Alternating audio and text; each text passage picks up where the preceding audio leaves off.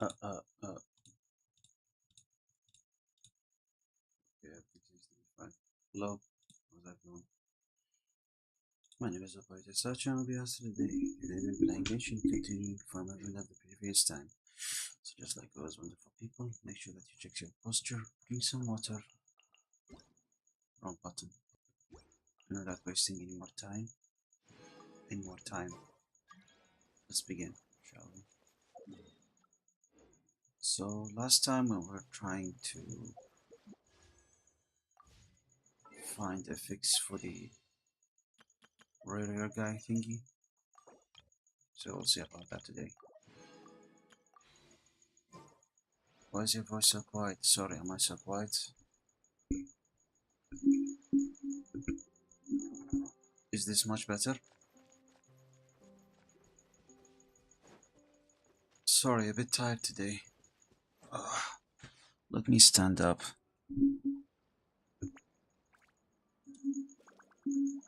Ugh.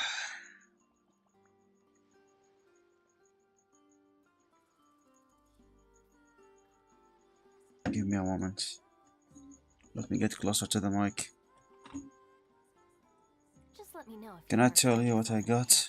You got Nefer?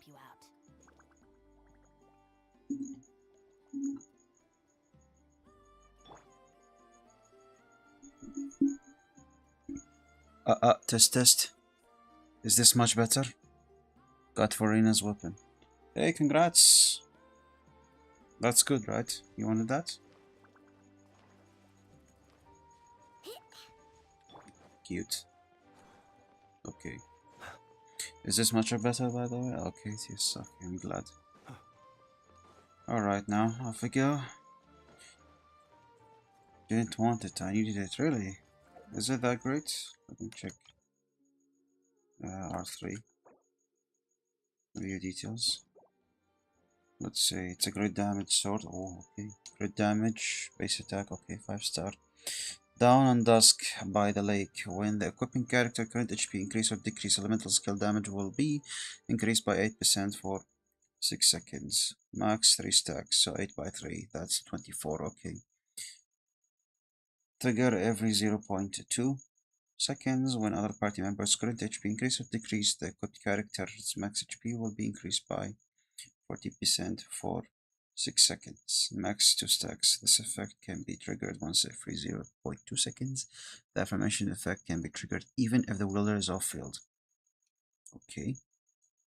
So, would you mind to explain your strategy behind this weapon? Also, what's wrong with my character? Give me a moment. Let me just... just give me a moment. Where's the position? Okay, much better. Back OBS, you, and you.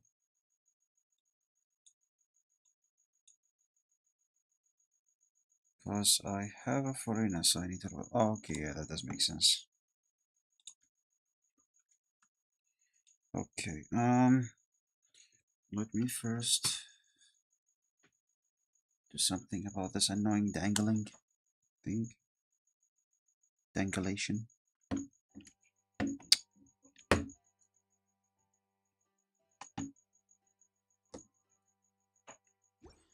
That's good, I'm glad to hear that. Look at me, I have 104 wishes.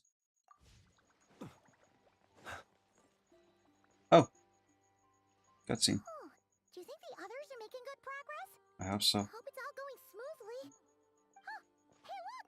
They made it back as well! Are we gonna pull? Not really sure. I already have a Hyper Bloom team. I don't know if Farina will really add much to that. Probably I'll need her since I will need Dendro main DPS. Most of my DPS are all Ekitro. Chance have it that all the Ekitro characters I really find them cool. Razor, Cookie, Flins. I only have one Geo main DPS, which is Navia. And do I have a Hydro main DPS? No, I don't have a Hydro main DPS. I have Farina, but she's support. I have Yelan, but she's also Hydro Applier. not a main DPS. A Hydra main DPS would be something like Novelette. I would need that for that problem to be fixed. But yeah, I really need to make my teams more diverse. I have Navia weapon, but not Navia. But at least you have Hero weapon. That's something. You can just wait for Navia and then pull for her if you want to.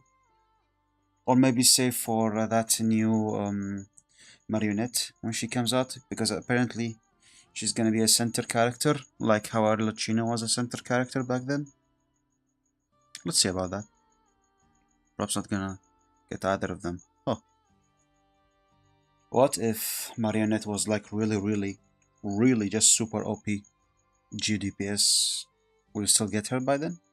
Or you just don't enjoy the character? What I was trying to say, I really forgot. Oh yeah, Mali, have you done the Act 4 quest yet? I don't want to get spoilers. You have priorities. I see. Understandable. Your game, you play it your way. Flimsy! How are you, buddy? All is well, thank you. Nefer and Yehoda had to stay at the curatorium to wrap things up, so they won't be joining us for now. Oh, I ran right. into Miss Anefa and Miss Aino on the way back. Their work is still in progress, so I suspect they won't be back for a while either. Alice Capitano. Capitano's dead. And Duran, if I feel like it. But Capitano is dead. You can't pull for someone who's dead. Alice? Was she even confirmed to be a playable character? Alice, you mean Clay's mother, right? Let me be Delulu. Speaking of Delulu, have you seen that Nick Olsen and the Tangelina stream when they tried to take photos? I'll send you the link later. Privet, Taya. Alice is Clay's mother. Yeah. No, that's... You seem rather cheerful today, Mr. Flint. I certainly am. I achieved what I set out to do and came away with more than I bargained for. More that you bargained for? Fighting alone can get quite tedious, but I had the good fortune to run into a pair of brave young warriors. We meet again. How have you been? Albedo! What are you doing here? It's been so long. Too long, I mean. Thankfully, tracking you down turned out to be a lot simpler than we envisaged. These two courageously lent me a hand while I was fighting the wild hunt.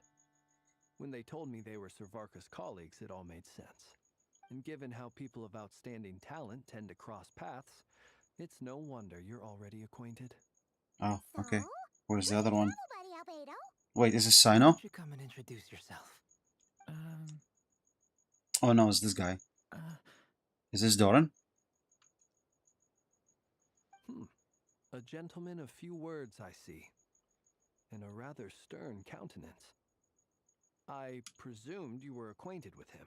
Is that not the case? Wait, those horns, you must be. It's nice to meet you again. We've technically met before. Wait a sec. You're Mini Durin. Mini Doran. That's right. It's me. I'm glad to see you again. Wait, hold up, By let the me way, Google. He says it's okay if you drop the mini. Who is that Mini Doran? That Mini Doran?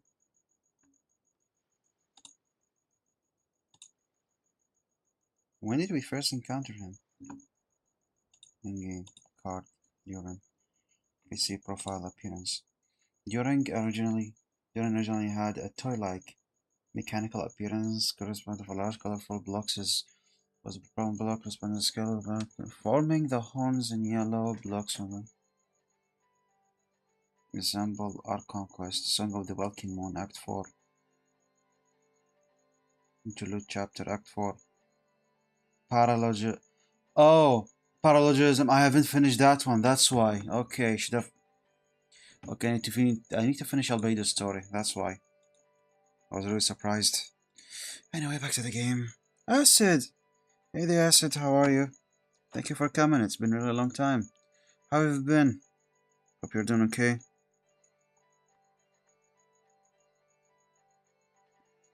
Never seen more than myself on the stream before. Yeah, I'm not a big streamer, as you can see. They do sometimes. People drop here and there. Sometimes. But yeah. How have you been, Acid? How is Valorant? Are you Grandmaster yet?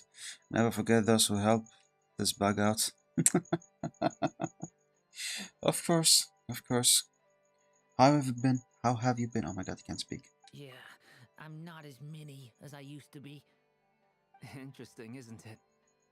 The first step towards blending into human society appears to be reflecting on whether one's name really reflects who they are. Oh, Wow, okay. you look so different. In a good way, of course. Mm-hmm. It's great to see you looking so healthy. Glad. Thank you, Paimon.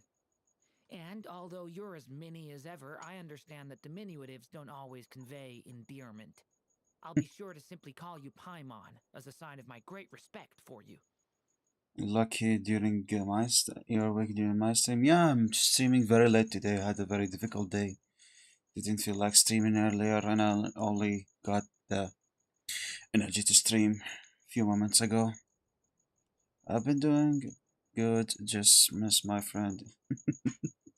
Thank you. Wow, you're such a smooth talker now. I No, want to get used to this. From now on, you may refer to her as your esteemed guide, Paimon. Little Paimon is pretty tiny after all. Personally, I think our little Paimon is the perfect size. When people call her Little Paimon, it's just because she's so adorable that they can't help themselves. If that's not a sign of endearment, what is? Aww. You're absolutely right, Miss Lauma. My brother still has a long road ahead of him when it comes to understanding human relationships. Anyway, speaking of long journeys, Thank you again, didn't Acid. Columbina Columbina. leave with you? How come she isn't back yet? She's been catching up with old friends. Wouldn't be surprised if she stopped for a cup of tea or a 10 on the way back. Oh, yeah. Uh-oh. People are talking about me. Hope it's nothing negative. Columbina. Seems like she's in much better spirit after meeting her old colleagues. Judging from your expressions, I'm guessing it all went well? Yeah, It's getting crowded here. I'll go grab some chairs. no need for that. I did nothing, don't worry, don't worry. It's just been that, how do I say this? Just had a bad day yesterday. Well, technically it's yesterday now, so it's like almost 1 in the morning, but yeah, you get the idea. Still, I appreciate the small gestures. No need. This is a job for an alchemist. Oh? I'll whip some up momentarily. Thank you for your hospitality, ladies and gentlemen, but I was merely escorting my friends back. Oh, you're going away? I'll be meeting Sandrone shortly, as we still have some things to discuss. It's been a pleasure, everyone. But this is where I'll say goodbye. Goodbye. I'll let you know. Thanks, Acid. I think my cat is autistic. Really? We really appreciate your help. Is your cat having that hyper energetic mood right now? Oh, come on. Spare the formalities. I'm just glad I could help out some true friends. Aw, that's very nice of you. I understand. Well, bye for now, Harlequino. See you later. Oh, this place is hopping. It's probably a good thing one of us left. Otherwise, we might not fit all these people in. Oh wow. Varka. Yes. Ah, I see. I had one of these moments earlier today in job. Does that mean I'm autistic? Autistic? My goodness, I can't even speak. Are you saying we're about to run out of chairs? Wow. As a matter of fact, I am. Come on in and see for yourself. Wow. I love the optimism. Alrighty, Act 4 begins.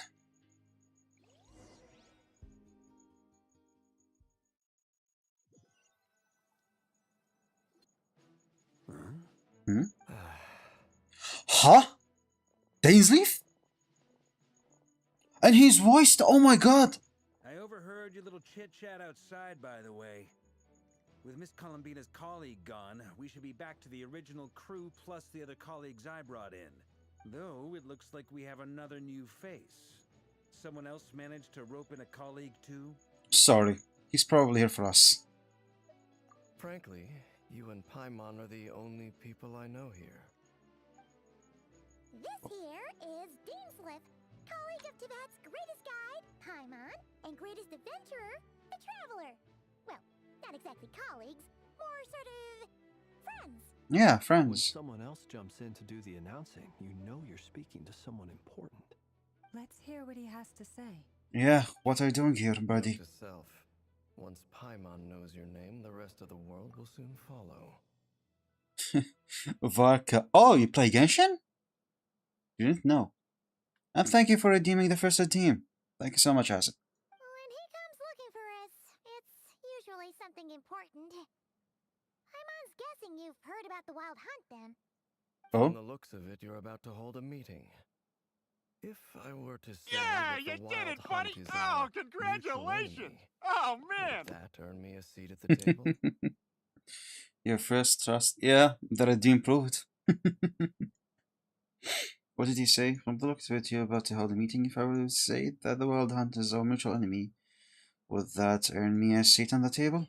As the saying goes, the enemy of my enemy is my friend. Mr. Dainsliff, there's a seat with your name on it. Oh. Though, I can't promise the same for everyone else. Hey, Albedo, think you can rustle up a couple more chairs? After all this time apart, Grandmaster Varka's first order is to rustle up a couple more chairs. Is he being sarcastic? Yeah. Hey, he's your brother. Why are you asking us? Brother? Still Huh? got a lot to learn about the nuances of human conversation. Trying to decipher Albedo's way of speaking has been like jumping in at the deep end. Okay. Oh, good point. Paimon gets you now. Don't sweat it.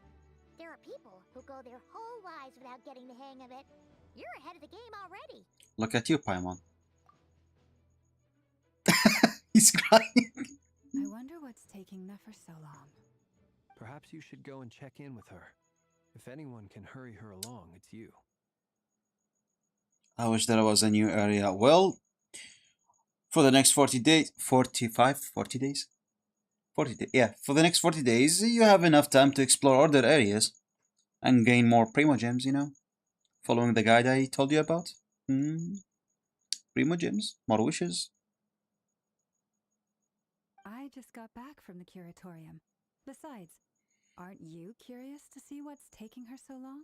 Maybe. Miss Nefer doesn't strike me as the type to share secrets.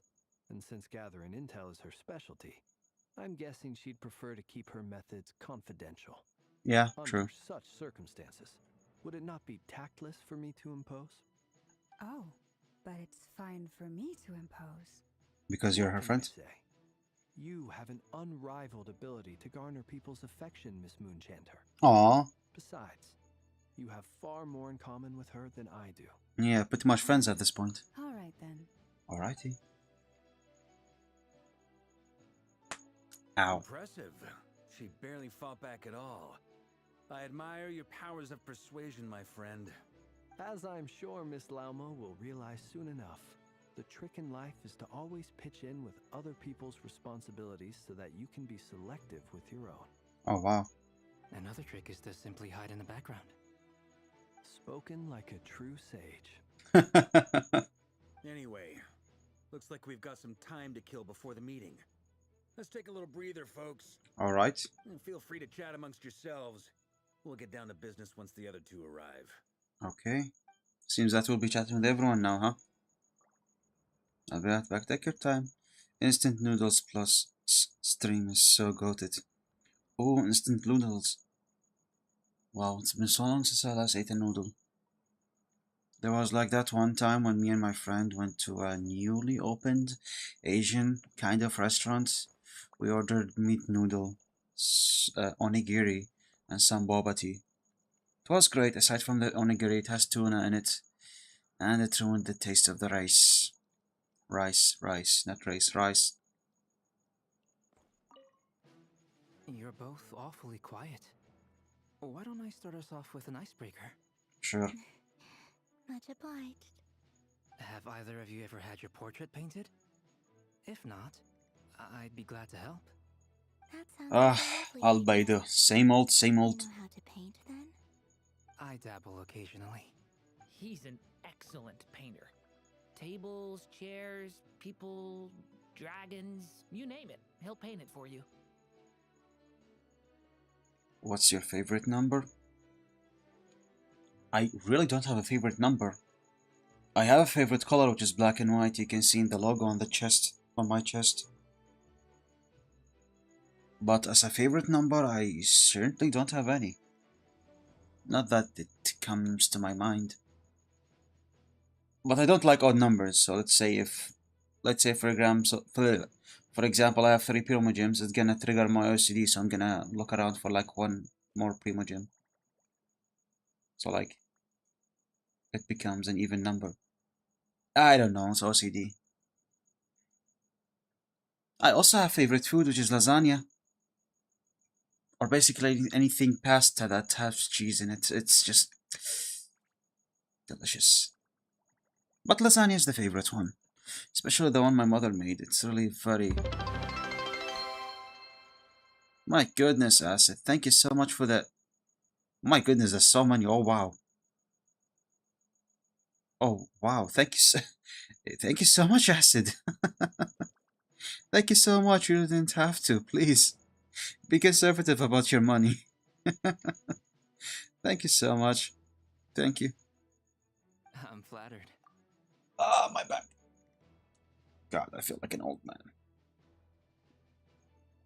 27, I already have back problems. If I ever get the chance, I'd like to give it a try myself. Oh. Yeah, I definitely need to go back to the gym. Damn. 70 is good for luck, wasn't it? You think so? I appreciate that. Thank you, Acid. I'll bear that in mind. Anyway, how about you, Durin? What sort of portrait would you prefer? Oh, I'd be fine with anything. Whatever style feels best to you. Very well. Then I'll play it by ear. You can replicate any style I want? Oh. I can try. If you show me a sample, I'll do my best to match it. Thank you. In that case, I'll dig up some reference material for you. Nice. Let's not bother them and keep them to themselves. Is Dainsleif. there something you'd like to say to me? Yeah, where the hell have you been? For starters, why'd you just show up here without even giving us a heads up? If you think back to our previous interactions, you may recall that that's hardly out of character for me. Yeah, true. He always show out of nowhere. Don't get me wrong. I'm not flexing, but because of you. But I'm not flexing, but because of you and many other. Streaming is now self-sustainable. So I can always toss some... Oh, really? It now became sustainable for you? Wow, congratulations for that, Acid. I'm really happy for you. That's great news. My goodness. I remember... I remember last year when I first started watching and you were playing Valorant. Wow. Time flies fast, my goodness. Remember when I made those clips for you? Ah, good old times. Hush, we don't, huh? Hush, we don't talk, don't, okay. About me getting upset at my affiliate, hush. Wait, what's wrong with your affiliate? You did get your affiliate, right? I'm pretty sure you did get your affiliate. Am I wrong? Today, for me, it's only 11 a.m. I have 3 hours and 5 minutes on the password app. Password app? What's the password app? You do have a point there. Yeah, I did, but RMB? What does RMB stand for? Bitching about it. I see, I see. Sorted out your accommodation yet? Oh yeah, you'll need to find somewhere to stay the night too, right? Want to tag along with us? You never know. We might get a group discount. Sure, let's do that. Great! Nice. We'll handle it. And in return, we can get Dainslift to be our very own personal bodyguard. Remember. Ah, okay. The password is up, or your passwords on your phone or device. Wait, hold up. Today for me, it's only. I have 3 hours and 5. Wait, so only today you have 3 hours and 5 minutes on your password app? What? What are you doing in that password app? You're the true day one, cause you helped with my affiliate. Ah, I only did my part as a friend. Didn't do much. Still, you did the heavy lifting. My God, I can't speak.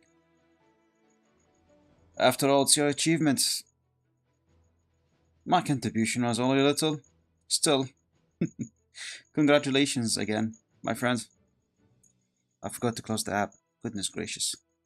If that's what you had in mind, you should have said so sooner. I'd be happy to help. Oh, okay then. Paimon was only kidding, but good to know. Anyway, since we're all here together, we might as well watch each other's backs. That's just what friends do, right? Right? Indeed. Thank you. You're welcome. Okay, I guess now we talk to Varka. Oh, Varka and Flins. Truth be told, I can't remember the last time I was in a meeting with so many people. 1 week you got 9 hours. Goodness gracious. By the way, Acid, you do play Genshin, right? You did not answer my question. Genshin? If you do, could you tell me about your progress, your AR, characters, your favorite team, something like that? I do play Genshin. Consistent or from time to time? You're not alone there, my friend. The Lightkeepers also struggle to bring everyone together for a serious discussion. Oh, because everyone busy. I don't doubt that. I've only ever met 2 Ratniki, one being you, and the other being that young guy, Eatlua. Who? Eatlua is a good apple. I'll give him that. He's kind, honest, and regularly delivers supplies to my lighthouse. Oh. A true Ratnik to the core. In that sense, he puts me to shame. So you're what? A fake Ratnik? That's what it sounds like you're saying. But I get the feeling that's not quite what you meant. I remember you played in Chinese VA at some point. Yeah, I used to play it to do that in the past, but then I got some complaints from multiple viewers that if I played in the English version, it's gonna help up with people attention, something like that. So I decided to just fight the OCD and play it in English VA. For the fans. For the fans! Goodness, I sound like that K-pop hunter, K-pop demon hunter. I play when I remember I have the game and I have updated PS. I don't. Oh, I see. I see. Plans. Varka. Oh yeah, my favorite moment, the awkward silence. Come on, why the awkward silence? Sorry. I'm not even gonna bother trying to hide it. You've known all along, haven't you, my friend? What's happening here? Now that was an awkward silence. Let's just keep this between ourselves. Probably best if Eloa doesn't know, huh? Wait, what happened? Huh. So you're what? A fake Ratnik? That's what it sounds like you're saying. But I get the feeling that's not quite what you meant. Gonna bother trying to hide it, you know, long haven't you, my friend? Oh, okay, some misunderstandings happening here, I see. You can barely type. Oh, wow, everything okay? Are you sleepy, tired or something? That goes without saying. Gotta be careful what you share with youngsters, after all. Anyone else in the know? Let me guess. The Traveler and Paimon? I'm right next to you, you know. It's dangerous being too sharp for one's own good, you know. Then, in the name of the Animo Archon Barbados himself, I swear your secret's safe with me.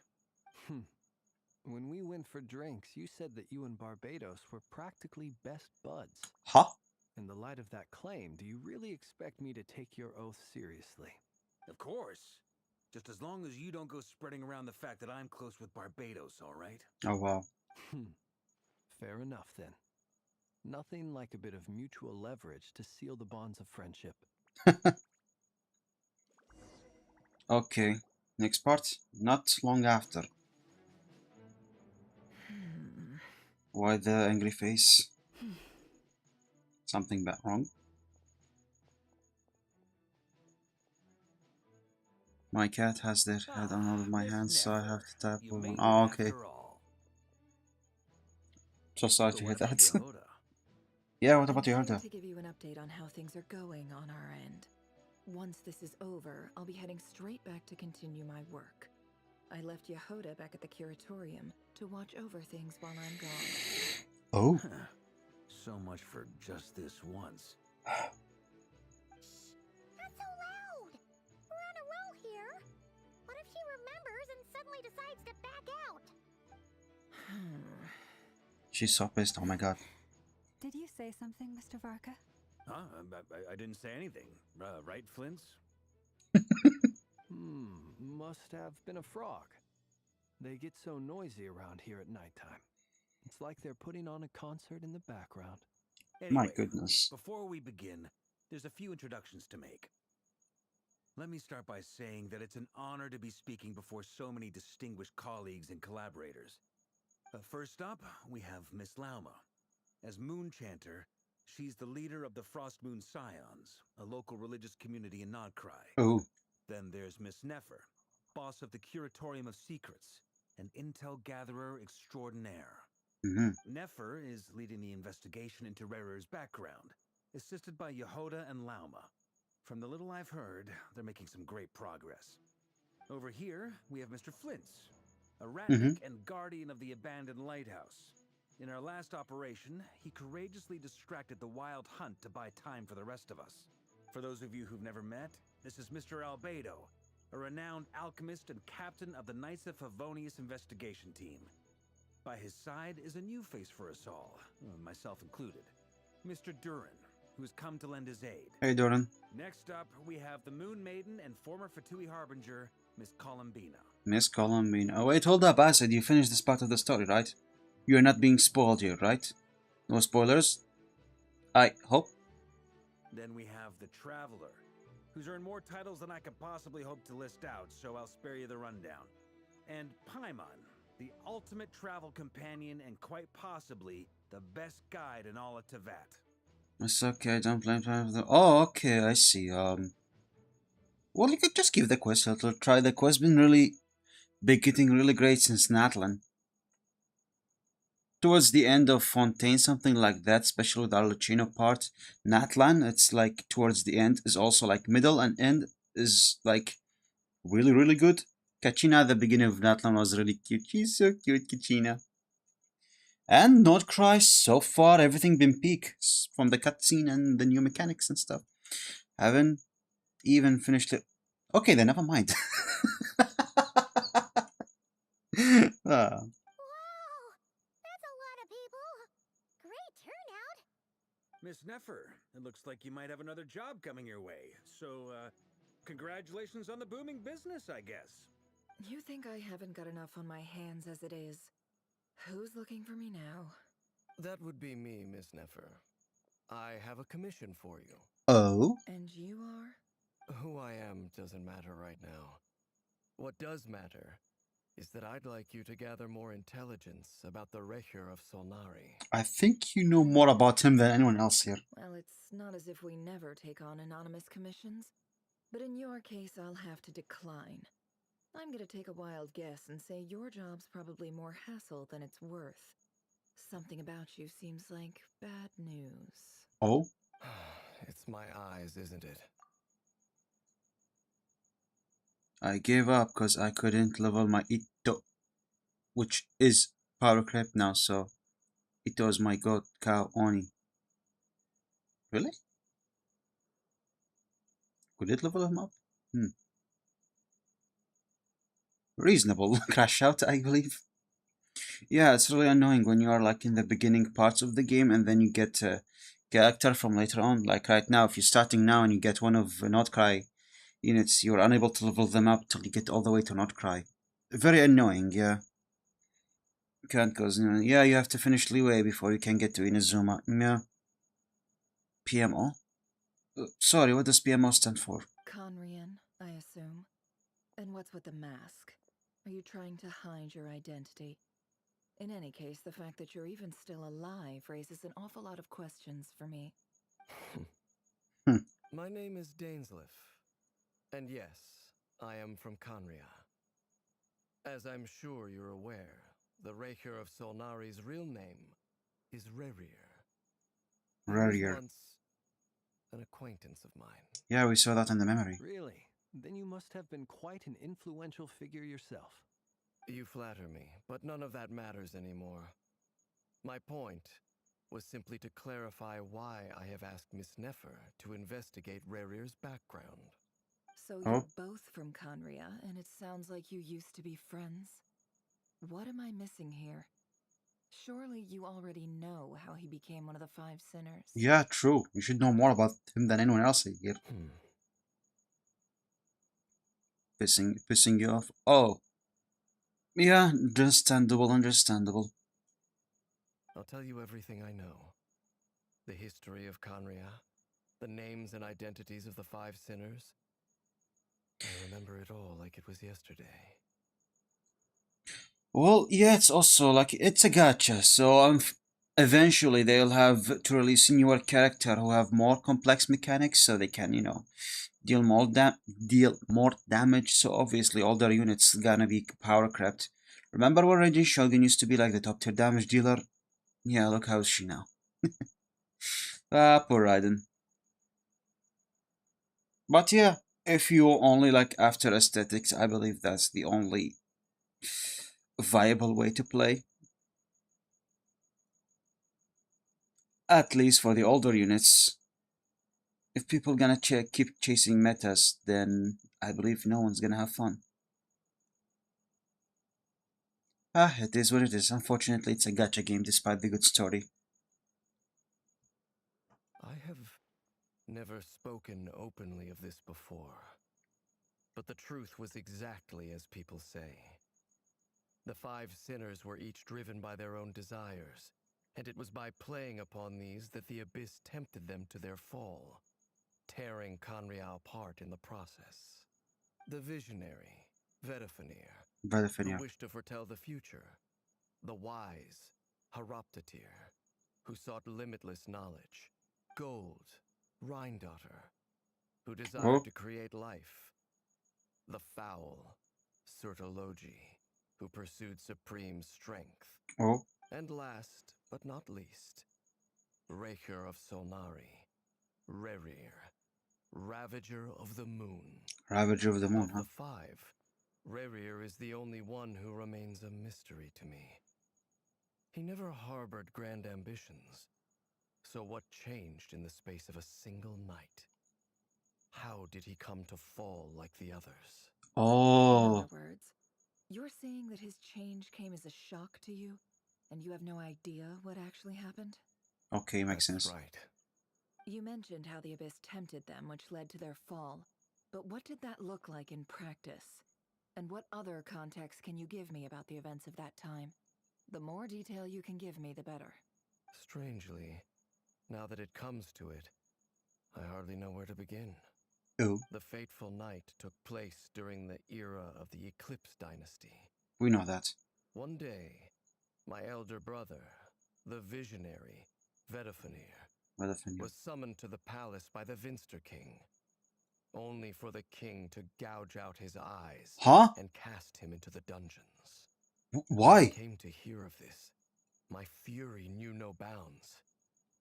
I gathered together every ally I thought I had, and together we set a night to storm the palace and free Ved. Centuries on, the memories of that night still haunt me like a never-ending nightmare. We broke through the palace gates, just like we had planned, each striking towards our separate targets. But then, I was betrayed. Oh? Even Vtubers, the very person I had come to rescue, abandoned me and partook of the Abyss's power. Tooth? Hello there, Tooth. Nice to meet you, and welcome to my stream. My name is Operator Sacho. You can call me Operator.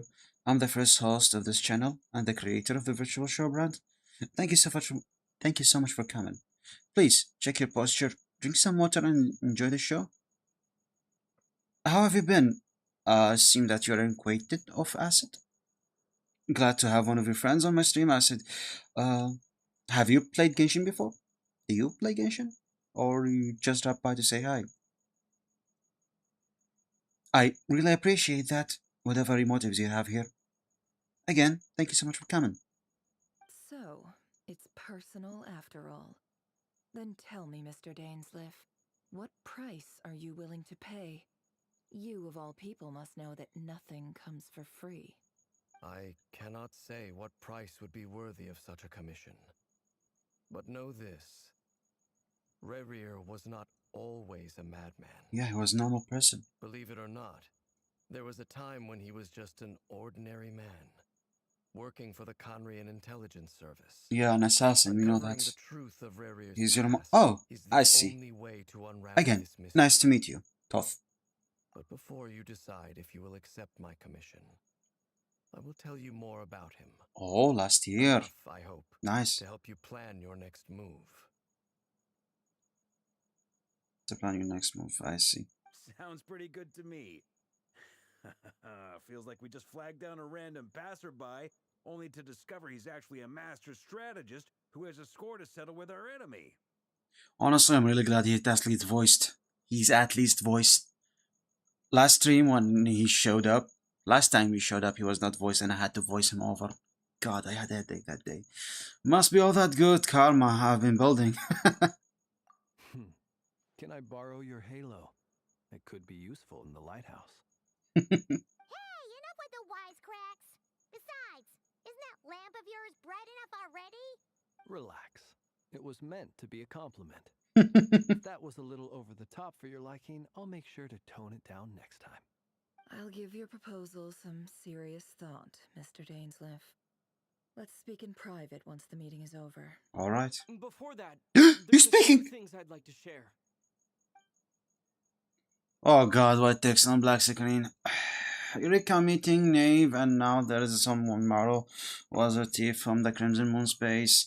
You make it clear that Knave chose to help out of her own accord, then include by reporting how the heart of the three moons are finally in your hand. Now that we've united the hearts of the three moons, your power should be greatly enhanced. But it seems like that hasn't happened yet. I'm gonna get ready for school. Oh, alright. Good luck at your school, Toth. I wish you a happy day today. Catch you all later. Later. Welcome back, Mally. I believe it will take a little longer. Alright. You've done so much for me, so I want to be completely honest with you all. Even though I'm doing a lot better now, the truth is, my recovery will likely be an ongoing process. Thank you very much. You're welcome. My power has been slowly ebbing away. And that is because Teyvat has never accepted me. Even with the moons united as one, it seems my rejection cannot be undone. Oh. So far, I have yet to find a solution. It may turn out to be a problem that will plague me until the day I finally leave this place behind.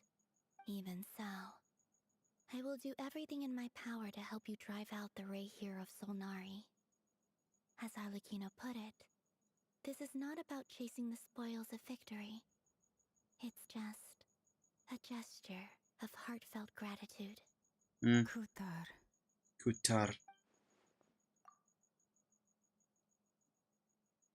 Do you know? Do you want to know how much cutscenes in this? Wait, hold up. You're telling me there's more than 2 this time? She seems a lot more energetic and positive than she did when we first met. Of course. Defeating the Ray here of Solnari will be no easy task. While my strength slowly recovers, we'll also need to gather more intel. Oh?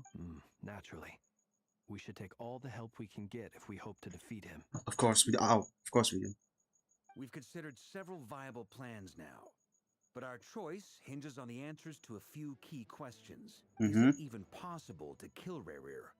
What experiences shaped the person or monster he became?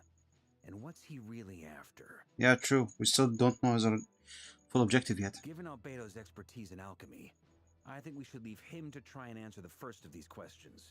Understood. As for the other two, I'm afraid we'll have to count on you again, Miss Nefer. Believe me when I say it's not my wish to burden you. But right now, relying on your skills is our only option. I hope you understand, Nefer. So you're placing all your hopes on me, huh? 3. Oh boy, I'm so excited. We can't thank you enough for agreeing to help us. Honestly, I can hardly believe how lucky we are. Same. You sure have a talent for changing your tune, Miss Moonchanter. Timid like Yehoda one moment, then flinches insincere flattery the next. Ladies, please. I must object to your portrayal of me. That's all. Feel free to keep bickering. Just pretend I'm not here. I almost don't want to leave this room. I'm curious to see how this plays out. We have an objective on hand. I What are you have guys faith in talking you, about? Miss Nefer. Something tells me you'll stand by us until the very end. Oh my goodness, Lilacs, it's been so long. My goodness, how have you been? Hope you're doing okay. How was school? There's so much new yeah, you have Lama, you have Nefer, Dainsleif, there's like Duran, the one down there, Albedo, you know him. Colombina, the third of the Harbingers. That's over there in the green is Varka. And he is the Grand Master. Grand Master for the Knights of Favonius. You know them, the guys from Mondstadt. And lastly is Flins, my new main character. I want to make a not cry mentality. Sure, go ahead. Oh? And what makes you so sure of that? What if I suddenly decide that my compensation is insufficient? Make sure you add plenty of, oh my god, the traveler is speaking. This isn't about the money. I can sense that you've got a deep-seated distaste for Rerir. And knowing you, that alone is motive enough. Look at them getting along so well. Like two peas in a pod. And I, Video. for one, they Good idea. of insincere flattery. There is no justice. Miss Lauma, you have to understand something. Unlike you, I don't actually enjoy having everyone's hopes on my shoulders. Is that right? Well, maybe the fact that I'm willing The to designs put are my so hopes good. on I know, other right? people says more about me than you. But the fact is, I also trust you. And that's because I know that you're someone we can count on. Yep. Anyway, we've got our plan, so let's get moving. Mr. Dainsleif, let's talk. And Traveler, once we're finished, if you've nothing else planned, I'd like you to come with me. Alright. This whole experience is teaching me a lot. For instance, I now know that when other issues come up in the future, I'll have far more luck getting Lauma to convince Miss Nefer than trying to do it myself. Hate to say it, friend, but that's one of the funniest things I've heard in a while. Why? You think I've got it wrong? Quite the opposite. But what makes it so hilarious is how long it's taken you to realize. Nefer and Dainsleif can converse intensively for quite some time. From the gift of this expression, you can tell how heavily the next stage of the plan weighs upon them both. After a short chat, Albedo and Durin heads off with Varka on what they describe as a simple finding mission. Oh, sample finding mission, okay. Lama steps out for a while, then comes back loaded with emergency medicine. She tells you that while people rarely expect to get hurt, it's her duty to be ready when they do. Okay, oh my goodness, more white text on black screen. My goodness, mihoyo. And Paimon wait patiently for Nefer, content to see how well everyone is working together. Once Nefer is finished, you follow her and Lama back to the curatorium. Okay.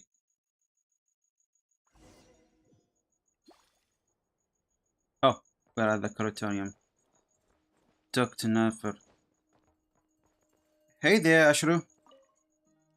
this creating suggestion. Oh.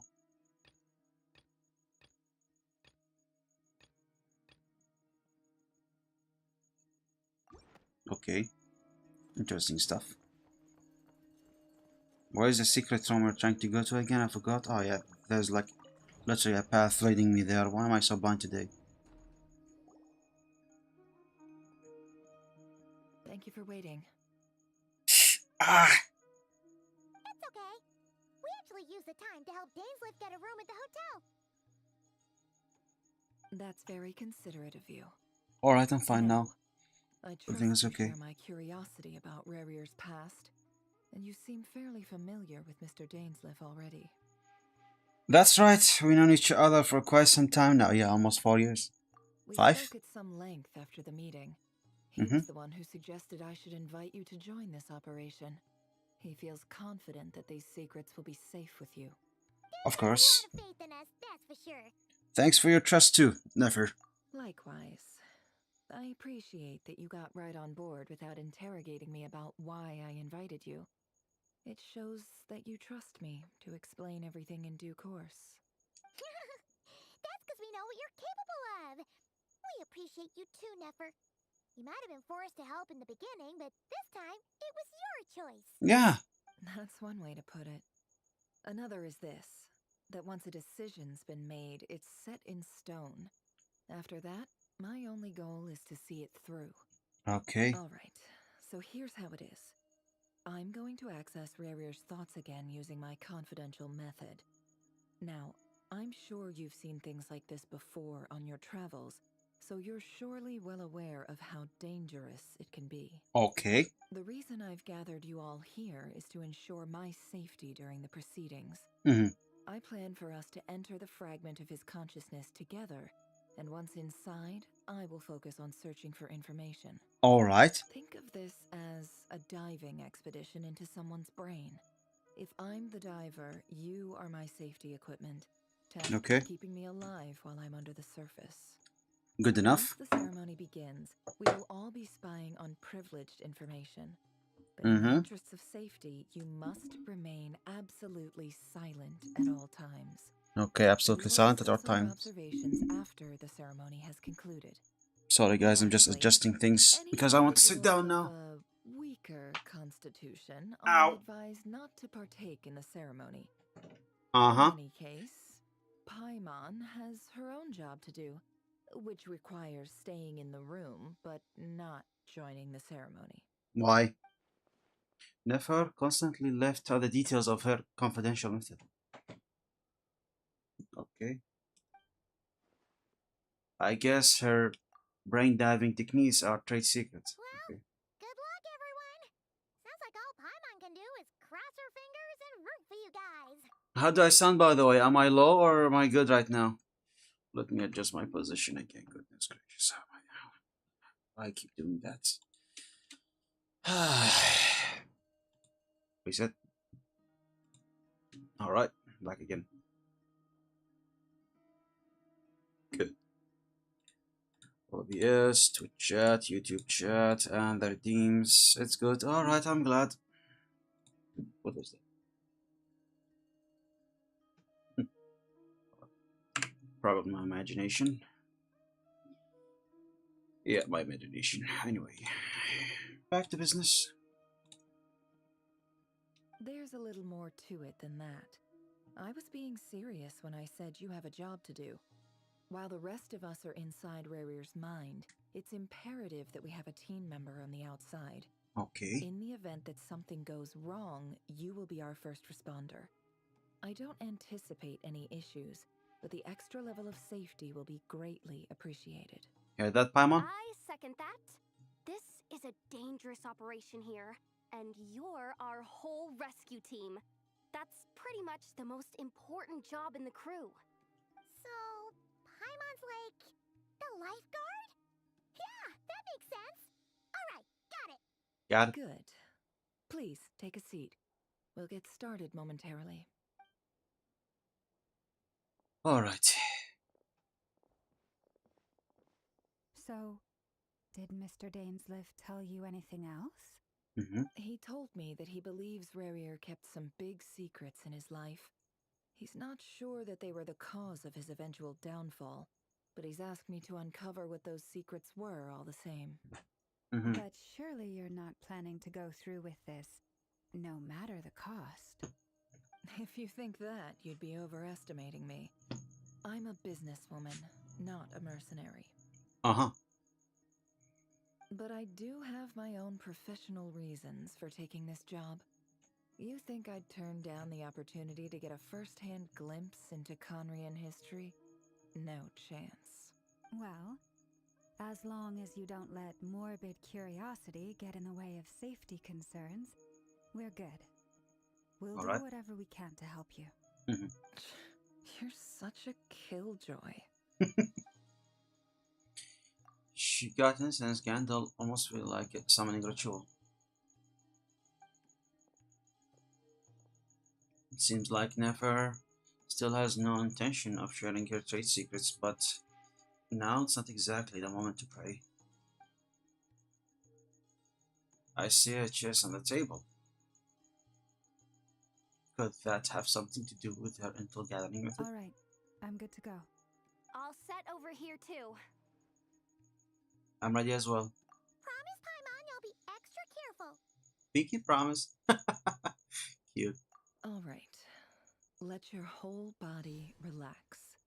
We're about to begin. Close your eyes. Okay, closing our eyes.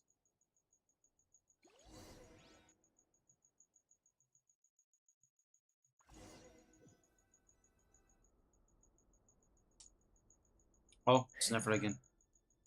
Could this be his office? Pretty standard setup. Bookshelves, paperwork, files. According to Dainsliff, Rarier used to be an intelligence operative. Chances are there's plenty of top secret intel stashed away in this room. Is this where you keep your secrets, Rarier? Can't say I'm not looking forward to this. Alright.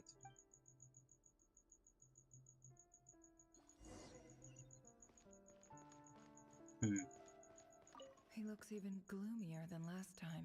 Wow. I wonder what's changed. Yeah, true. Looks so gloomy.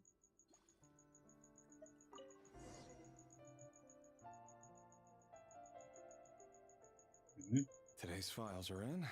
Time to wade through them, just like usual. Just view.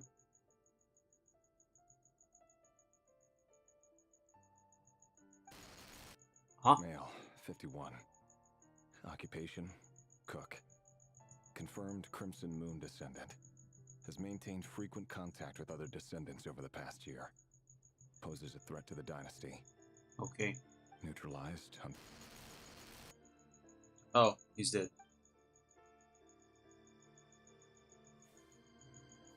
This one should be archived under purged targets. Wow. Female, 23. Occupation, office clerk. Confirmed Crimson Moon descendant. Has maintained frequent contact with other descendants over the past year. Poses a threat to the dynasty. She's dead. Neutralized. Okay, she's also dead then. Another one for purged targets. Sounds like she was that other man's daughter. Oh. Never mind. What's it got to do with me? Next one. Male, 40. Oh. Occupation, teacher. Teacher! Confirmed Crimson Moon descendant. Has been observed making contact with other descendants during the past year. Poses a threat to the dynasty. Neutralized on... Also killed. Wow. Just another nobody for the archive. Come to think of it, I remember surveilling this man. A case like his never would have been considered a priority in the past. Huh. He barely even interacted with other Crimson Moon descendants. Oh? Then how did you confirm him? Okay, on to the next one. Female, 16. Oh no, she's just a child, really? Orphan and confirmed Crimson Moon An descendant. orphan as well? Has been observed making contact with other descendants during the past year. Poses a threat to the dynasty. She's just a child! Neutralized on... Killed? Oh my god! Filed. I have no recollection of this girl. None whatsoever. She doesn't seem to be anyone important, but then again, how many of them really are?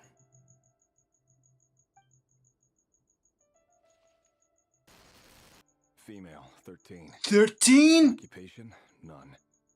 Orphan and confirmed Crimson Moon. An orphan as well? What the fuck? Making contact with other descendants during the past year. Poses a threat to the dynasty. What kind of threat? Throwing balls at... Throwing paintballs at the glasses of the castle? Neutralized and... Of course, also killed. Filed.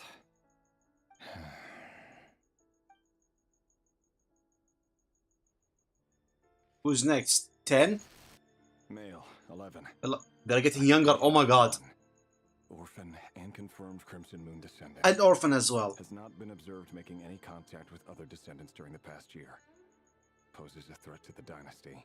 Bro, he's only 11 years old. What threat he can possess? Poses. Oh my god. Neutralized and... Are we gonna go through all of them, one by one?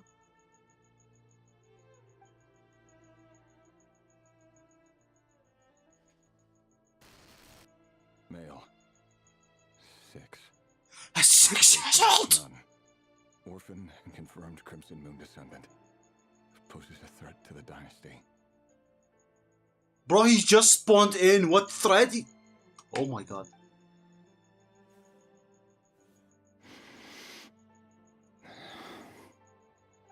It's funny, isn't it? Your job is becoming both harder and easier at the same time, depending on how you look at it. Sooner or later, the Crimson Moon descendants will be completely wiped out. But as their numbers dwindle, they become harder and harder to track down. That's not how it is.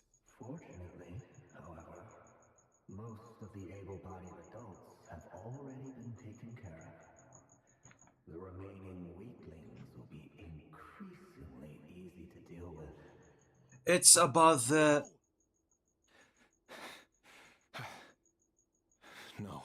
My job is to ensure the survival of the Eclipse Dynasty. And the only way to do that is by eliminating any and all potential threats. It's a perfectly legitimate line of work. Every single one of my colleagues can attest to my fairness. And if my friends were aware of the facts, I know they'd back me up too. Assuming, of course, that they were aware of all the facts. Look for a different year. Okay. So basically, he's an assassin tasked with eliminating all the descendants of the Crimson Moon. The same people who Arlecchino came from, since she is also a descendant of the Crimson Moon. And as you can see from the target list, they are slowly getting younger and younger, starting like one was 40, and then the other was 25, and then 23, and then now 16, then 13, then 11, and the last one was 6 years old. I wonder what a 6 years old can possess, like what kind of threat. They can't even lift a stick. Assuming it's a big stick. Examine mirror. Looks even gloomier than last time. I wonder what's...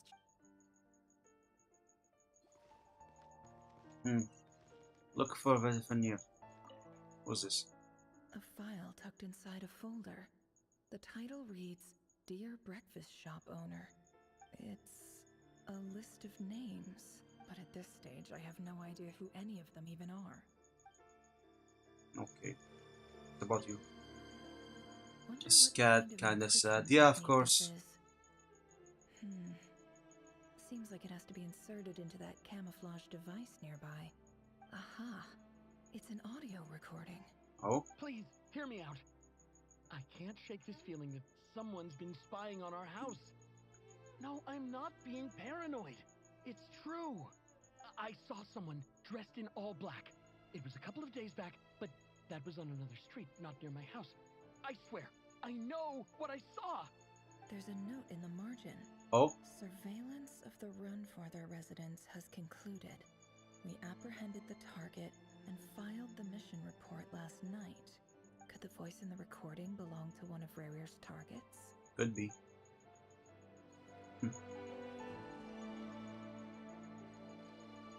Oh, something over here. Bookshelves full of documents.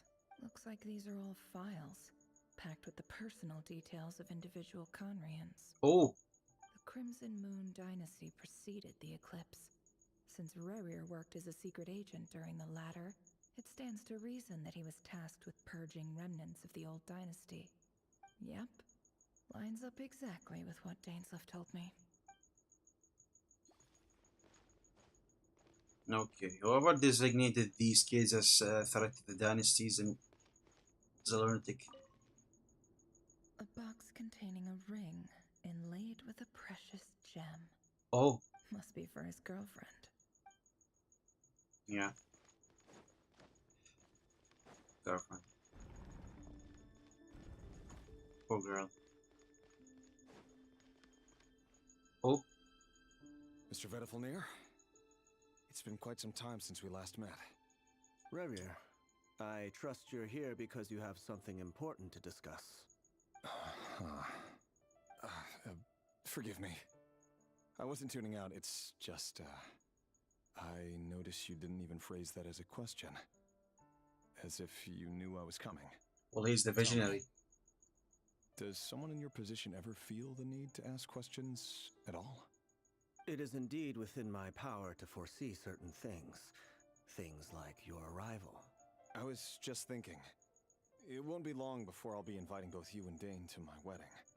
That isn't a lie, but nor is it a fact as such. It's a wish, isn't it? No fooling a prophet, is there? Ever since that day we met for drinks, I knew it was only a matter of time before you came looking for me.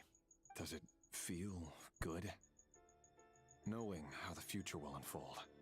I'm afraid the notions of good and bad fail to capture the complexity of what such a power entails. Oh? Once you've seen what will come to pass, it can be all too easy to succumb to fear and melancholy.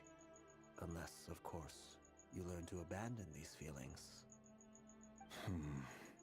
You fear my silence, and long to hear the words I left unspoken that day. Of course. That's right. Anyone would. You must have noticed my reluctance to broach the subject. And the reason is simple. Because the truth could never have lived up to your hopes. For both our sakes, such words are better left unsaid. Oh? The burden of prophecy was never meant for your shoulders. So who exactly do you deem worthy to hear your prophecies? None but our exalted king? Or rather, our king as he once was. Huh? You're closer to his majesty than I am. You must know better than anyone how much he's changed. You say that as though it is to my benefit. Yet precisely because of that, I dare not speak rashly. A king can turn out to be the most virtuous of rulers, or a tyrant more terrible than the most vicious of dragons. Oh, dragons. You are so wise and far-sighted, yet still you would have me live in fear of the unknown? You make a fair point. Especially given my silence alone was all it took to send you spiraling downwards. Very well then. Let me offer you some advice. And I say this not as a prophet or a visionary, but simply as the brother of your friend. Oh. For many reasons, there is very little chance of your marriage ending in happiness. If happiness is what you seek, you should find another fiancé. Oh!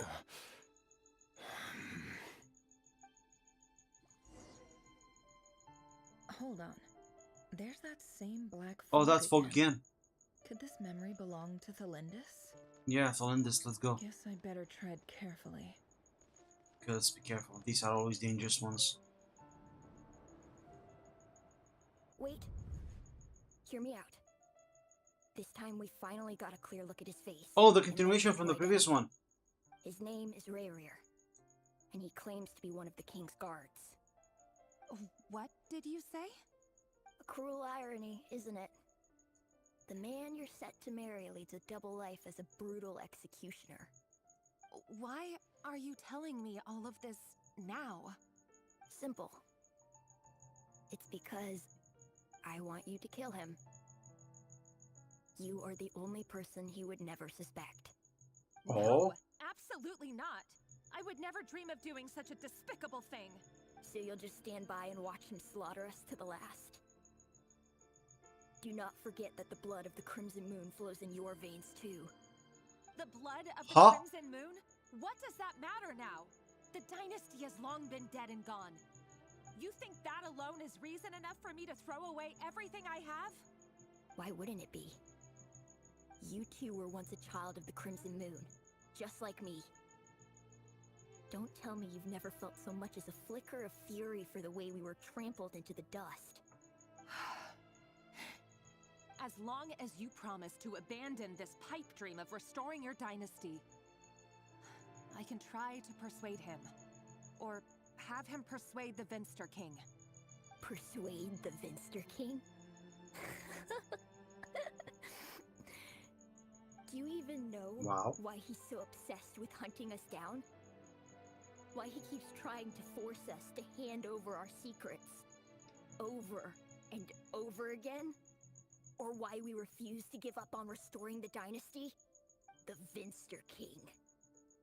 A blind fool. His eyes clouded by powers from beyond this world. A petty little man with a miser's heart. And he dares to sit upon the throne?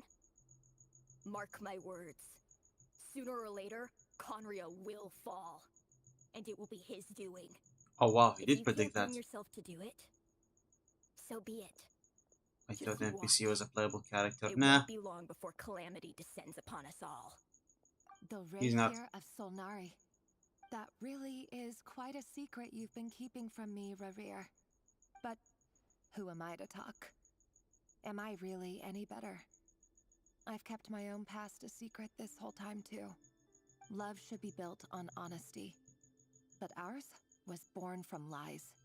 And yet, is it really so wrong to hide things that would only make life harder? If we don't cover up the parts that no one else should see, how can we go on pretending to be normal? True. Fulnir must have known all this. And that's why he made his prophecy. In the end, nothing stays hidden forever. Too. Yeah, true. But I won't just sit by and watch this disaster unfold. I'll do everything in my power to protect what I cannot afford to lose, no matter who I have to face. Oh, so she stayed loyal. Return to the office. Huh? Was that Rerir who just walked past the window? Doesn't it give you the chills that he still takes the same road to work every day? Huh? As if nothing ever happened. Those people at the deli. Enough already. They're clearly pretty taken by their own disguises, so just smile and play along.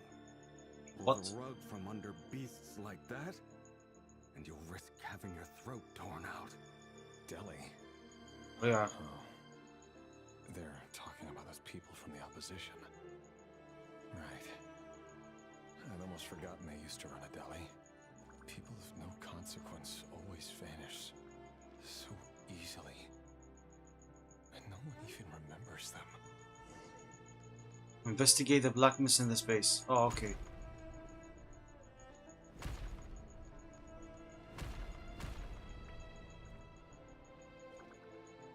What's happening? But surely you can see he's not the man he pretends to be. So many have died already, and they say that the king's madness grows with each passing day. We're not going to survive this, are we? But why does it have to be this way? Do we really deserve to die just because of the blood that runs through our veins? Felindis, are you even listening? Sorry, Freether. My mind was off wandering. I heard you, though. You're talking about what Rerir said. He's just Oh. following the king's orders. He's a secret agent, and it's his job to hunt down rebels and dissidents. By the time you first met him, he'd already taken lives. Maybe he was using you from the very beginning. No. Rerir has no idea I have anything to do with the Crimson Moon. My family are only distant relatives of the main lineage, and besides, my eyes are perfectly ordinary. Truth be told, Yeah. apart from my teacher, pretty much no one knows I have any connection to any of it. It's been a long time since my family severed ties. But as Orlog said, who could possibly talk sense into that raving lunatic of a king? No one. I'll work something out. Trust me, I'm with you all. But for now, you need to keep yourselves hidden. Don't let anyone find you, anyone at all. Don't forget that Rerir is an Eclipse operative. You need to be extra careful when he's around. And when I am too. For now, don't come looking for me. And if anything happens to me, just act like we've never met. If even you can't escape this, what hope do the rest of us have? But after all this time together, surely he wouldn't lay a hand on you. Hopefully. I won't speak in his defense, nor can I give you a clear answer to that question. But I'll do everything I can to put an end to this. Here, hold on to this.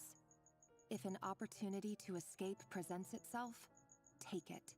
You'll be glad you took some spare change. You called that change? But what about you? What was that? What did you give her? I've got a job, and there's still money coming in. But you can't go anywhere right now. Please think about yourself for once. Oh.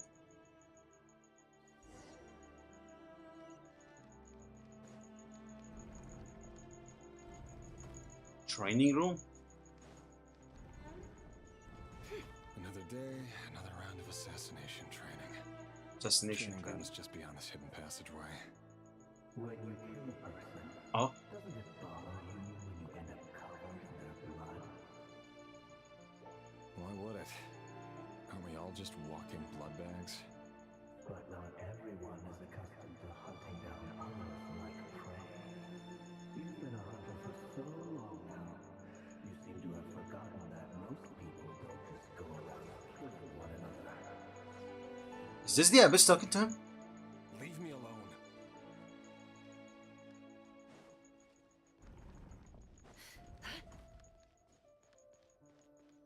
Training grounds. Make sure you have a firm grip on the handle. Then choose your angle well. Keep your movements light and brisk. Pray won't sense a thing. I doubt that. I'll bet no one can provide a quiet death at your hands.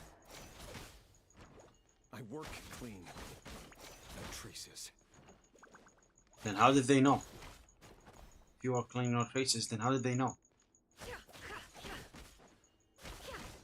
That doesn't make it open and above board, though.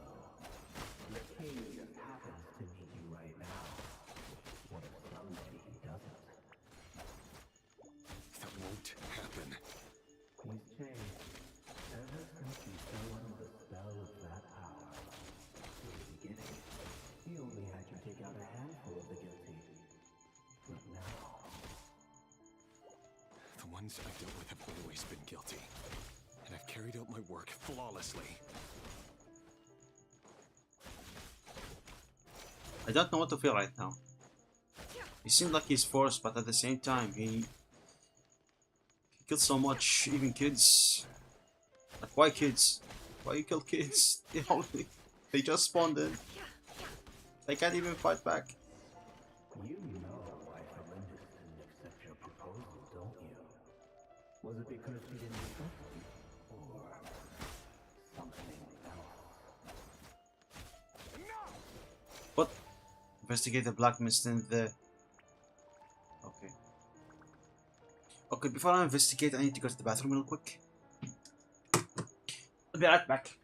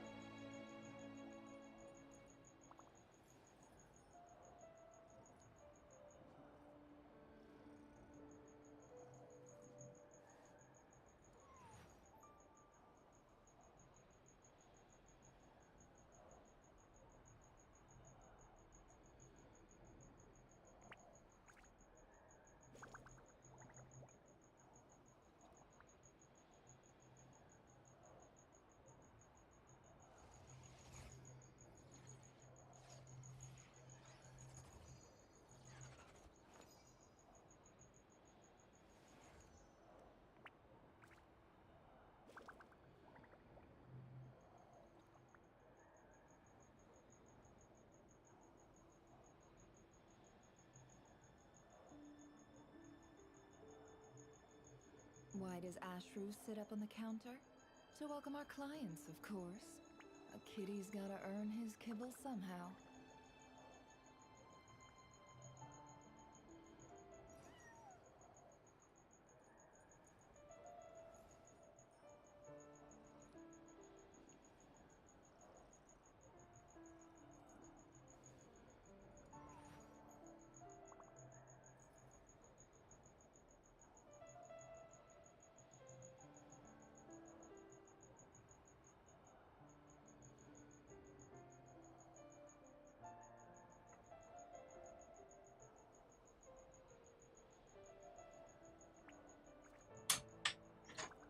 Don't cast your eyes uncritically.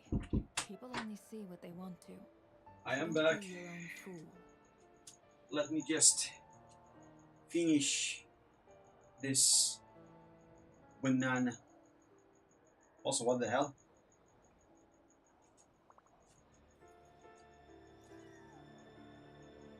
Did these mannequins just turn to humans?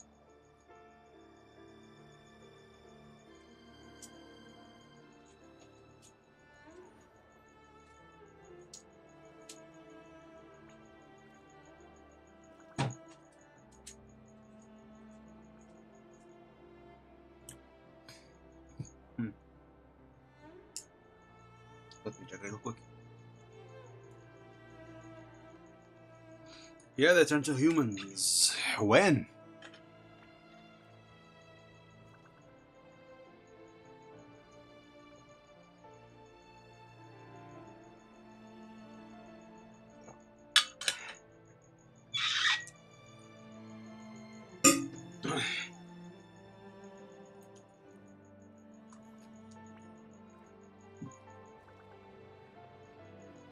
Wait. Oh no, they're all kids. Poor kids. Valindis, do you still remember Orlog? Orlog. The boy who was pretending to sell flowers. You spoke for quite a while, didn't you? Yes, we did. What about him? He got killed? He was arrested 2 days ago. Chances are he's already dead. He... I just don't get it! After everything he's done, why do you still stand by him? Or does it mean nothing to you that people keep dying? No, that's not... Just hear me out. I need to go now, Thalindis. They're looking for us. You take care too. If you ever need a place to hide, come find us.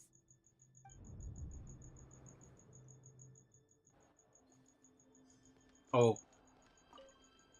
So I guess this one they died? Author Thalindis. Over the course of this week, the research object was subjected to interference for a total of 47 hours for experimental purposes. The results are as follows. Oh. All subjects of observation that were sent inside have now... Huh? The situation within is proving more problematic than anticipated. Oh. No progress whatsoever. What now? Won't you give me even a glimmer of hope? Things are getting worse by the day. I have to find a way or we'll all be in danger. But I... What you? If all this research comes to nothing, what then? Sooner or later it'll be my neck on the line. But could he really bring himself to kill me? Oh, poor Thalindis. No. Surely he wouldn't have the heart.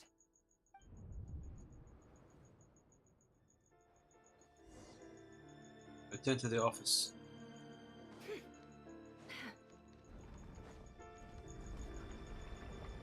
Oh, what's happening? Why won't you just let us go? We don't even know each other. All we want is to live ordinary, peaceful lives. You want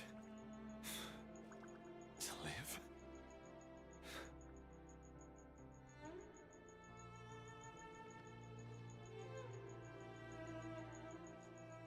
Seems that he killed so many people, he forgot how people actually live. Wow.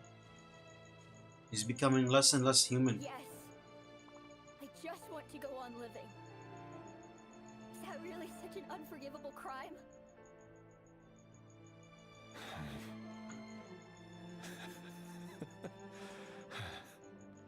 You want to go on living. I want to keep living too. To keep living forever. Oh. That's why I have no choice but to continue on the path I'm on. If only some savior would suddenly swoop down and change the way the world is. Too bad that's not going to happen.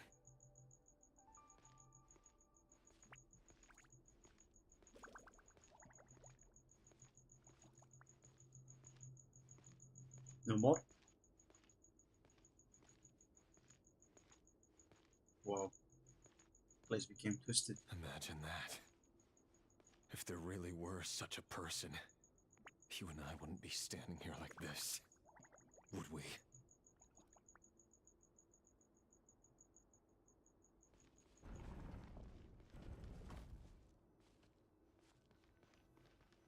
Oh, what's next? What's Today's this? files are in.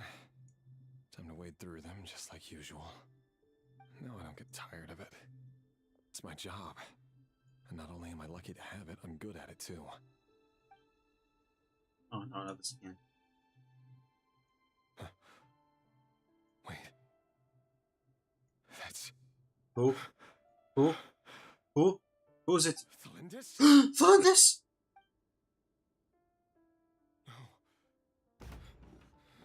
No.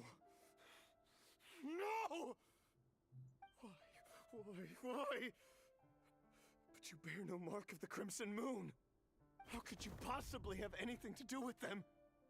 It cannot be. A diluted bloodline. Carefully concealed. I see it now. You've been living in the shadows just like me. Oh no, he's going insane. Fool I've been. Numbing myself with talk of justice.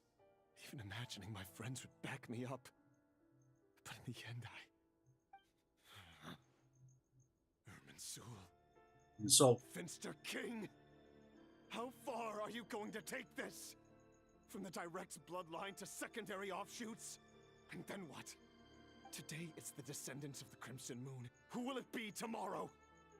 Will you not rest until everyone down here is dead? No. This cannot go on. This is where it ends. okay. That's good. We're going somewhere. Head to the corridor. Oh, chest.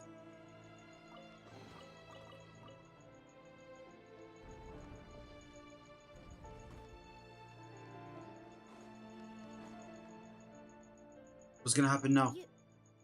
You're really letting me go? I am. As long as you can guarantee that no one will find you. Don't worry, I'll be extra careful. No one will know I was here. You better be. But what about you? Me? If you let me go, you won't be able to complete your mission, will you? Good point. In that case, maybe you should stay.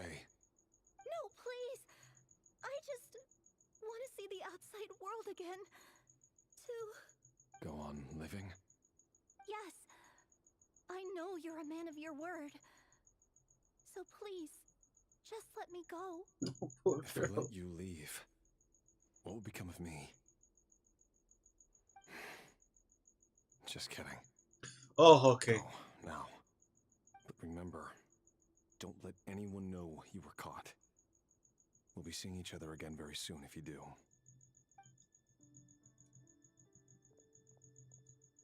Even shadows in the dark must live by a code. But you can't save everyone. You've been whispering in my ear for days now, Vtubers. What are you trying to do? Vtubers? Put me down? Huh? I only say this because you long for an answer to your problems. Let her go, Rerir, or you risk losing everything. I will not abandon Thalindis. Then you'll need a little more vigilance and a lot more power. The world is changing, Rerir. Keep your eyes peeled for your moment of opportunity. That voice used to be so unclear. But now I know exactly whose it is. It's Vtubers. He won't tell me how to actually resolve any of this, but he keeps trying to manipulate me like a puppet. What's his game here? Tell me then. What will this moment of opportunity look like? And no answer. He's like a ghost. Always disturbing me when I'm on edge, but never answering when I need him most. So, the Eclipse Dynasty was purging, well, massacring the descendants of the Crimson Moon. And it seems like it was all connected to the Vinster King's research. Of course it The is. King's obsession with abyssal power left the future of Conria hanging in the balance. No wonder every aspect of Rarir's life was so unstable.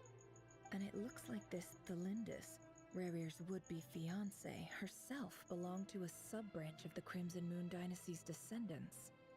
It almost defies belief that a couple like them could hide the truth from each other for so long. Yeah, true. If the Vinster King hadn't intervened in such a drastic way, they might have gone on deceiving each other for the rest of their lives. And why does Vetterfenir, Daneslif's older brother, keep talking in Rarir's head? This guy kept more secrets than I ever imagined. Yeah.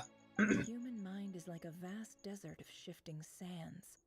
When you follow the flow of someone's memories, you only ever see the parts they're willing to let surface. Time for something a bit more creative. Oh. We've been inside Rarir's mind this whole time, building up a picture of his psyche. There's already enough clues on the board to start reading between the lines and mapping out the rest. Now, we can finally begin to put the pieces together. Sure, it'll only be a reconstruction, part simulation, part reasoning. Oh. But it's usually pretty accurate. Once we've built up a cognitive profile, we just need to cross-check the logic behind his actions. And then we'll be able to take a sneak peek at whatever it is that Rarir has really been hiding. Oh. What are we going to see? Oh my god, I'm so excited. Huh? What's this?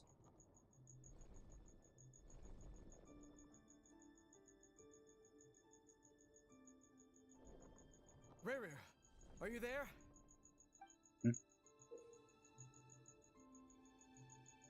Moving pieces consume action points. When all your action points are used up, you will be returned to the previous save point.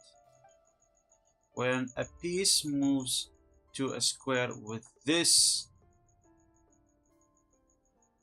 marking, you will gain a corresponding number of action points. The square will also become the latest save point.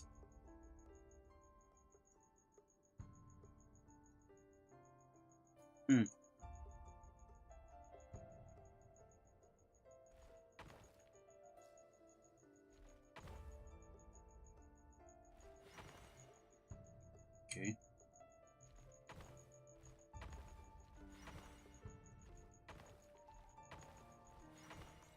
Easy. Hey, Rarir! Come out, it's urgent. Oh, Zainslif. What's wrong? Quick, come with me. I'll explain everything once we've met up with the others. Okay, I'll come. But the Lindis is still over at the Universitas. I'll need to leave her a note. All right then, but make it quick. I've never seen Dane so worked up before. Whatever this is, it must be big trouble.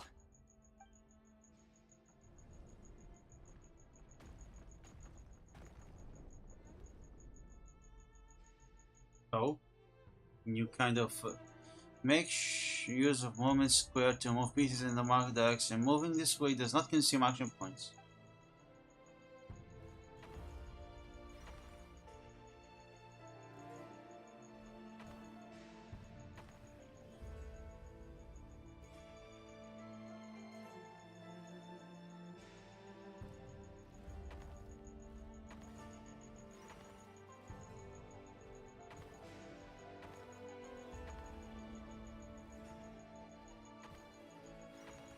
Okay, nice. Easy. Oh, who's that horse? And who's the sword? Well, this is a nice change, meeting you Oh, all at this Vendetta. hour. When men and women of ambition can speak face to face in broad daylight, I say that's a big step forward for our dear Conria. Don't be ridiculous. We do not fear the day. Oh, the Why sinners! would we seek refuge in the night? You might ask your blade that same question. I'm told it prefers the cover of darkness. The word on the street is that Sertologi only strikes when he has an unfair advantage. But that is patently false. I see you're missing an arm and a leg. Surely only a fair fight could explain that. If this is your way of offering me replacement limbs, believe me, I'll take them. Oh, we can certainly discuss that. With bioalchemy, anything is possible. Bioalchemy. Assuming I have your full support in my research. Lunatic. Robketeer, what brings you here? Why, Dainsleif, of course. He invited me. Please, cast aside your apprehensions, Miss Rhindaughter. Whatever the rumors may say, I am but a humble servant of the king, and I can assure you he affords me no greater convenience than he does you.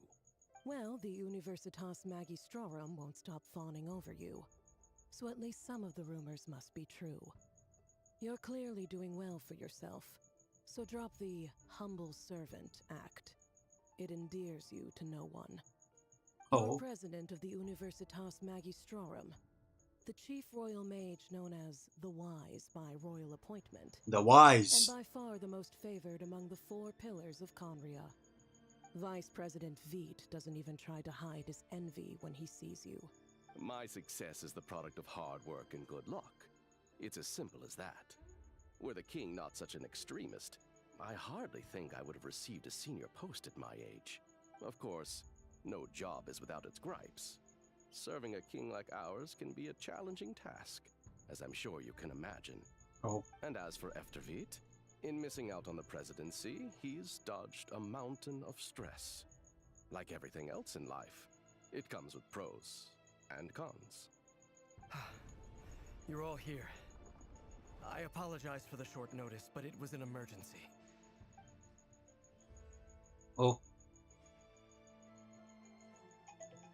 You must be Rerir. Rerir. Mr. Sertologi. Yes, I handled your case file during your sentencing. Nothing personal, of course. I'm pleasantly surprised that you remember me. You're clearly a person of substance if you've been invited here. But Dainsleif, you'd better have a very good reason for convening this little gathering. It's my brother, Vtubers. After he spoke at the court this morning, the king was so infuriated by his words that he had him blinded in both eyes and thrown in prison. Vtubers in prison? Strange. I thought the king trusted him and Horoptatyr more than anyone else in the world. Does this mean the king's circle of trust just got even smaller? It has nothing to do with trust. It's about what the king wants, which is as clear as day to anyone paying attention. I simply appease him, because it's in the best interests of the Universitas Magistrorum. And also because you're slimy. Vtubers, perhaps less so. But still, a visionless visionary? It rather inclines me to think that qualifications are not what get you ahead in Conria. Do you honestly think this is an important discussion to be having right now? Dane, what are you planning to do? Rescue Vtubers, I assume. Correct. It will mean storming the palace by force. Tonight. I need all of you on my side. That's far too dangerous. And don't forget, Dainsleif, you're captain of the Royal Guard. You swore an oath to the throne. You've been planning this for a while, haven't you? I have no desire to commit treason. But whatever critique the king may have of Vtubers, disfiguring your most loyal subject for putting the best interests of his court and nation first, this is not the conduct of a wise ruler. Yeah, true. Blade will force the king to see the error of his ways. So, Vtubers' prophecy enraged the king. I'm sure it wasn't what he wanted to hear, but if he won't take counsel even from the visionary, that is deeply troubling news. news. Oh no. The extent of His Majesty's madness is now all too clear. The question is, how does a man like me get out of this situation unscathed? You have noble ambitions, Dane, but I'm afraid they don't do much for a guy like me. I'm not interested in saving the world. All I want is a letter of pardon. A letter of pardon? From who? For whom? Thalindus? The chances of the Vinster King issuing a pardon for anyone connected to the Crimson Moon seem vanishingly slim. True, yeah. Then how? Oh, okay, the new game. Alrighty. Let's see what do we have. Oh, now we have to avoid these. This black fog over the board must have some connection to Thalindus. But why is it taking this form? Does it have something to do with Rarir's past? Maybe. Another mystery I'll need to unravel. Alright, off we go.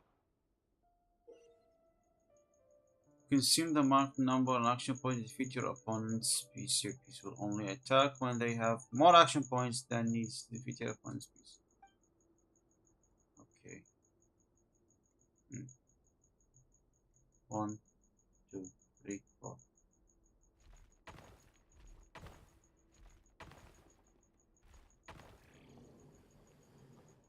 Oh shit. Run out of action points.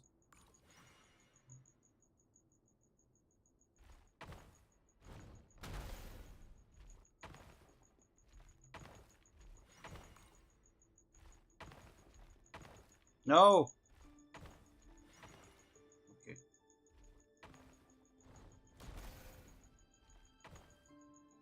Oh shit.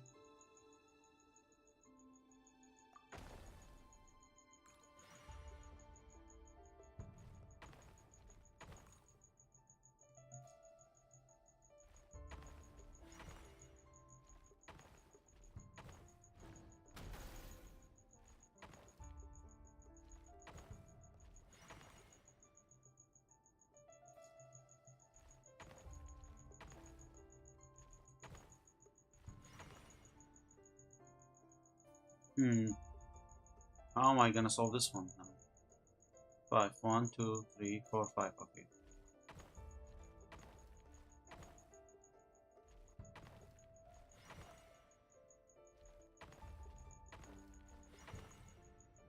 Okay. So I don't need to step over it.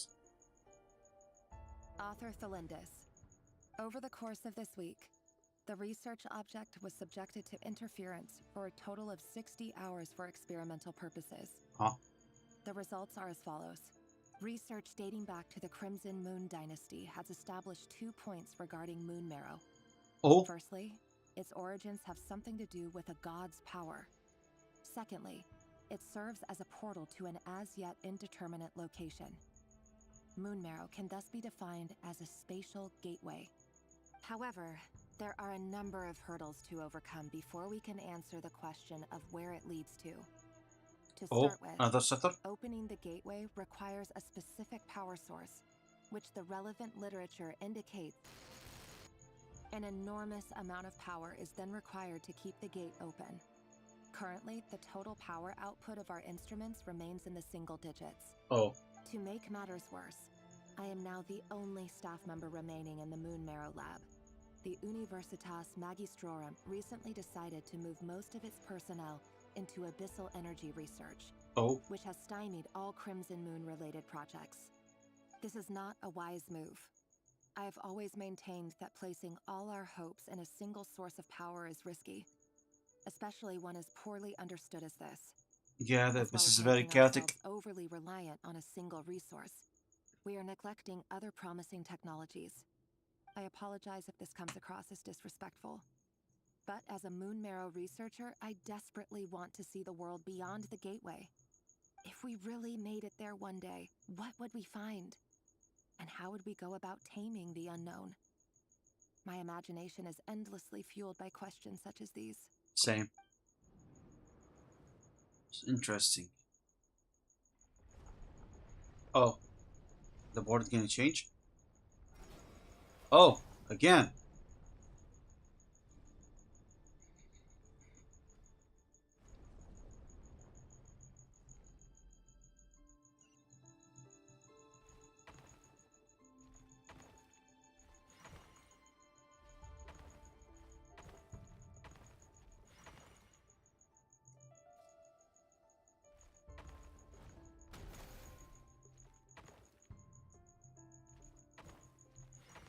Okay.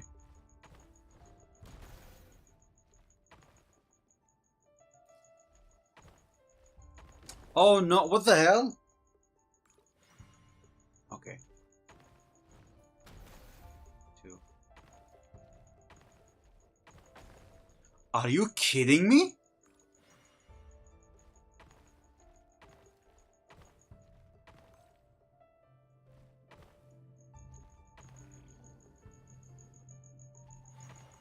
Okay. Easy. This is for you. I heard you're gonna leave the city with your parents. Delindis, did you hear about what happened? I've heard nothing. Rerir got back very late last Friday, and he was acting a little unusual, but he slept pretty well, so I'm guessing whatever he did was a good deed. You never saw him, and I don't know what he did. And this conversation never happened. You understand? What if he finds out that you pried into his secrets? Don't be silly. I don't know what secrets he does or doesn't have. All I know is he's just a normal guy who happens to run some errands for the king. Are you scared of him? I don't know. The Rerir I know doesn't match the person you all describe. Logically, I should be scared of him. And yet, I don't want to lose him. Aw, poor But Delindis. enough about that. You should get going, and be careful with the package I gave you. Keep it secret. Keep it safe. What's in it? A piece of the moon. All you need to know is that as long as you keep it safe, then in the future, everyone will be able to see a red moon. Oh. A red moon? You mean our moon? That's right. Our moon.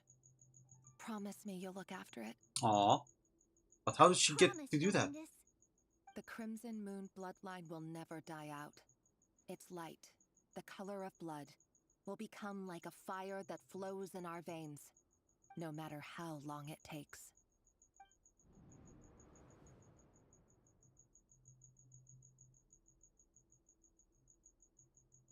Still doesn't explain how.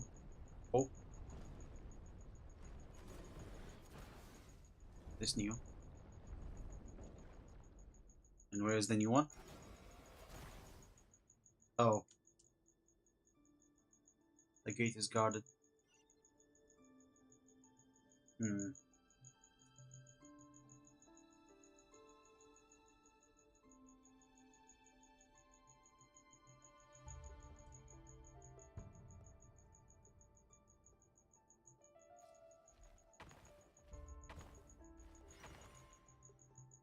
Mm-hmm.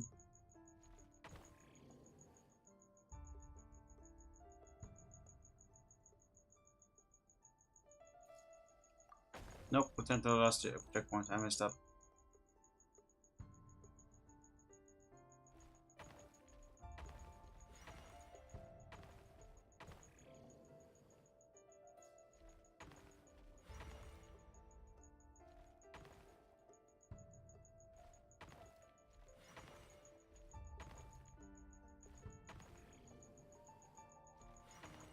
Okay, nice.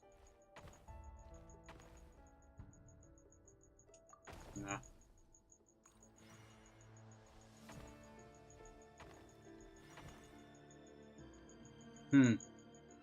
Shouldn't this be a checkpoint?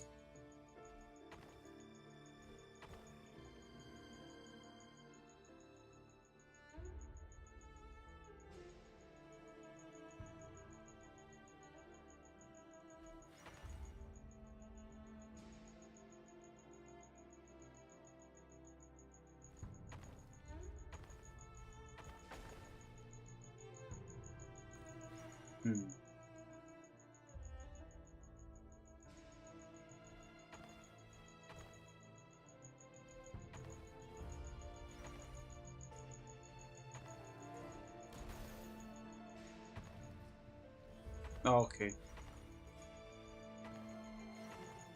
Dude.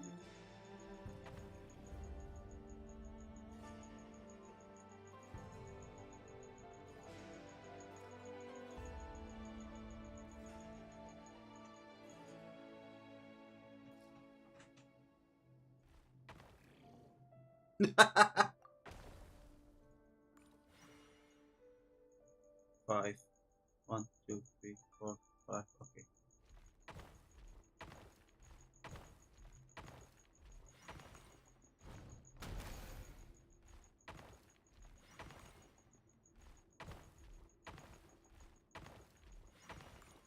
Okay. Hurry, everyone, and stick to the plan. Sir Dainsleif, what are you? Is this treason? You know what happens to those who betray the throne. Please, don't do this. It is the king himself who has betrayed the throne. He has betrayed all of Conria. All of it. If you have any love left for justice in your heart, you should join me. It's showtime. Dane and his group will handle the troops in the palace. Then Hraptatir and Rhindaughter will disarm the security measures. My job is to enter the prison and rescue Vtubers. Stay safe. Wish me luck. Good luck. Look after my brother. Draw your blade. It is time for justice to prevail. So what now? What will happen?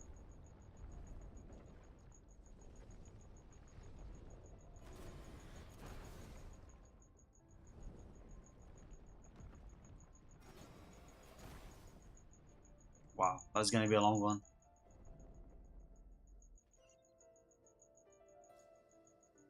Five, 1, 2, 1, 2, 3, 4.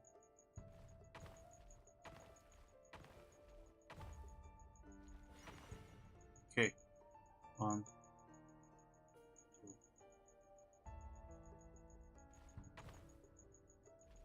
Ah!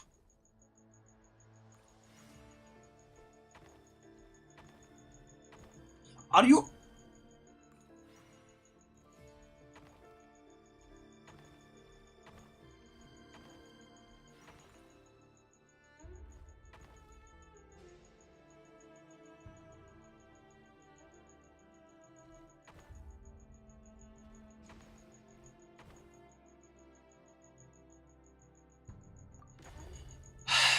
استغفرك ربي.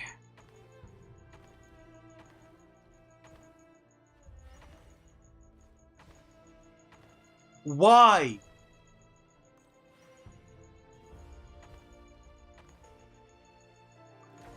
What's wrong with the controls? Oh my god. Okay, about damn time.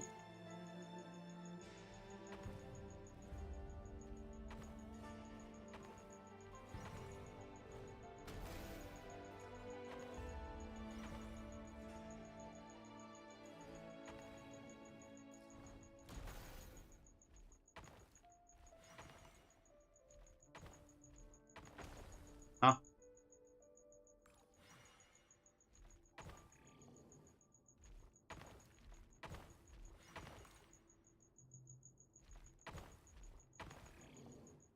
What do you do this? Oh, that's for the Fulnir. For the Fulnir. This place is filthy. And the smell is abominable.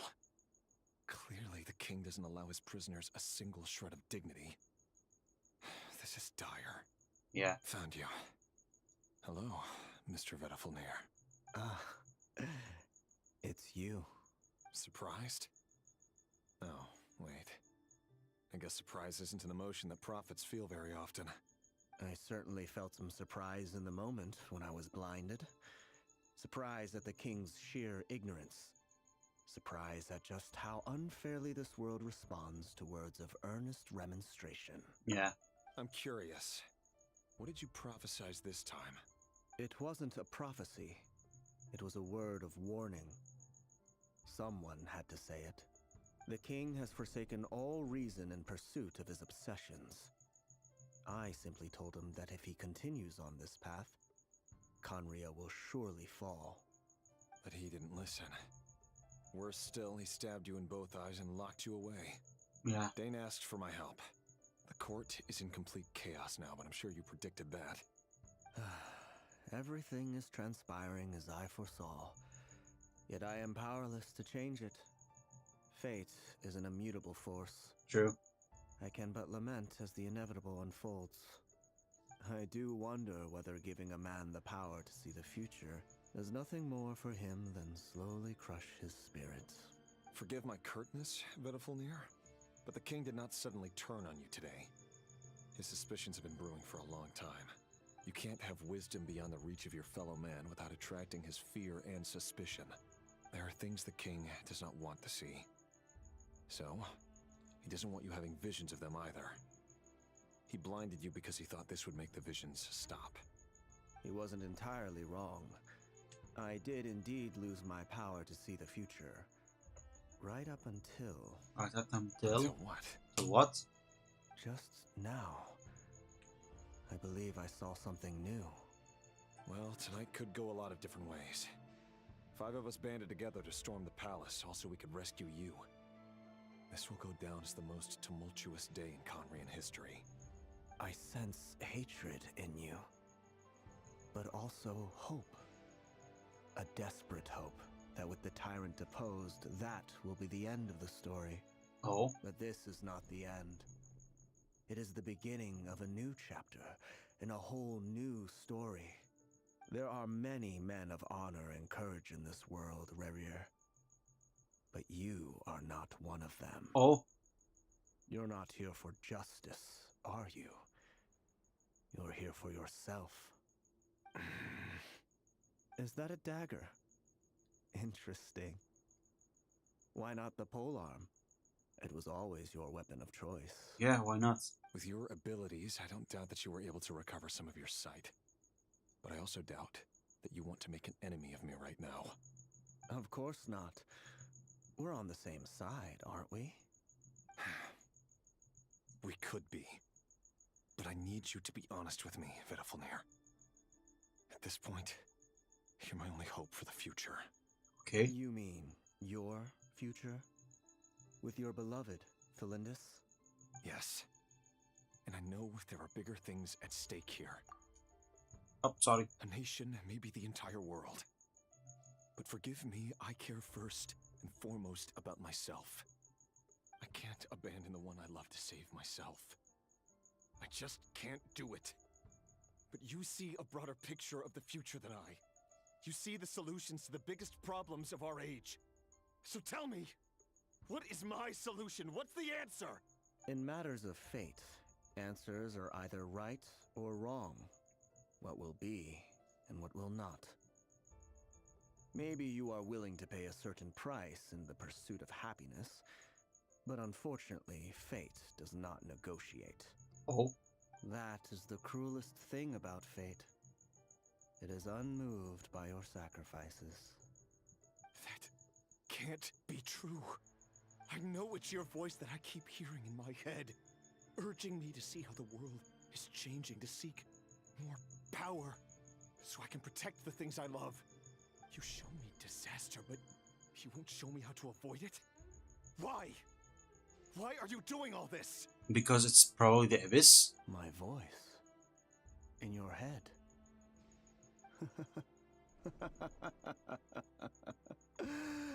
So, you hear it too. The voice that steals your mind, gains your trust, and drives you crazy. So it wasn't him? It turns out that we are not so different, you and I. Vtubers just broke into the strangest smile I've ever seen in my life, as if he'd discovered some monumental secret. But then he suddenly switched to looking extremely weary. Very well then. My advice to you is as follows. You must persevere. Whatever trials and tribulations you may face, be steadfast in the belief that they are your path to the future. For as long as you live, your story with Thalindis shall not come to an end. That is the only chance you have of fighting back against fate. So keep living. It is up to you whether you believe my words. Regardless, that is all I will say on the matter. I have no right to intervene any further. I will hold you to your word. Thank you for setting me free. In return, I will tell you one more thing that you cannot afford to ignore. Oh? Just then, a strange wave of energy rippled through the city. We had no idea what it could mean. If I were you, I would head to the Universitas Magistrorum. Oh. The Universitas? Oh no! I'm sure we'll be seeing each other again very soon, Rerir. Whatever Vtubers said, I didn't catch it. I didn't even help him out of the prison. There was no time to lose. He's going after Felindus, huh? Oh, just hurry to the Universitas. Monsters? Huh? Is this Rhine-Daughter's doing? Or the Universitas Magistrorum? Out of my way!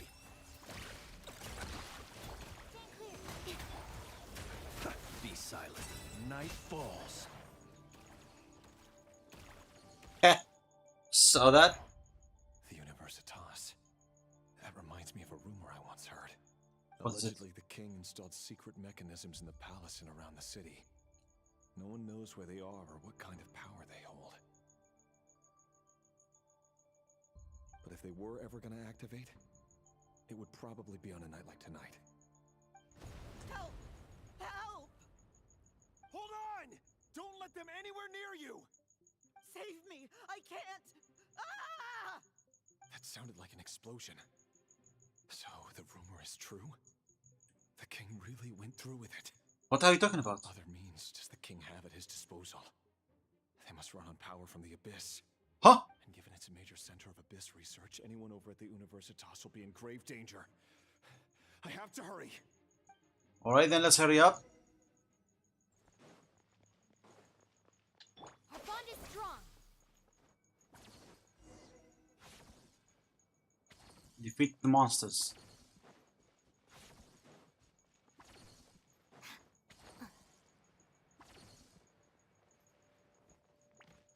Okay, let's go. Lightning terrified. Good luck. Leading down Waterbot. Animal test 6308. Enhanced animal. Close your eyes. Be silent. Do you fear the dark? Oh wow, now there's 3 of them. Observe. Night falls. Stand with me. Go claw. Look, the rainbow. Absorption test.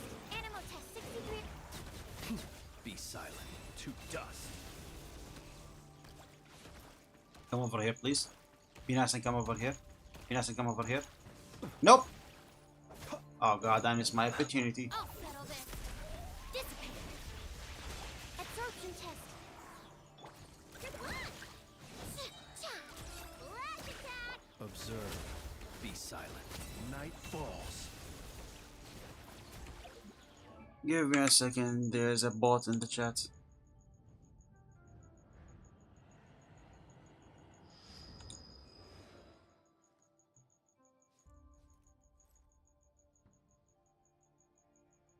Huh?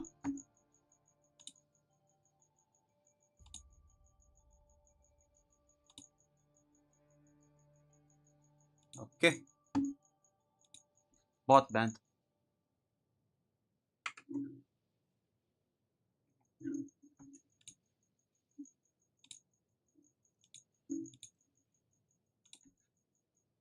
Alrighty. We're back. Close your eyes.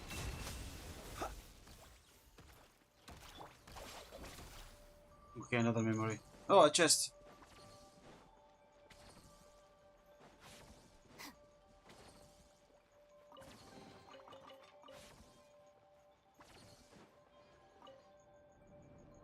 Alright, another memory. Oh, this time still in this. Monsters at the Universitas Magistrorum? Why now? Are they the Abyss monsters? They're coming. It's no use. The table won't hold out much longer. The weapons. Where are the weapons? Of course. All the lab equipment was upgraded after the inspection last week, but the new weapons haven't been allocated yet. I'm done for. Is anyone there? I need help!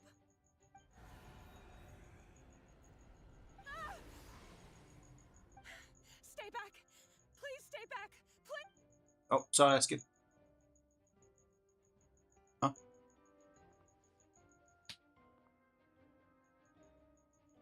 What's wrong?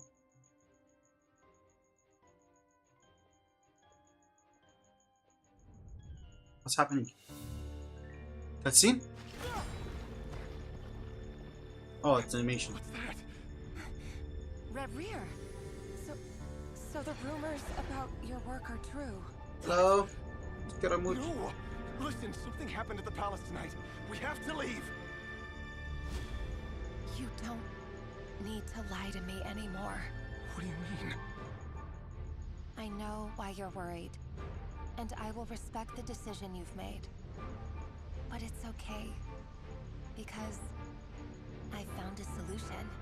And that solution is? I know how to end all this. You can have it back. The normal life you so desire. But until then, I'm afraid our wedding will have to wait. Celindus? No, don't do it! Celindus! Celindus!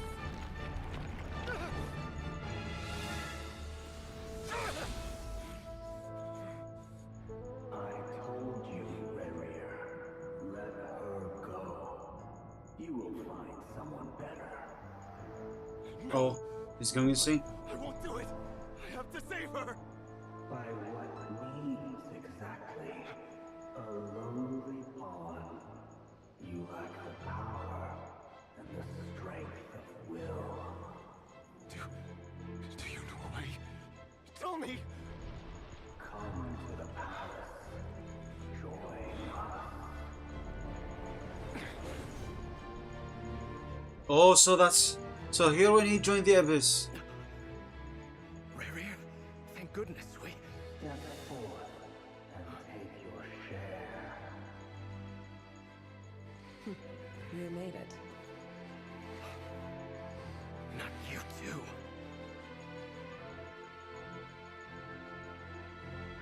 Hatred or grief, despair, desire. We all have our own.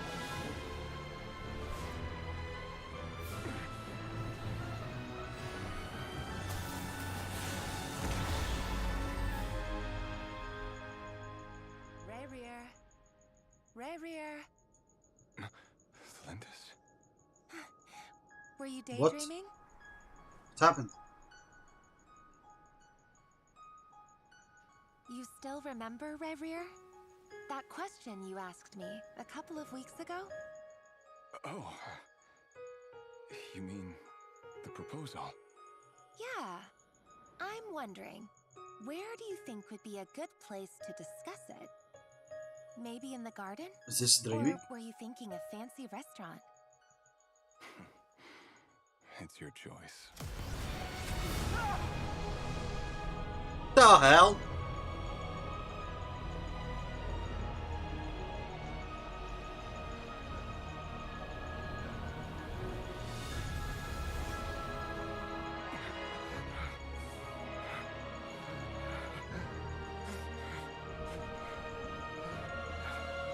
Oh, his hair became what?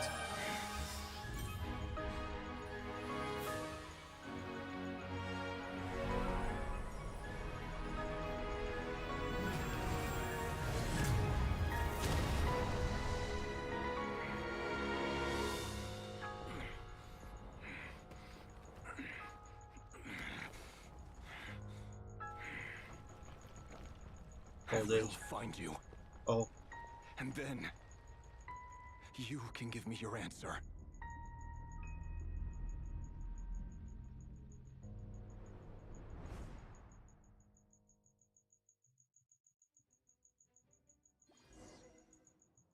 Okay. One cutscene. So that's how the Raker of Solnari was born. Oh boy. A monster created by circumstance is a monster all the same. Viewing other people's thoughts for too long can get uncomfortable. Right now, I'm feeling a strong sense of loathing.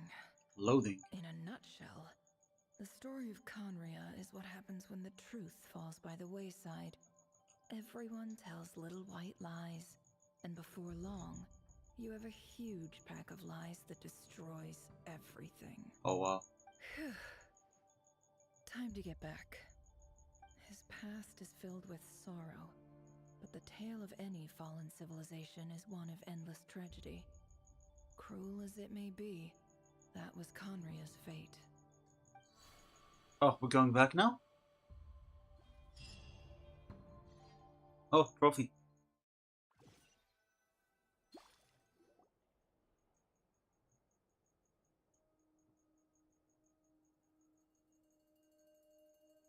Everyone, I'm back.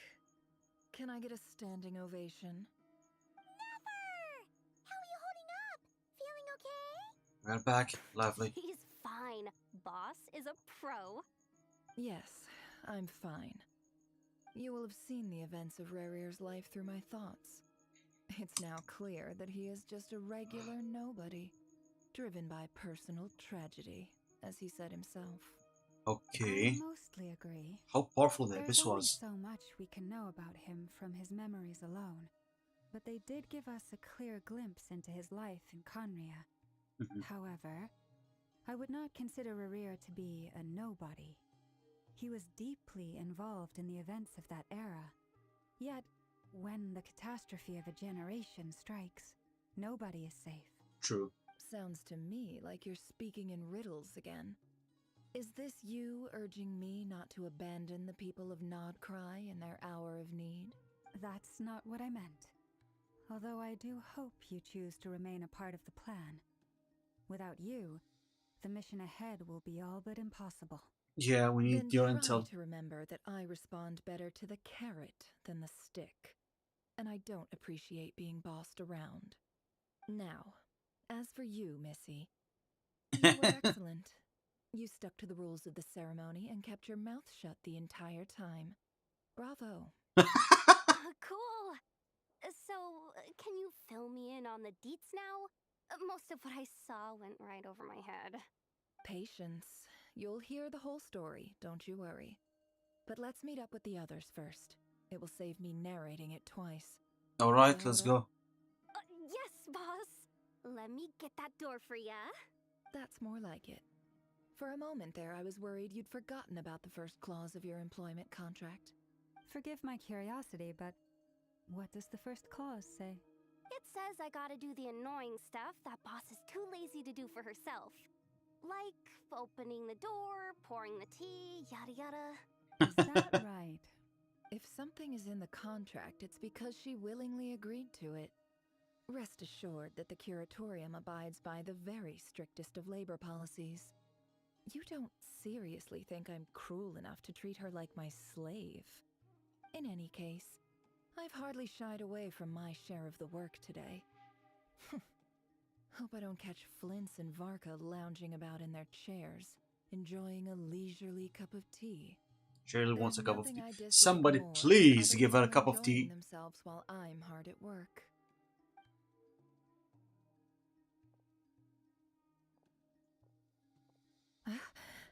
Huh?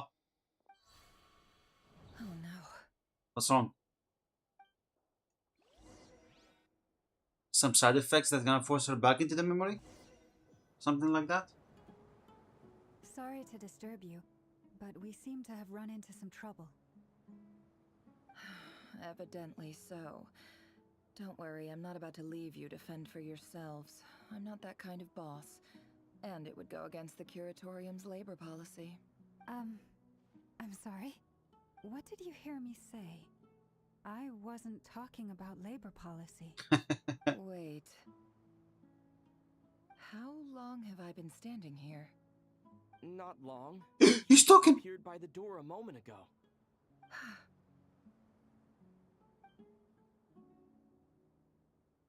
Boss, what's wrong?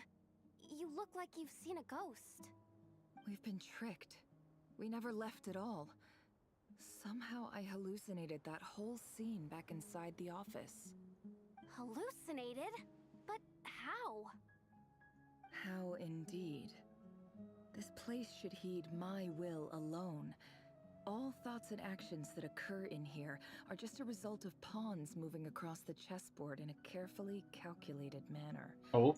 And nobody has access to this chess set but me. So you control everything in here? More or less. But yes, it's a special technique of mine. Has anything like this ever happened before? He's talking! Only once. It was the first time I used the chess set. Is there any similarity between what happened then and what's happening now? I suppose my thoughts are a little turbulent, which was also the case my first time. Is there anything I can do to help? The first clause of your contract clearly states that I only need your help with things that I'm too lazy to do myself. Meaning you're not feeling lazy right now? Meaning this is not something Yehoda can help with. The chess set is a personal treasure that I alone understand. I must be the one to find our way out of here. Oh, okay. Boss, it's fine. Really. Let me do something useful. Oh, listen to you. Whatever would I do without you, Yehoda? What? Really? Yes, Cute. really. Where would I ever find another employee as obedient and servile as you? God forbid anything ever happens to you. Well, okay. Cute. Well, anyway, I was thinking of fetching some water.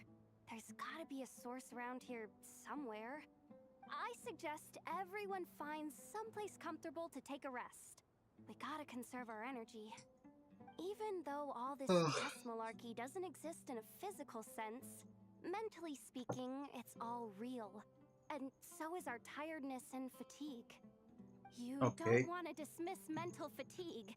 Just because it isn't physical doesn't mean it's any less serious. But anyway, I got your backs, so don't worry about a thing. Don't I have the best employees?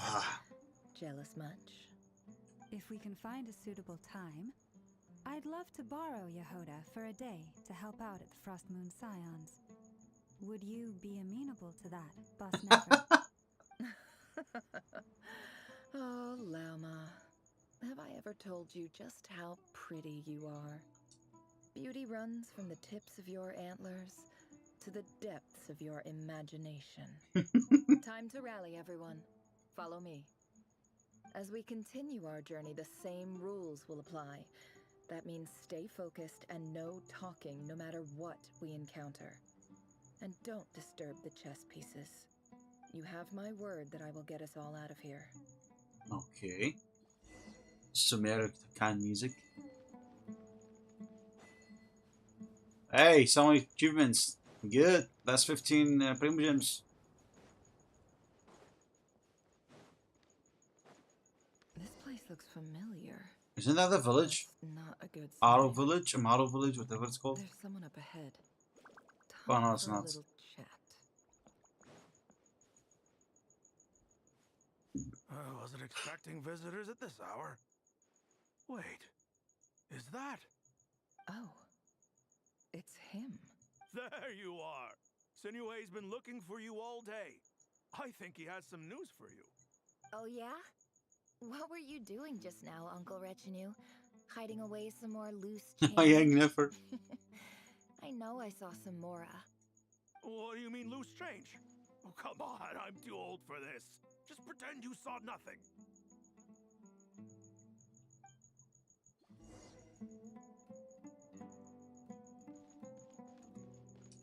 Talk to a peep. A peep. Oh, not a peep. Okay, my bad. Hey, kid. Mind telling me what Sinuhe's been up to recently? I'm trying to get in his good books and I need a way in. Get in his good books? Why? What do you want with my dad, Uncle Apepi? I've written a new song. I was hoping to showcase it at the next festival, but I'll need his approval. Oh. A new song, huh? I'd love to stay and listen, but unfortunately, Uncle Retinue says my dad's looking for me. Oh. Well, there's plenty of time and I'm not going anywhere. See that pile of stones? I'll be sitting there warming up my vocal cords. Come find me when you're done. Pile of stones. Got it. Okay, pile of stones.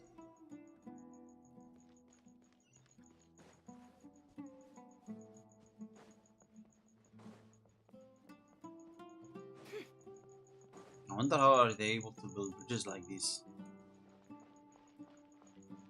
Hi, Oh. Dad. Oh, Uncle so that Retinue said you were looking for me. Ah, there's my little princess. If you'd gotten back just a little sooner, you could have shared the spoils of war with me. Spoils of war? Who were you fighting against, Dad? It was just a figure of speech. The aftermath of a sandstorm is no time to be waging war. I was talking about our war against thirst. I went out to fix our water supply problem. Oh. And now I'm back. Which means... it's fixed? We have a well again. That's right. I found a new one and brought back as much water as I could carry. It should last us for a good while. That's good. If it wasn't for these blasted sandstorms, our wells wouldn't be caving in. And you wouldn't be spending all your time out searching for new water sources. As the chief of our tribe, I'm supposed to be leading us out of hardship and poverty, onto better things. You know how prosperous our ancestors were. I've told you all the stories. And look at us now, squeezed into these hovels. No one would choose this, if it wasn't for the endless wars over the years. But True. Things are looking up. I started working with some folks from the academia a few months back. They gave me some contacts in return for my assistance in the desert. So you're the academia's helper now? Special ambassador, they call it. Special Think ambassador? of it as a partnership. It's nothing bad, okay? We've been isolated here in the desert for too long. Seeking opportunities elsewhere is the best thing for us, and the fastest way to progress. So, do you get anything good out of being a special ambassador? Of course. My luck's improving all the time. Oh? One day, I swear I'm gonna lead us out of this place. We'll find somewhere new. Somewhere better. Good job, Dad. Good job. Continue exploring. Oi.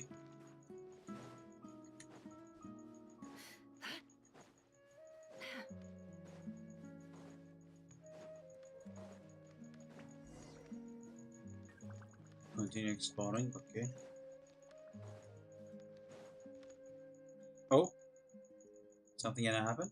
That's our well, and you know it. You Okay, stole from us. Well, you've gone from chief to thief, and now you have to face the consequences. Did you really think you could take our water without permission and get away with it? You're either brave, stupid, or both. And that special ambassador act? Yeah, nice try. We spoke to the academia.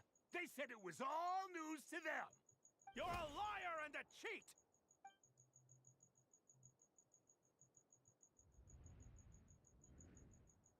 What happened? I heard Yehuda gasp, but I don't blame her. Most people are terrified by the sight of blood. Corpses strewn across the ground. The wounds are clearly from scimitars and daggers. The desert dwellers' weapons of choice. There's a handwritten note on the ground. Let's see what it says. What does it say? Khalil, this is Sinuhe, chief of the Shimti tribe. Surely you remember me. I was the one who helped you and your colleagues avoid the quicksand in the desert. This is my second time writing to you. I assume my last letter must have gotten lost in the mail, as I didn't receive a reply. I hope this one makes it to you safely. I'm writing to you because I need some help. That sandstorm the other day completely blocked up our well, forcing me to look for another water source in Iab and Unut territory. Oh? It was a matter of survival. Praise the gods. The well of the Iab tribe was intact. It was my last resort. I drew what water I could and left, but not without being spotted. I fear they will retaliate. You told me to write to you if I ever needed help. You said you'd be my ally in the academia. I urgently need you. to formally recognize my title of Special Ambassador and send some of your people to assist me for a few days. It's the only way I can convince them that this was the Academia's decision and prevent them from retaliating. This is an emergency. Please send help as soon as possible. I guess the second time also did not Looks appear. like this letter never got sent. The writer died a grisly death, and the letter was trampled into the ground. It's badly defaced. Oh, some parts are her barely father died. legible. What a ridiculous lie the surviving Shimti tell. Their whole village was butchered over a sip of water.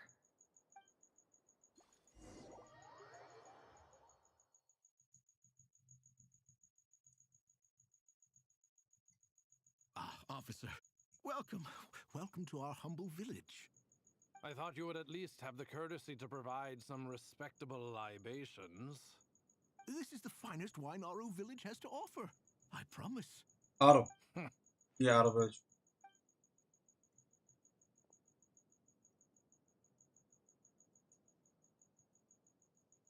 The Academia has agreed to reserve a single space for a candidate from your village. But I remain skeptical of this entire endeavor. I highly doubt anyone in this desert possesses serious academic potential. Please, have faith. If not in us, then in our god. The child we found shows great promise. I beg you, take her away from this place. Give her a chance. Don't let her talent go to waste. Oh, that's never. I don't recognize her. New arrival? She showed up here a few days ago and we took her in. She's a really bright kid. Please help. I'm begging you. So, where are you from? Nowhere special. Just a sand dune. What about the rest of your family? How many of you are there? They all did. Just the one. It's only you? Correct. So, no brothers, no sisters, no mother or father? Any who have slept on a bed of sand, I call my brothers and my sisters. Apart from that, I have no family. All right. Get over here. Sign your name on the form. Oh.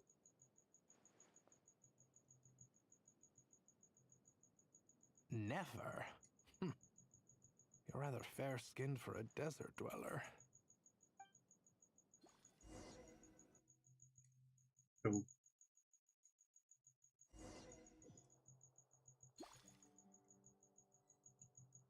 Dance of Death. This quest is a fairly long one. Almost 3 hours in.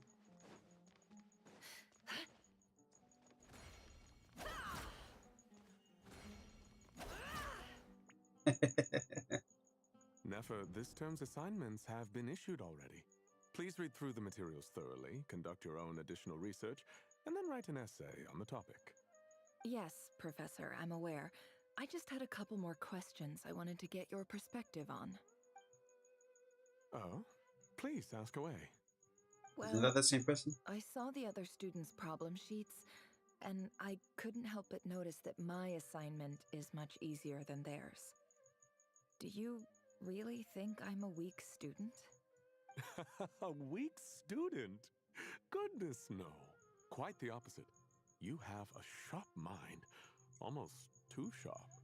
I think what you're saying is, a weak student wouldn't have noticed the discrepancy. And if they did, they certainly wouldn't complain about the lighter workload. You see, sharp as they come. You see things the way they are, and I'm sure you know why they're like that. Because of where I come from. Because I'm different. I'm sorry, Nefer. I don't like it any more than you do. It's just... Anyway, you said you had a couple of questions. What's the other one? I wanted to check. If someone sent me a letter to the Academia, where do I go to collect it? Your family wrote to you. As long as they put your name on the envelope, someone should hand it right to you. Not exactly. It's not even a recent letter. I was just curious where the mail would end up if no one collects it. The House of Dana, I expect. I know there's a box for unclaimed mail somewhere in there, probably sitting on a shelf. Whatever you're looking for, that'd be the place to start. Okay, got it. Thank you, Professor. Oh. Don't mention it. So she's investigating something? Honestly, I feel like I failed you. I'm supposed to be your teacher, but I haven't taught you anything. Hey, don't say that. You're a great teacher, and you do your best for all your students. But the rules are the rules. You're not allowed to teach students like me. It's not just the academia either. The whole world bends over backwards for the successful and leaves the losers to suffer and die. Oh, True. my dear child. Don't tell me you've given up on life already. I haven't. I just think that if you want to make it in this world, you have to find a way to become successful. True.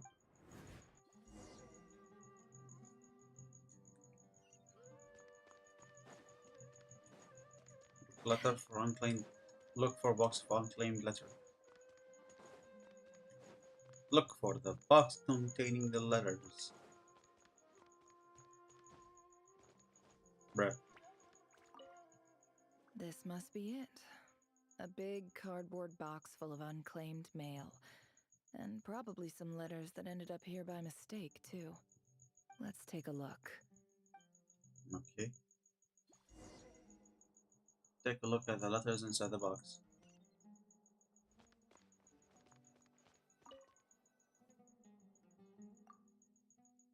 Oh god, not this again! Ah, I'm tired! A dilapidation survey from Port Ormos. Looks like it's from a Core of 30 representative. What a strange thought. A bunch of mercs losing sleep over rundown buildings. This one was never even opened. I guess the recipient didn't care what the Core of 30 had to say about anything. Who was it addressed to? I don't recognize the name, but it must have been a Kasharawar professor. Shawarma. This one is addressed to the Immorta Sage. The title is Changes Observed in Satyavada Life Symptoms. Oh? Why do all these letters read like full-blown dissertations? Guided by the incense. Oh god, I have to read became that lost as well. somewhere in the forest. All the barriers between levels of consciousness disappeared as our minds soared around in circles, looking for a branch to seek refuge on. In clinical terms, these symptoms fit the description of incense poisoning. Oh. The Immorta Darshan strictly prohibits the use of hallucinogenic substances, but I believe there are still people getting away with it.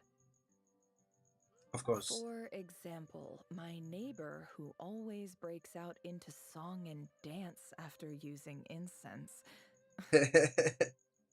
This seems like something the academia would want to know about. Why wasn't it collected? Wait, what's this written on the back? It's so small. Oh? The note says, the sender authored this letter while under the influence of mushrooms. I would send it back, but no return address was provided.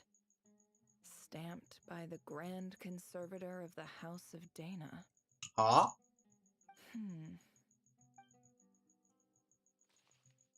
This next one is addressed Okay, one more. to Grand Sage Azar. A few words of protest regarding recent changes in Sumeru's educational policy. Oh? What happened? In recent years, the academia has taken on a small number of students from the desert region, as per the policy to this effect. However, it appears to me that these students have not, in fact, been provided with educational opportunities that are, in any meaningful sense, equal to those enjoyed by their peers. As well as receiving dumbed-down assignments and perfunctory tutoring, They do not even have full access to the Akasha system. Education is the fundamental purpose of this institution, which should go without saying in a nation whose founding virtues are knowledge and wisdom. True. I ask you, is the lip service we pay to the policy of education for desert students truly the standard of pedagogy to which the academia aspires? As Grand Sage, policy decisions are your prerogative, but do not forget your roots. You and I were once students too, as was everyone else in this institution. Seems like somebody know him actually. I do hope you will give some serious attention to this matter. I encourage you to discuss issues like this with myself and others, and listen to some alternative opinions. Great letter. Shame it didn't get to where it needed to go. True. And the sender is... Huh? Sage Cyrus of Spontamod. Huh? I didn't realize anyone else even knew how bad students like me have it in this place. So this is where letters from the Sage of Spontamod end up? Nice one, Grand Sage. Really enlightened leadership. Whatever. This isn't what I came here for. Moving on. Moving on. I'm not exactly holding out hope that a letter sent from the desert would even make it here. But if it did, where else would it end up if not in this box? I can't believe how much discarded mail there is. Must have been years since someone last went through it all. And this is just one box. The whole House of Dana is boxes on shelves. I don't believe for 1 second that any human being has sat down and read through all the documents in this place. True. Who has that much free time on their hands? Absolutely no one.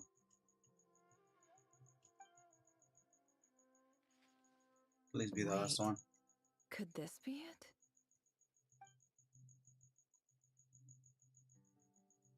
This fancy envelope in the box sets in a good quality paper.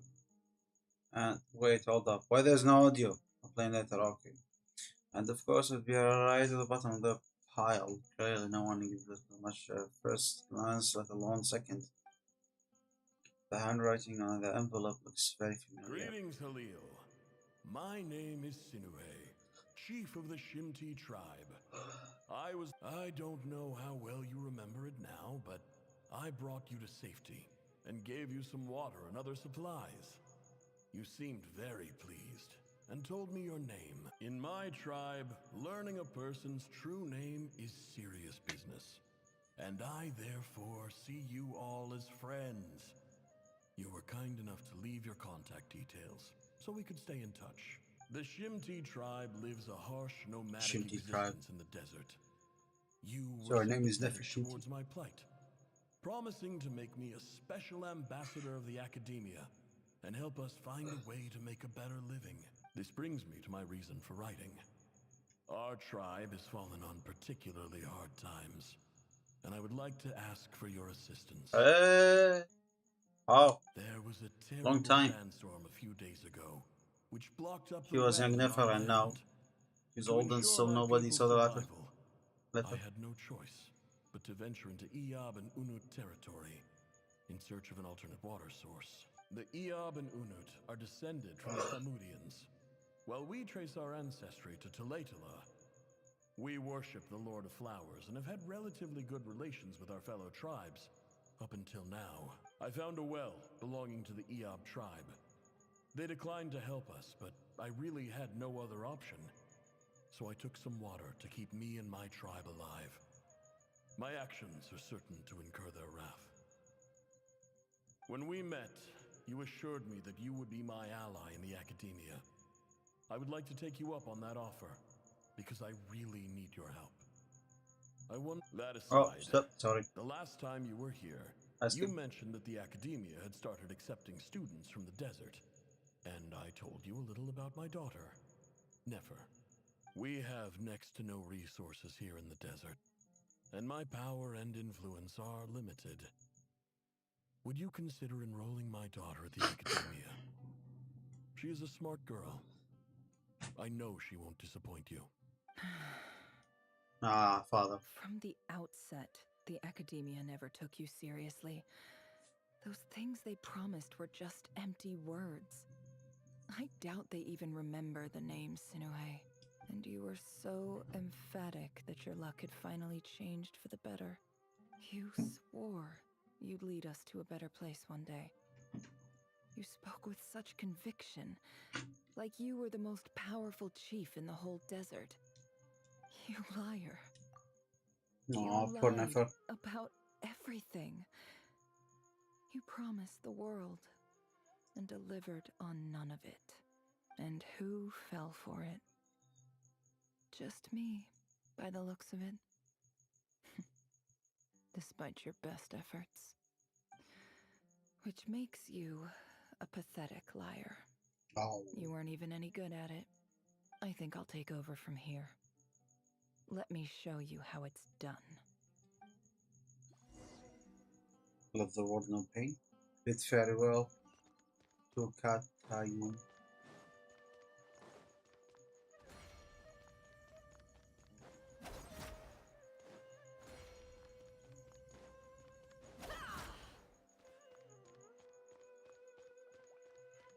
Oh, her catalyst.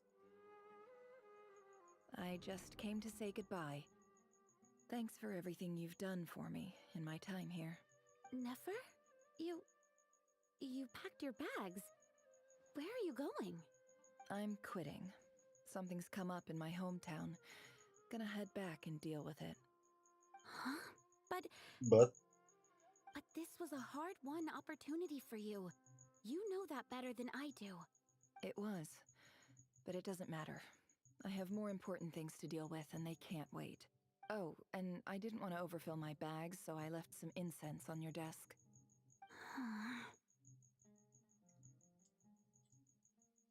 What's wrong? I thought you liked incense. Although, I did read somewhere in the House of Dana that it has hallucinogenic effects. Don't use it all at once, alright? Isn't this the stuff you brought from your hometown? You're just letting me have it? But you said it's a rare and valuable commodity.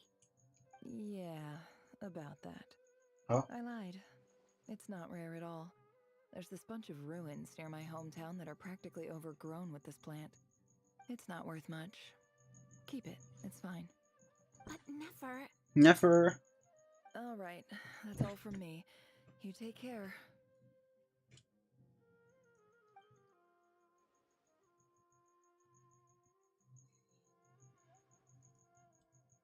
Don't forget me, okay?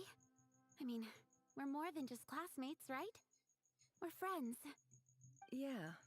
I'll remember you. Aw. I lied again. That incense is worth a fortune, and it's a rare find even in those ruins. And as for remembering her, I have far too much to do when I get back. No time to reminisce. I'll be lucky if I even make it through this alive. But either way, I expect I'll forget you pretty quickly. Oh wow, that's wow.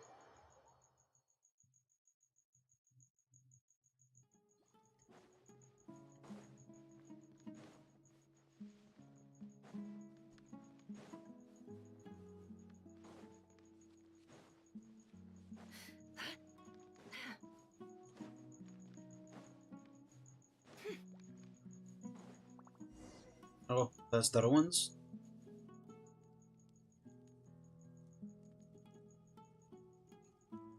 What's gonna happen?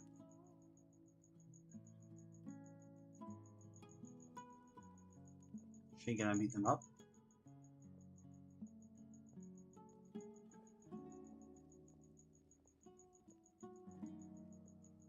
It's a pleasure to meet you, Mr. Arif.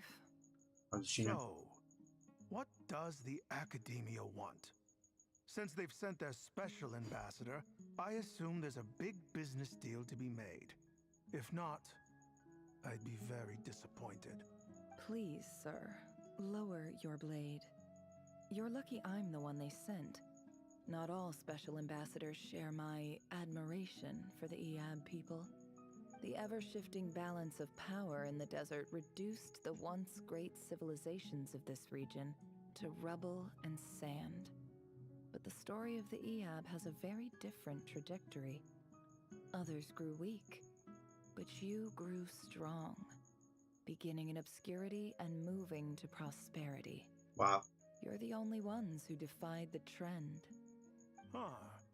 So, you do know who you're dealing with? This well is the perfect symbol of your strength, is it not? It used to belong to the Unut, but it looks like you have control over it now. You're not wrong. But I'm sure you didn't come all this way just to flatter us. Of course not. I came to bring you some very good news. Some information that recently came to light, which might just be your ticket to freedom. Records uncovered by the Vahumana Darshan show that a certain well currently under Eab control is built on top of some ancient ruins. These ruins are of great archaeological interest to the academia. I checked the map carefully on my way over here, and I'm confident that this is the well in question. The academia is offering 50 million mora in return for excavation rights. 50 million? 50 million? No, wait. If these ruins are as important as you say, 50 million's a little low, don't you think? Don't get greedy, Eab. We know far more than you think. We know that you seized this well by force. Wasn't that the first step in your rise to power? To drive away the Unut and steal their water supply? Oh? So what if it was?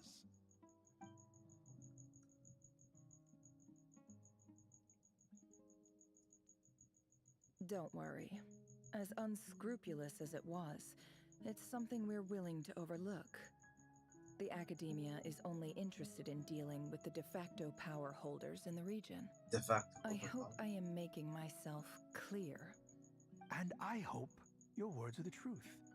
If I find out the academia is trying to play me, I'll hunt down every one of your people and make you watch as I cut their heads off one by one. I assure you, Chief, that would not be in your long-term interests. You don't want to make an enemy of the academia. You see how I'm dressed, don't you? I appreciate that you've never been to the rainforest, but surely even you recognize an ambassador's attire when you see it.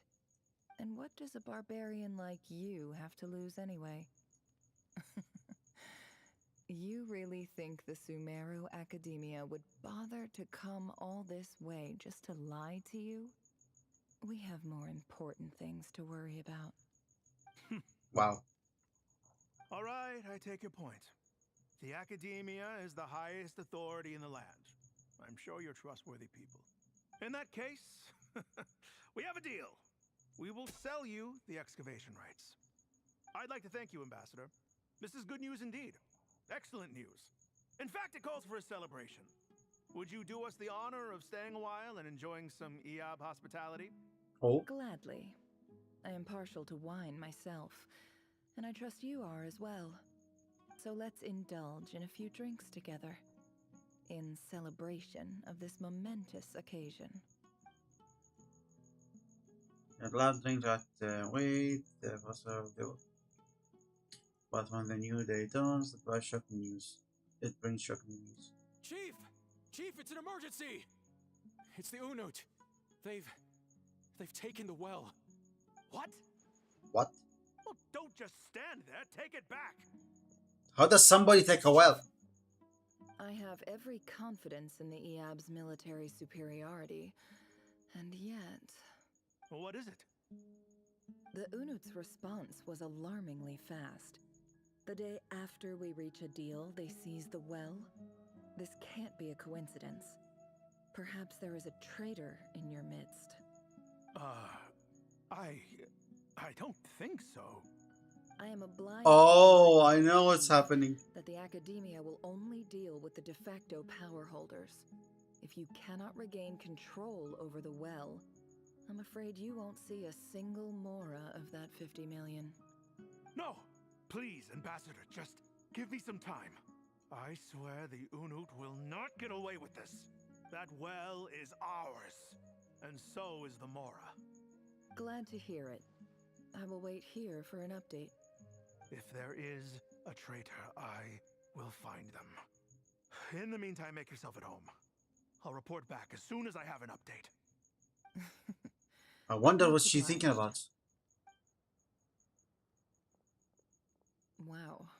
All it took was a few words and I've got him wrapped around my finger. What an amazing feeling. So, in summary, Ambassador, the Academia would rather negotiate with our tribe instead of the EAB, yes? The EAB are ruthless murderers who don't listen to reason. Oh. And now they have the gall to interfere in our research projects in the desert region. So let me ask you, Chief. If you were the Academia, what would you do? Kill them all, of course. Precisely. The Academia does not tolerate those who stand in our way. The EAB have held back our academic pursuits for too long, and our patience is wearing thin. At the same time, there is simply no way that the Academia can be seen to be intervening in desert affairs. I'm sure you understand where I'm coming from. We have our own rules out here. If the rainforest dwellers raised arms against a desert tribe, it'd start a bloody war. Right. We can't confront them ourselves, but we can support their enemies. The Unut have always had strained relations with the EAB, which makes you our natural allies. Oh? Natural allies. Weren't the EAB your allies once? You were quick to send them after us to protect your interests back when we stole that water. And now look at you. You're at each other's throats. Let me be clear. Oh, she started the fight between them. Nice! The legally recognized rulers of the desert in this matter. We are asking for excavation rights to that well, and our offer is 50 million mora. Say no more. I believe we have an understanding. Good. Then I suggest you get to work. Get us access to that well, and the mora's yours. You see, Dad? Lying is easy when you know how. People will believe anything. Continue exploring.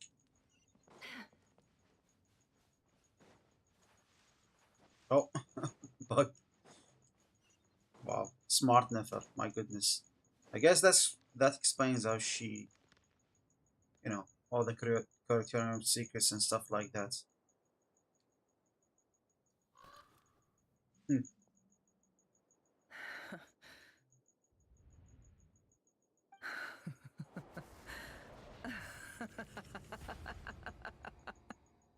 Look at yourselves. You may be vile, savage monsters, but your butchered bodies bleed like any others. Wow. You're no different.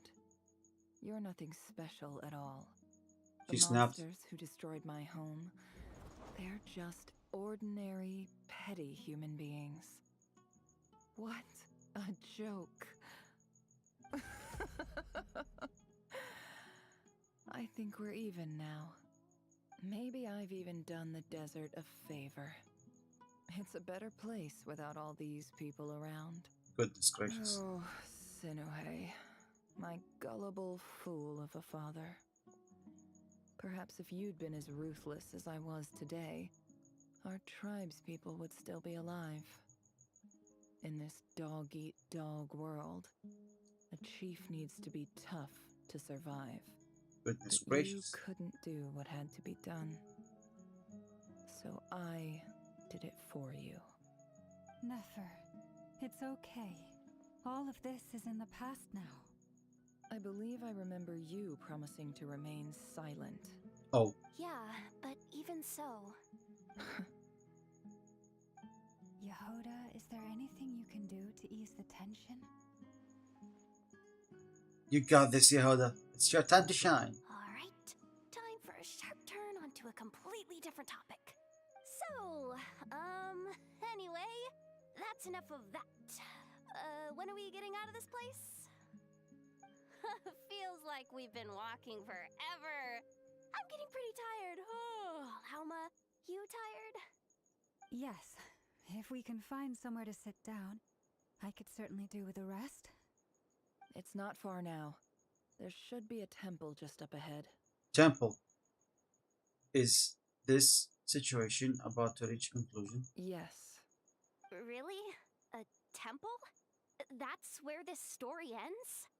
I guess that's how things go in the desert. I've been in a similar place with a friend from the desert before. Desert dwellers can never escape their destiny. Or so everyone says. Uh-huh. I never wanted to believe it, but looking back now, I'm as desert as they come. You mentioned a temple. What's waiting for us there? My biggest trade secret of all. Ah. Then I'm guessing it's where you got your power from. The power to peer into other people's minds. I didn't know you were clued up on any other religions. I'm no expert in the history of Sumeru, but since you come from the desert, I would imagine it has something to do Oh, with King Deshret. King Deshret. And the 7 pillars who served him. Sounds impressive. I have some friends with connections to this stuff. Ah, I know who you mean. General Mahamatra's Sino! The spirit of Hermanubis dwells within him. That's Boss Neff for ya. She knows everything. Hermanubis. Sino's hardly a figure of obscurity, but I know about Sethos too. Sethos. What about him? Is he a big deal or something? Well, he's not a small deal, let's put it that way. You sure know your stuff? Please, this is the bare bone basics. Save the flattery. Thanks for your patience, everyone. I'm sure it's been a lot to take in. With any luck, that's our exit just up ahead. So, like, is the next act going to be a big battle?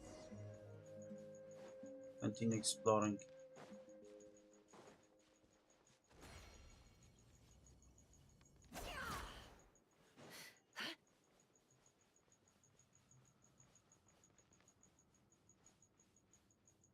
Alright, almost there.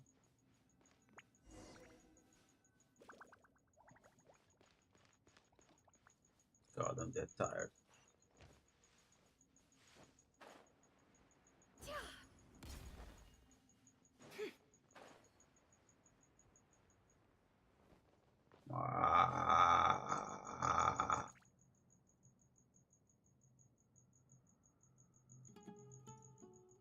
Oh, Uh-oh. You okay? I'm totally out of my depth here. I don't have anything to add about any of this stuff. Like, look at that statue, for instance. I want to do the whole name-dropping, this girl knows her stuff thing too, but I've never seen anything like it before. Well, you're not from here, so that's statue with the head of a bird.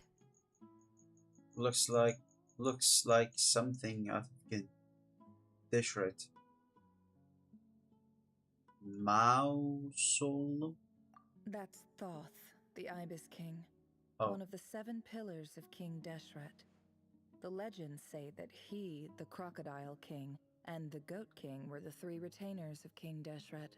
Oh? Let's take a look.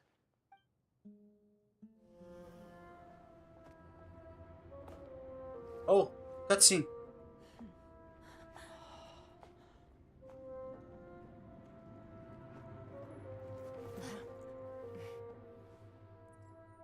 Oh, who's that? Oh, the kitty. It's just Ashru. So, all is well?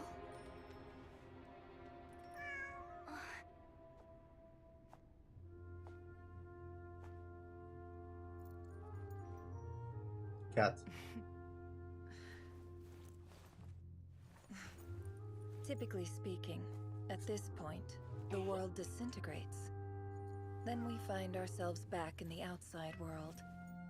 Besides, these are my memories. There's nothing to fear. You're sure? Of course. It's almost over. The Abyss.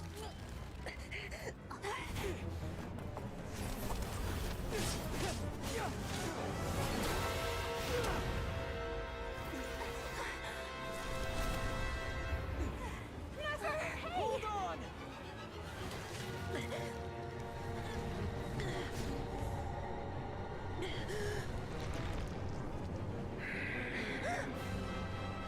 Huh? Too much is always a death sentence.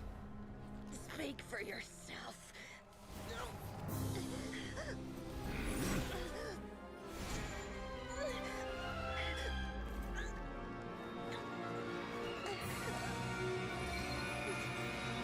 Oh. The thing Dora gave her.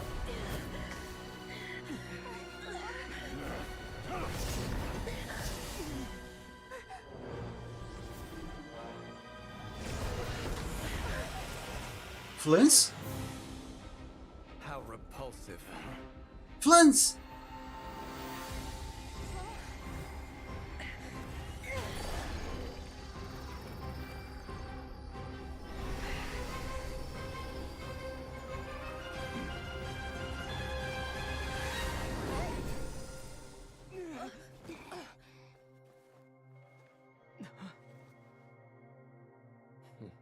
Oh wait, no, that was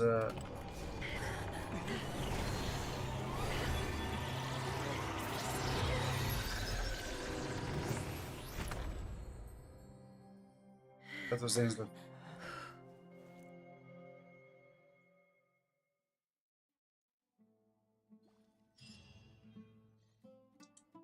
Nice, we're out already.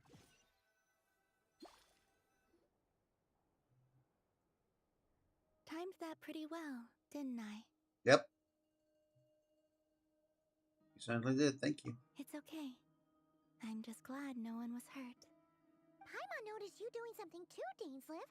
Were you helping get them out? Of course. When I asked Nefer to conduct this investigation, I was not naive to the dangers involved. I had a duty to ensure your safety. Good to know your sense of justice is still intact after all these years. I take that to mean that you saw the truth. That comes as a great relief. I certainly did. And thanks to your help, I also managed to trap Rerir inside the chess set. Oh? Whoa, really? How'd you manage that? Well, to be honest, I sensed that something was wrong long before we made it to the temple. By using this fragment to probe into Rerir's past, well, the monster formerly known as Rerir, it seems I alerted him. I was tracking him, then he caught on and started tracking me too. Oh. Can't say I'm surprised. But Okay. how did he track you through your thoughts alone? That shouldn't be possible. Yeah, true. Rerir was a secret agent who reported directly to the Vinster King. He is an expert at finding a trail and hunting down his pursuers. No wonder. He infiltrated the chess set, read my thoughts, and built a new virtual chess set inside of it. That's why we weren't able to leave at first. Speaking of your chess That's set, odd. it's quite a remarkable item. Would I be right in thinking you have some connection to King Deshret? You overestimate me. I only have a connection with one of his underlings, the Ibis King. You all saw how this came to be. A long time ago, the Eab massacred my tribe, the Shimti, in our home village. A few years later, I enrolled in the academia, where some new information came to light. Oh. The Unut and the Eab fought a bitter battle over the rights to a well, all for the sake of a non-existent 50 million mora. The Eab ultimately won that confrontation, but their victory came at the cost of almost every warrior in the tribe. Oh. The final blow to the Eab came at the victory feast, when an Unut assassin beheaded their chief right before my eyes. The remaining Eab fled and have been scattered to the winds ever since. Having gotten my revenge, I returned to my hometown, where to my surprise, the nearby temple was still standing. There it was, seemingly immune to the relentless hostility of the desert, while my tribal home lay in ruins. As I Oh. stood there gazing at the temple, I noticed a cat just outside. This cat, as it turned out, was home to the spirit of the Ibis King. He led me to a gate deep inside the temple, and there he made a deal with me. This Aw. chess set is my gift from the Ibis King.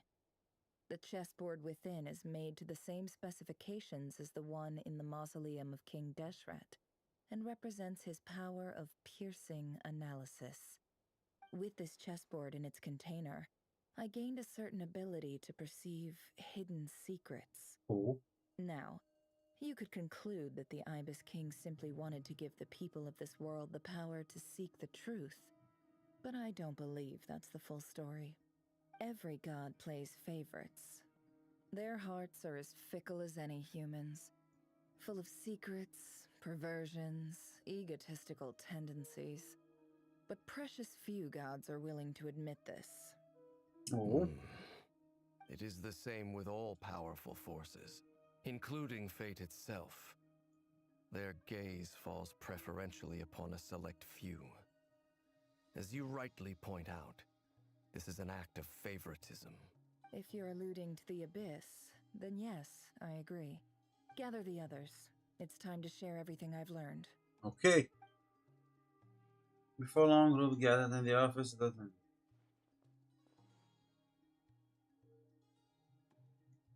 Thank you all for being God. here. Cute.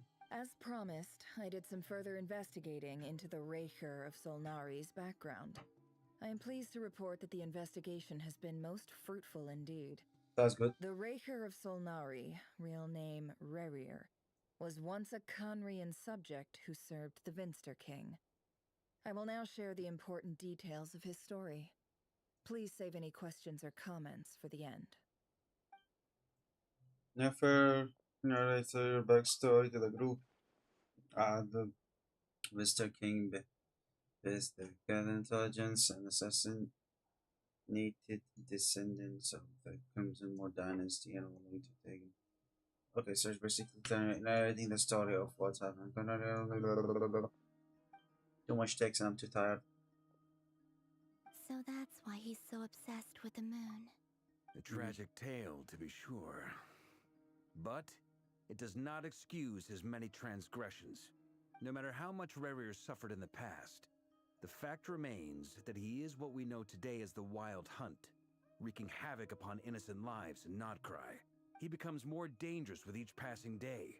If left unchecked, it is simply a matter of time before all of Teyvat suffers the consequences. This is a threat that the Knights of Favonius cannot ignore. A question for Miss Columbina.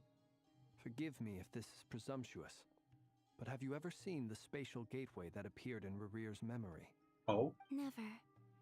But I have heard stories of something called the Moon Gate, and this seems to fit the description. Miss Lauma, any thoughts on this?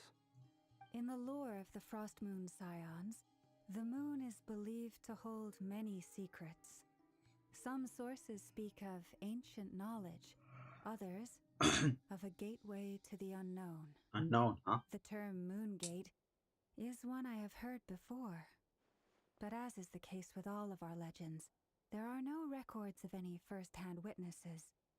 We cannot know whether it truly exists. Oh. Then back to Miss Columbina. As a moon goddess yourself, do you have some idea of where the Moon Gate leads to? Not at this stage, sorry. I do hold the power of the Frost Moon, and my strength is recovering well. I can sense that the gate would open at my command, But there's more to the power of the Frost Moon than that? Yes. A moon goddess has the right to open the Moon Gate, since it is a path to the moon. But as never mentioned, holding open a spatial gateway takes a huge amount of power. And right now, I need to conserve my energy to fight the Raker of Solnari. I'm afraid this is one mystery we may have to leave unsolved for now. I agree. Better to save your strength. But if you'll humor me for a moment, I have a bold conjecture of my own regarding the world beyond the gateway. Oh. I highly suspect that neither Tholindis nor Rerir made it through unscathed. The evidence pointing to this is the fact that the Rehir of Solnari exists in the form of countless fragments. With the abyssal power he wields, no ordinary foe can touch him, let alone tear him to shreds. And yet, the wild hunt proliferates wherever his scattered fragments lie, drawing hordes of monsters to many different locations across the land. So your theory is that Rerir was physically torn to shreds by some powerful force? Hence, why the Wild Hunt is a distributed phenomenon, rather than a unified one? Makes sense to me. Explains why the Wild Hunt is so pervasive, and why he's been trying to piece himself back together.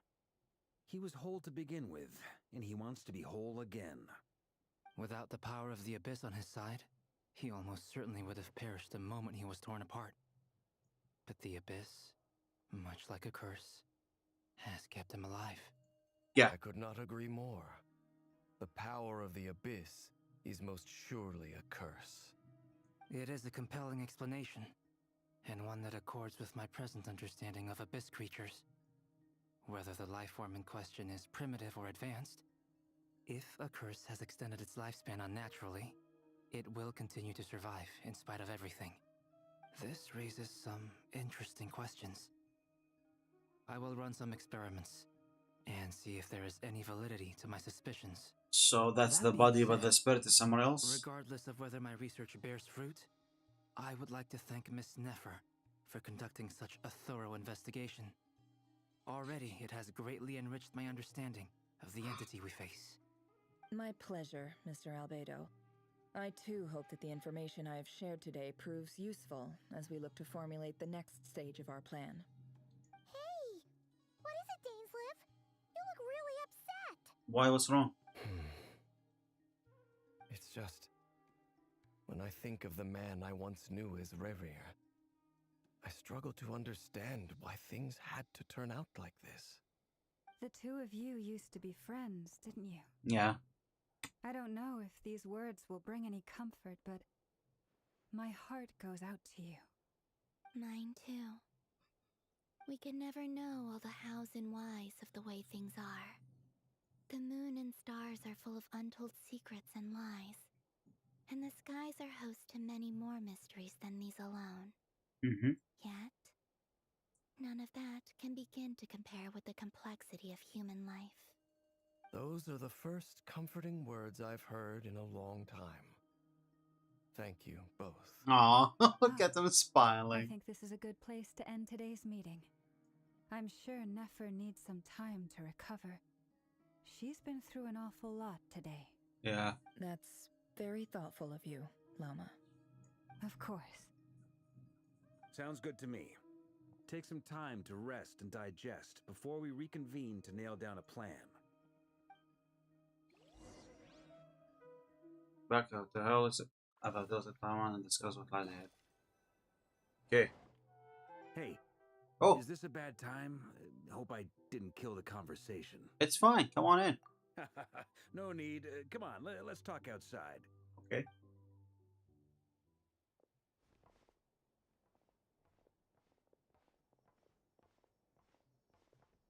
Anyway, Nefer went back to the curatorium to get some rest. Okay. But before she left, she shared some things with me that I thought you should be aware of. Okay. Firstly, although she managed to trap the Raker of Solnari inside her chess set, there's no guarantee that the power of the Ibis King is any match for one of the 5 sinners. Their powers are beyond our comprehension. It's only a matter of time before he finds a way to break out. We have to come up with a plan and take care of him before that happens. Okay. Honestly, my mom figured that might be the case. So, how long have we got? Well, I asked her that same question. She talked for a long time, but for the most part, it seemed like she was trying to convince me how precious her chess set is. What a long and storied history it has. It felt like some kind of sales pitch, you know? The kind where you end up handing over Mora against your will. Anyway, after all that, she finally answered the question. 2 days, at most. Oh. 2 days? Holy moly! Can we even recruit enough help in that time? That remains to be seen. Which brings me to the second issue. Dainsleif is obviously conflicted about this whole thing. But given how little time we have, there's no way we can pull this off without his help. You have some history with him, right? Do you think maybe you could talk to him for us? I'll see what I can do. Great. I appreciate it. All right, on to item 3. So, Albedo, Durin, and I put our heads together and came up with a plan. Can't promise it's gonna work yet, but at least it's a start. Okay. We figured we'd bounce the idea off you first. We'll explore it further once everyone's recovered. Please ask away. Oh, Paimon's dying to hear this. All right, so here's what we're thinking. Black text, white text on black cigar. In a hushed voice, Varka lays out the current plan. It's a shocking plan, but nothing can face the greatest traveler and trustiest travel guide in all of Tibet. It doesn't take you long to get behind it. We felt a little uneasy about roping you into this. I mean, firstly, you're not locals, and secondly, none of us are your boss. You're well within your rights to refuse if you so choose. Roping us in? Why would you even say that? We know the stakes here. It's all of us against the Rehur of Solnari, or none of us stand a chance. I choose my words very intentionally, I'll have you know. I like to think there's an art to striking a down-to-earth tone even when the stakes are through the roof. Sir Varka, He's I have talking. a few thoughts about this plan. I'm all ears. I think we can be more flexible with how the roles are allocated.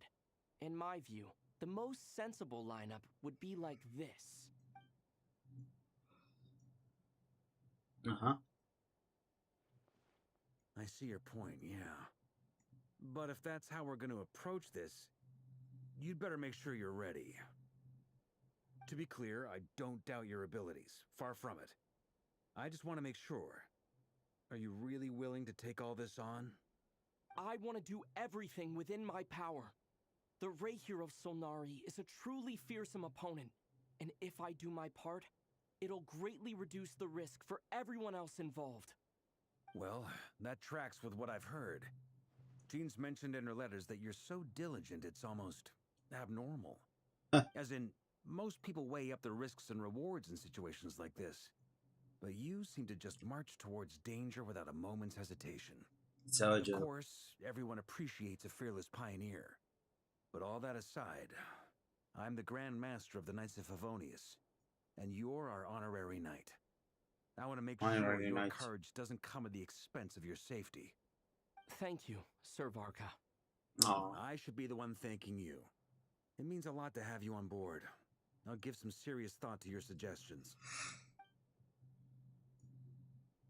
Varka gives a very nightly bow, and he says he'll see you at the hotel again later. He has errands for everyone. Arranges for everyone to meet and finalize the plan for action. In an effort to lighten the mood, he booked out the hotel for his meeting so you could all chat over drink. As the moon rises in the sky and Paimon leaves your room discussing whether Paimon has any other options than fruit juice. Everyone already waiting for you, they're chatting smackly, tired. It's for that you're not cry with someone to decide tonight. So many lives on stake. Okay, discuss the plan with everyone. Oh, wait.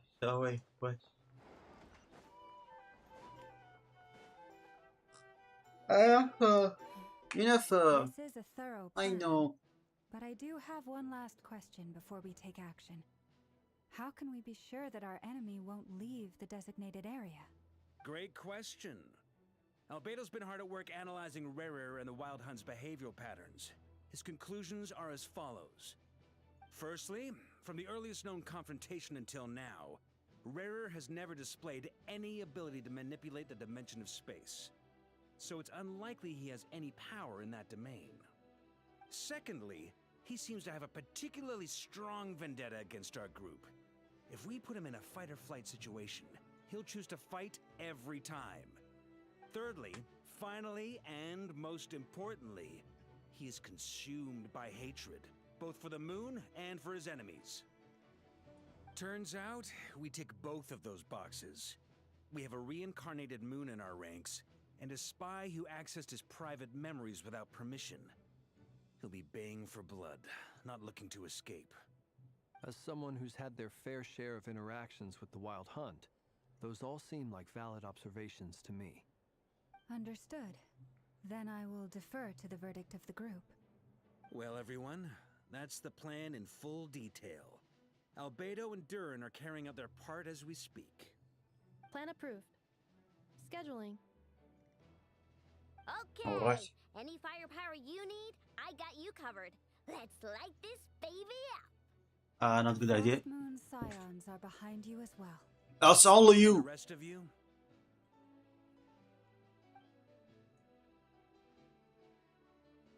No objections? Oh, even Dora is here.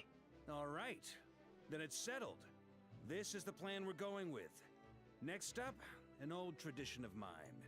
Anyone who wants to back out, now's your chance. Wait, we can still back out of this? Everyone says things they regret, right? I don't want anyone feeling trapped because their mouth said yes before their brain had time to think things through. A very people-first approach. I hear that's common practice in the Knights of Favonius. Heh. Who'd you hear it from? D-Luke? Shh. We don't use people's real names at work. This contact will be known only as Owl, please and thank you. Ow. This plan can only work if everyone does their part. Flint's and I will absolutely support it. We shall indeed. You'll be glad you accepted our help. Also, you are the last person I expected to see here, Miss Dory. It's not often I get called Dory in a work context. My peers usually call me Lord Sangamabe. So, the longer your name, the higher your net worth. Is that the idea here? In that case, Mr. Flint's here must be worth a fortune. That's right, I know your full name. It's... The walls are thin here. I'd appreciate you keeping that a secret. Okay, fine. I'm actually only here as a favor for someone else. Oh. Have any idea how much it would cost to hire me otherwise? Oh, does this mean someone out there actually has the power to boss Dory around? It most certainly does not. We have a long-standing and mutually beneficial business partnership. She's actually the mom of a friend of yours. Oh. Said mom supplied me Alice. with a great little trinket, but now that lady's ruined everything. If I don't start building a little goodwill now, my whole business in Notcry is gonna go down the drain! Okay. So what exactly is so special about this pendant? It's a lucky charm that a great mage made for me. We have a business relationship, and she was worried that something bad might happen to me. So, she wanted me to have something that can store power to protect myself with. I finally got it all fully charged up with Kuvaki, and then never went and used it all up at once! Never lost so big in my life! You're right. It was all my fault. I didn't mean to drain all the Kuvaki in the pendant, but I'll make it up to you. You will? Well, in that case, how about you give me your chess set, and we call it even? No. I knew you'd say that. Well, it's yours if you want it. In fact, take it now, and I'll even throw in a free regular Solnari. Deal? You're putting me in a difficult position here. It's a very useful thing to have around, but I have a funny feeling it won't be around much longer. I guess we'll see in a couple of days. Oh, it's gonna be destroyed. Looks like bankruptcy for me. Hey, don't be so pessimistic. See this through and you never know. You might find a new business opportunity on the other side. With action plan. Oh. Yeah, I'm decided to check and see how you say that.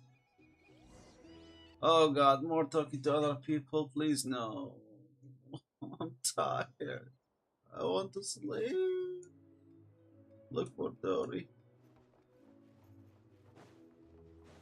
Dory. It's 4 in the morning. What's happening? Dory, how are things going? Feeling ready? Oh, I was born ready. We only have 2 days. You think Lord Sangamabe would let an opportunity like this slip by? Don't forget, when something's in high demand, the people with the goods on hand get to charge the highest price of all. Even higher than the sellers taking advance orders. Ta-da! See? It's right here. Huh? It's so pretty. Did you make it? Oh shit, did not read that, sorry. Supplier. We go way back, so he made me a very attractive offer. Aha! No wonder you were talking about lucky charms at the meeting. You've been getting Kave to make them for you. That's not the full story. It actually started a while back as a project between me and the Dendro Archon. Oh?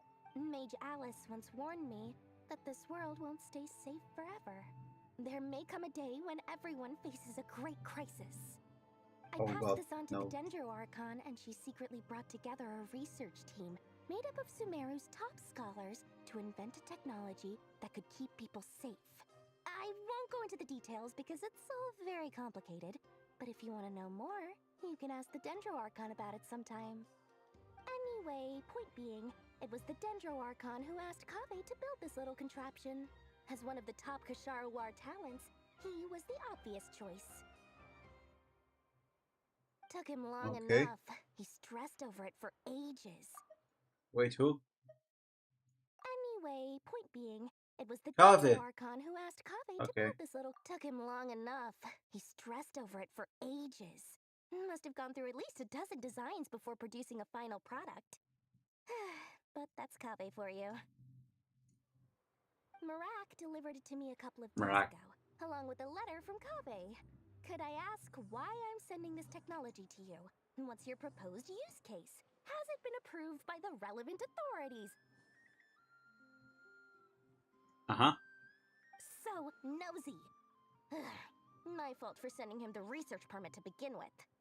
Surely Nahida must have told him you were involved in this project. He was probably just nervous because you're always so secretive about your business. Could be, could be. Anyway, I just replied, let's hope there never has to be a use case, because it would involve grave danger. Fair enough, but it sounds like he was just being cautious. He probably felt responsible as the one who made it. Or maybe he was asking as a favor for his housemate. He's done that before. Not sure why, though. His housemate doesn't seem to really care that much about this kind of stuff. Oh. Either way, all's well that ends well. I'm just glad to finally have my hands on the product. I wouldn't want to be without it, given the potential dangers that lie ahead. Free rail of Sonari. What does that look mean? Paimon's just super surprised. This must be the first time we've ever seen you actually get serious about something. This is not the Lord Sangamabe we used to. Well, a long time ago, I made a promise to myself. I promised that I was gonna live every day of my life with a big beaming smile. Obviously, Mora plays a big part in that. But there are always gonna be times in life when you have to give something back. That could mean paying back a debt, returning a favor, or showing some kindness. Alice has been a huge help to me over the years. She was the first investor I ever had. And I want my investors to know that Lord Sangamabe is the best in the business. And more than that, no one knows what the future will bring. Whatever happens, I want to make sure the Dendro Archon and all of Sumeru is prepared to face whatever comes. So back to the pendant. Oh, that? I was just making sure Nefer and I are square. Don't be thinking it was some sort of benevolent act. I'm no saint, so don't treat me like something I'm not. My priority is doing the business that I want to do, so long as my conscience lets me, but it usually does. That's the Lord Sangamabe business model. Alright, If you say so. If you say so. I do say so, and that's the whole point. I'm a businesswoman. Don't go trying to figure out what kind of person I am. You'll exhaust yourself. Much easier for everyone involved if you just take my word for it. Oh, and could you two help me get this stuff where it needs to be? Thanks so much. You're my favorite assistants. Just donate this like that. Wow. There's more? Enough, I'm tired. اطفال ايبيدو اندورن.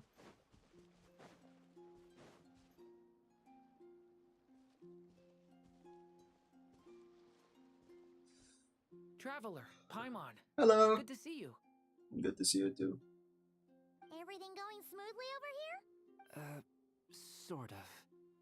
As you're probably aware, Varka, Durin, and I captured some abyssal creatures from the Wild Hunt. Per the plan, we dissected and analyzed some samples of these creatures. How? The process went very smoothly.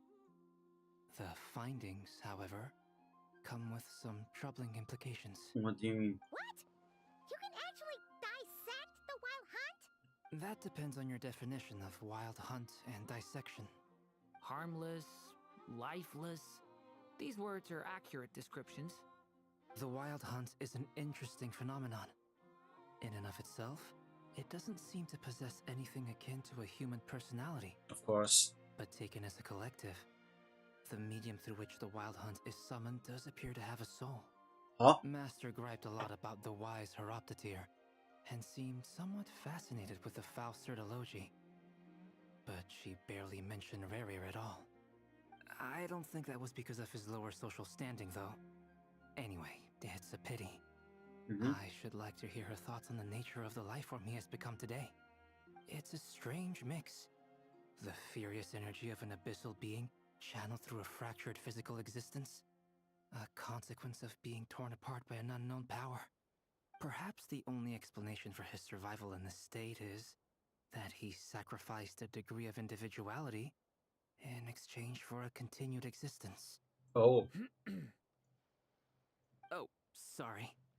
Once I get talking about interesting research, I have a tendency to go on indefinitely. Back to our research findings. Essentially, they confirm my hypothesis. Okay. Rerir's corpse is completely contaminated by the abyss. Well, of course. And the effects are irreversible.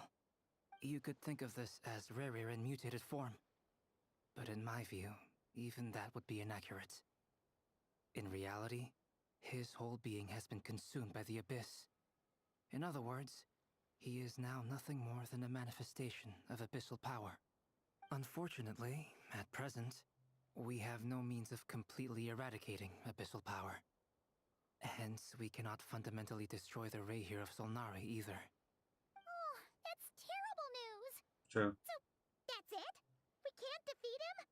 Not even if we get the power of the Three Moons? Miss Columbina's situation is a difficult one. She can never achieve wholeness when the world does not accept her presence. It's as if her creator banished her to a place she can never be accepted. It means she spends most of her energy just on her own survival. Given the circumstances, it's only natural to despair. But we must see this plan through to the end. Time to kick off the backup plan. Oh, Paimon almost forgot. This is for you. Barely keeping myself awake. Ah, how wonderful. Well, thank you for making the trip. I will be heading off shortly. I'm sorry I won't be there to protect you in person this time. Please be careful. We will. All right then. Stay safe. Thank you.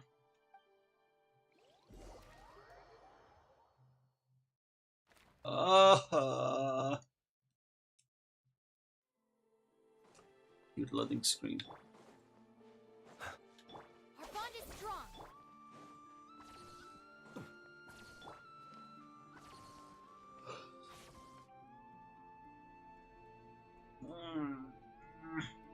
Miss Lauma, is everyone here? Yes. The fate of my flock is in your hands, Grandmaster Varka. My lady, what are you saying?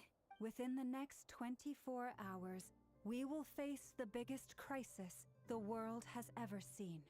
This is not a burden that we deserve to bear. But I believe that we reap what we sow in this life. So I intend to act. I must do what I think is right.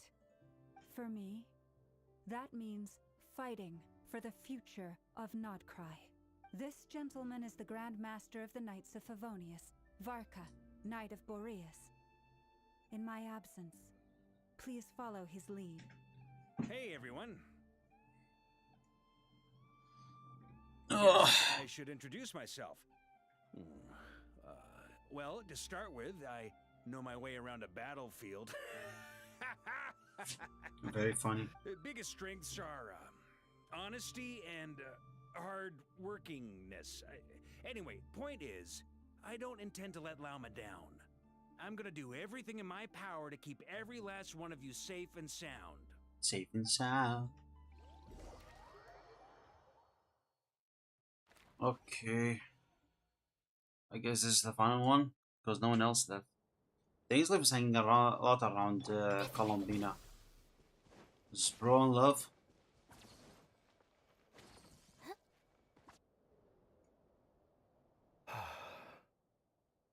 Something on your mind? Miss Columbina, was it? I believe that's how the others addressed you. That's right. Names are funny things. Have you always been called Dainsleif? Yes. I take it your own name has a more complicated history. Of course. I have a different relationship with names than other people. To be honest, I'm not even sure that Columbina is my name. At least, not in the same way that Dainsleif is yours. But it's what everyone calls me, and I go along with it. A lot of my life has been that way. I get so used to things that I forget to question why they are so. I never used to think much about where names come from, or what they mean to people. Maybe something's wrong with me. You're different from other people. I sensed it the first time we met. You're more perceptive than most. I'm sure your long life and rich range of experience explains that. Do you ever find yourself missing Conria, Mr. Dainsleif? No. Difficult to answer. I have dreamed of the past many, many times. Sometimes I'm fighting tooth and nail. Other times I'm lying on the ground, defeated. I don't recall any happy moments from that time. It has been too long. Is that because hatred survives longer than love and affection? Could be. That would not be for me to say. I make no excuses for the grudges I bear. But whatever the reason, I remember little that was beautiful or sentimental. Thank you for your help with the Rerir situation. Without your efforts, I never could have learned the hidden truth of his story. Oh. You're welcome. I know he's your friend. Friend? He betrayed me. And I never really understood what he was going through in life. Some friendship, that is. Okay. So, do you plan to fight him with us? Of course. You see, you're torn. Now you know what really happened. You see the things he's done in a new light. I need some time. Of course. I completely understand. Anyone else in your position would feel conflicted too. Actually, I went through something similar myself recently. Oh? Something happened that changed my perspective on a situation. A situation I took for granted at the time, but now I feel very grateful for it. What is that thing? You mean the Harbingers who still support you, even though you've left the Fatui? Yes. Oh. I always thought they were only helping me because Harbingers are forced to work together. But then I abandoned them. A warrant was even put out for my arrest. And even now, they still support me. Aww. Which means I was wrong about them all along. Clearly, they view you as a friend. I feel a little guilty now. I regret not seeing her help for what it was, and not treasuring it. I see the guilt that you're feeling now, because I feel it too. Hopefully, talking about it will do us both some good. Have you noticed that the Traveler and Paimon are over there? I think they've been listening. Huh. Shall we say hello?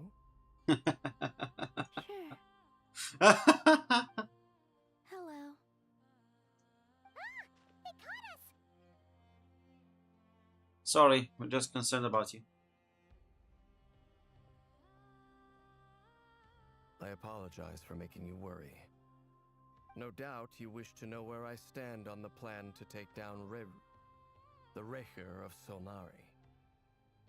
I'm afraid I need a little time, but I will seriously consider joining you. You will? Oh, thank you so much! Everyone will be so grateful to hear that!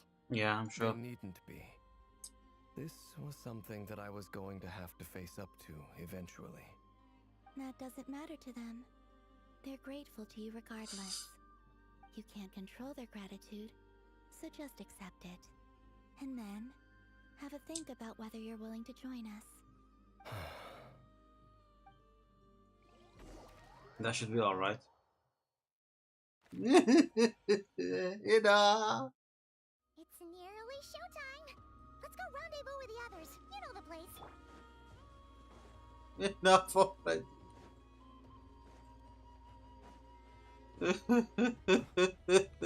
Enough.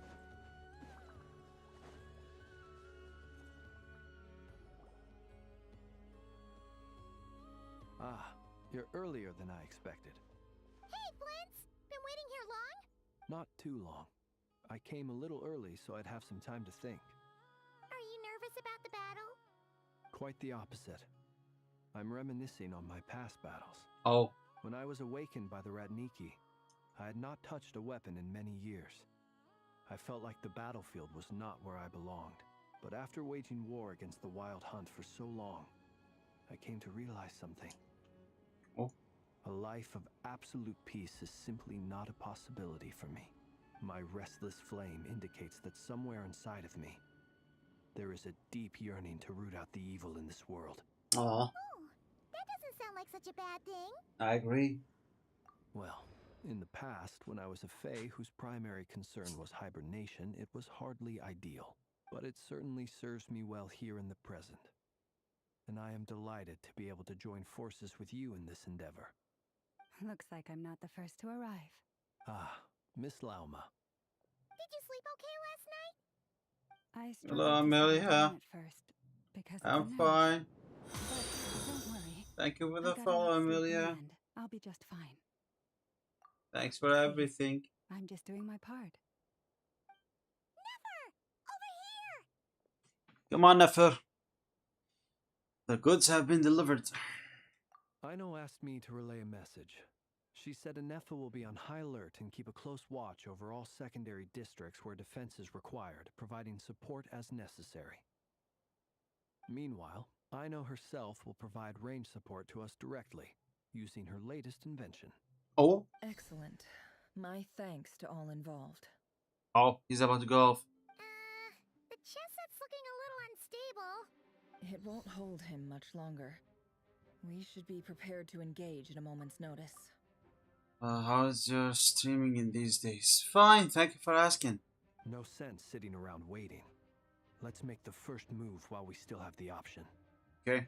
I agree. Paimon, find a safe hiding place. Got it! Oh, cutscene? Cutscene? I will. He's talking!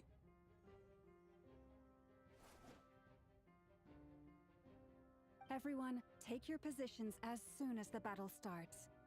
Okay. Every ounce of strength we have in our bones, let us bring to this fight. Alright. Ready? Let's go.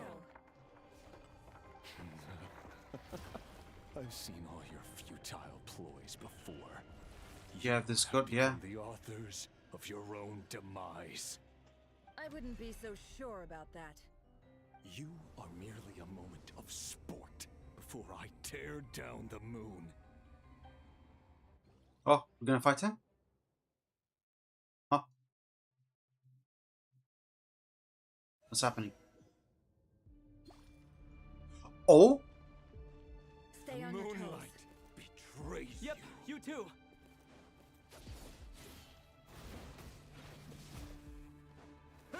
Water jet. Why hydro? I have Aino. Let me help you guys. Okay, Nefer. Oh no, let's not use Nefer. Oh my god, this is a very bad team. Protect us. Can't hide the truth. Time to come clean. It all adds up. Futile. Shame. Observe. Close your eyes. Observe. Steady now. Ow. So annoying. Go. Wow, we can teleport now. Nice. The moon hunts him down. The moon Can't hide the truth. betrays The mystery unravels. Branch into song. With one heart, we pray. He's so annoying, oh my god. Be silent. Observe. Do you fear the dark? Close your eyes.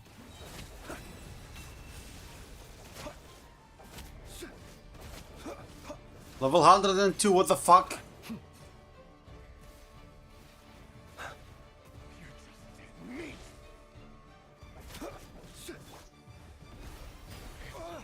futile. Observe. Close your eyes. To dust. It began with the moon, and so shall it end. The moon will protect you. Paulamaheim. Be silent. Close your eyes. Do you see now?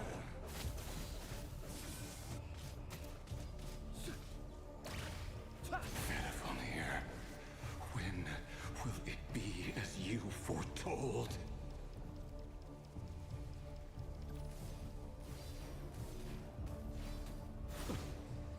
Oh. Come on, Flints.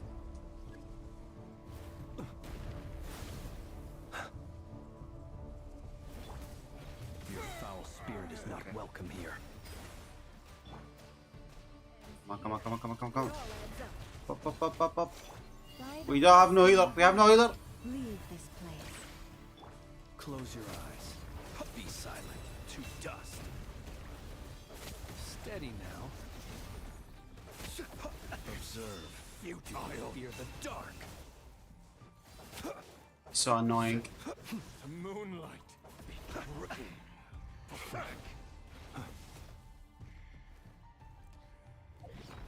I need to heal. Kindly share me your username of your Discord if you don't. Why?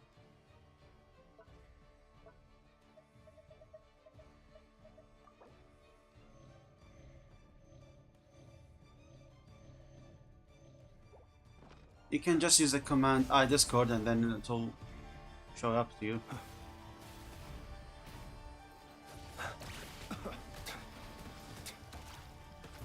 Be silent. Futile. Night falls. Steady now. Observe. Oh my god, what's wrong with the controls? Oh, we're at the edge of the.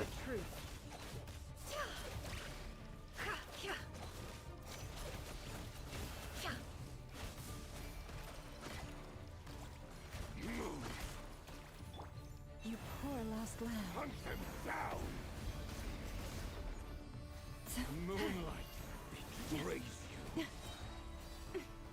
For the everlasting forest. Move. You're just dead meat. Close your eyes. To dust. Be silent. grave situation. Actually, that's about your channel. I'm not interested. Finished. Sorry. Go. The mystery unravels.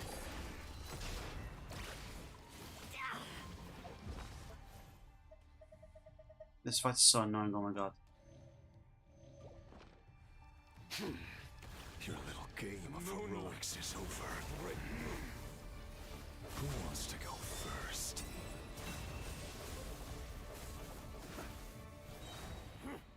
Defeat area scenario. Oh wait. Out of my sight! No, we've been separated. You okay? Now. Where are the others? Stuck outside the barrier. I guess he really doesn't like us. I told you before. Knowing too much is always a death sentence. Be careful what you wish for.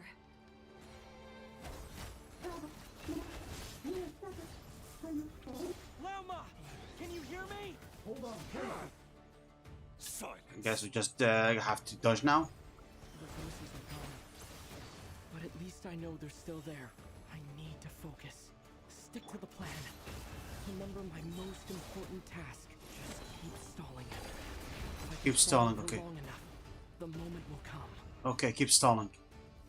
Run. Hide.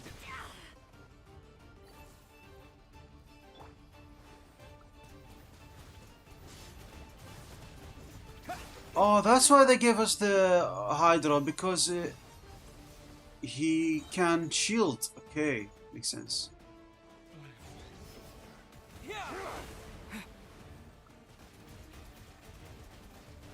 Water jet. Run. Hide. The mystery unravels.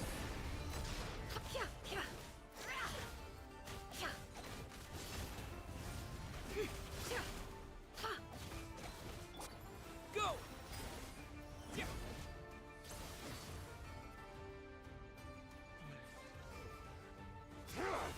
Hehehehe. Within. Oopa. Ow. Destroyed. Wipe out. Reborn.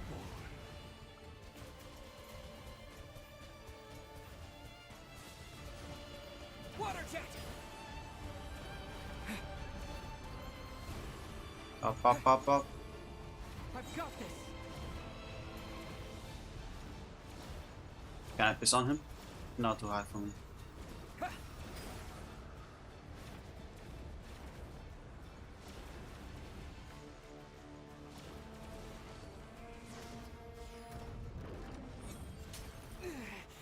The shield's broken.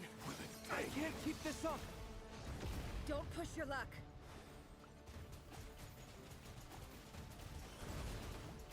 Water jet. Water jet. Yeah. Thanks. Look, Kuvaki. Kohenkis, I mean. Hide. Your death is within my Water grasp. jet. Oh, bitch. Bombs away. Okay, let's keep him with him.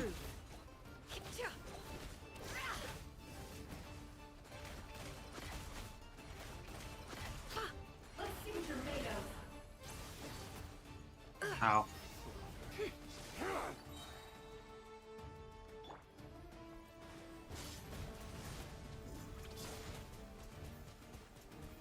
Stay still, please. Go. No, that's right, you know. That wasn't The nice. deception ends That hurt here. my feelings. No more lies.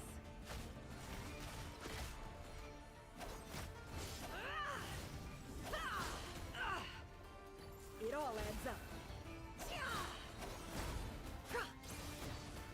Seek within.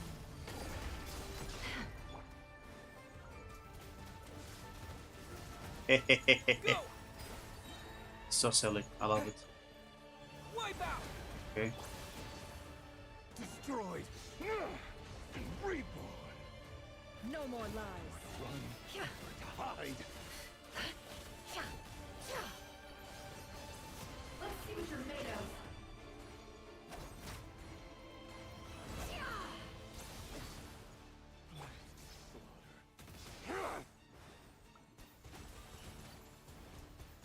Oh, come on.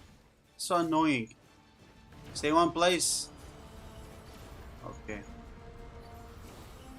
Curses. There's no other way.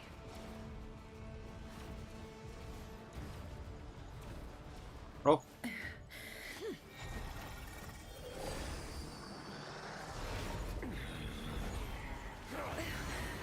Again?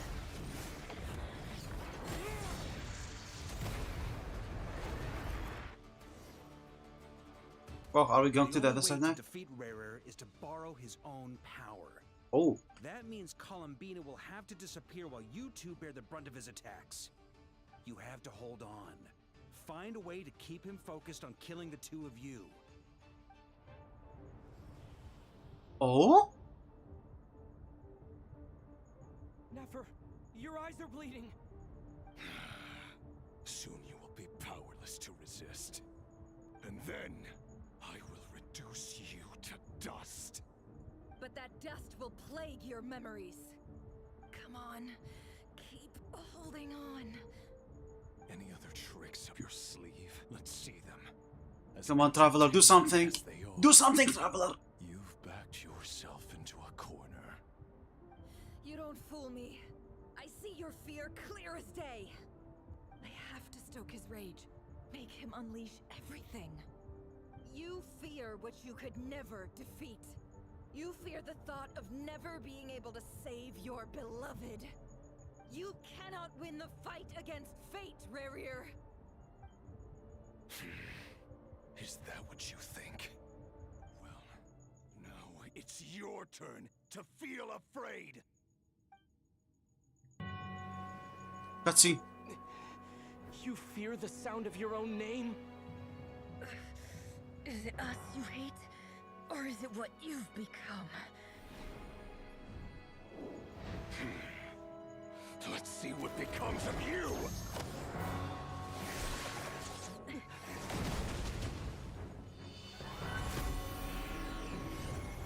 Oh.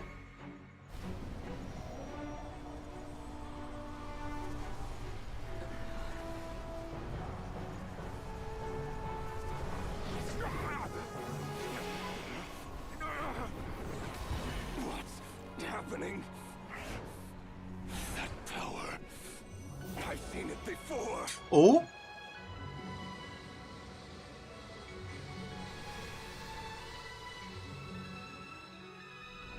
His power is on another level. We'll need to use an alchemical array to convert his power into a usable form.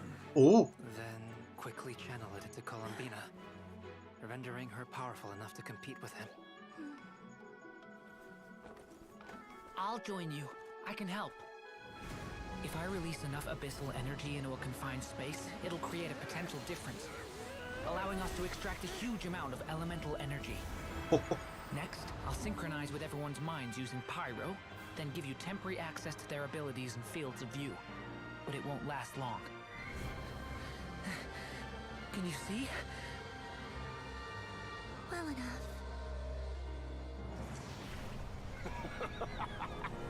So, we have a student of Gold Rhine-Daughter in our midst. How about that?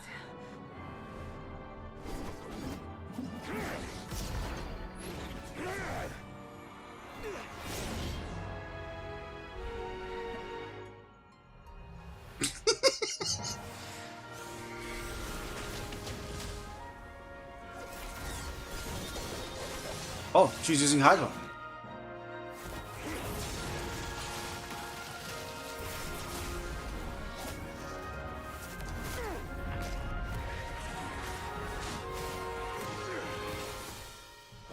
You use my own power against me? Yeah. Just like how you stole Kuvaki.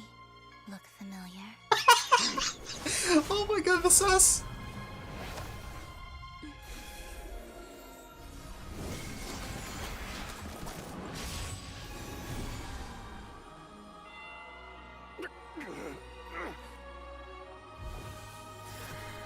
Come on.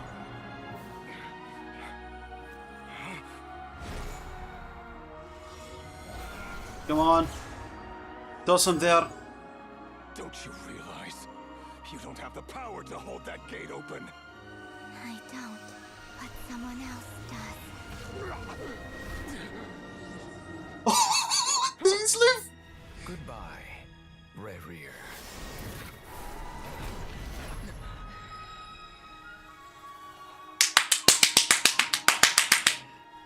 We won. Ooh!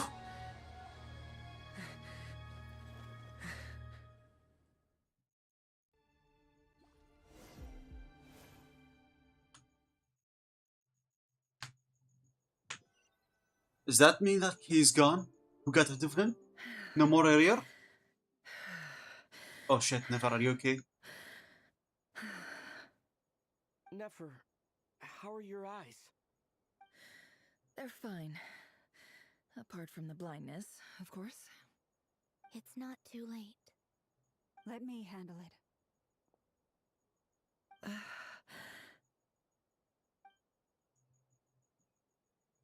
Oh no, this method again?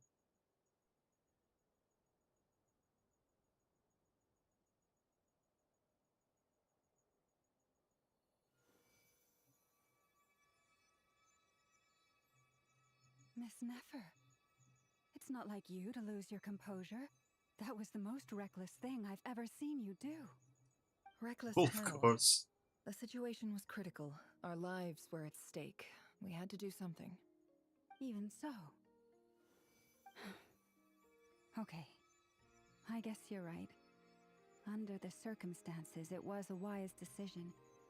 You traded your eyes for an incredible victory. Does that mean she's In blind? business terms, I suppose that's a huge return on investment. I'd be hard-pressed to argue otherwise.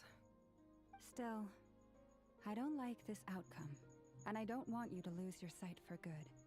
People suffer when they make sacrifices they shouldn't have to make, whether that means faith, strength, or in this case, your ability to even see. I had hoped you could win without sacrificing so much as a single hair on your head. Thank you. Really. All done. You can open your eyes now? Don't try and open your eyes just yet. Oh, okay. We'll see how you're doing in a couple of days. Until then, please follow your recovery plan to the letter. She's I'll send supposed to full know. details through Yehoda. For now, just get yourself home, relax, and rest. My dear friends, we have fought bravely and achieved a spectacular victory. A dark cloud has been lifted from the skies of Nodcry. All in this land will be grateful for what you have done. Kinda what Colombina did is remind me of a meme. You can't defeat me, or I can, but he does.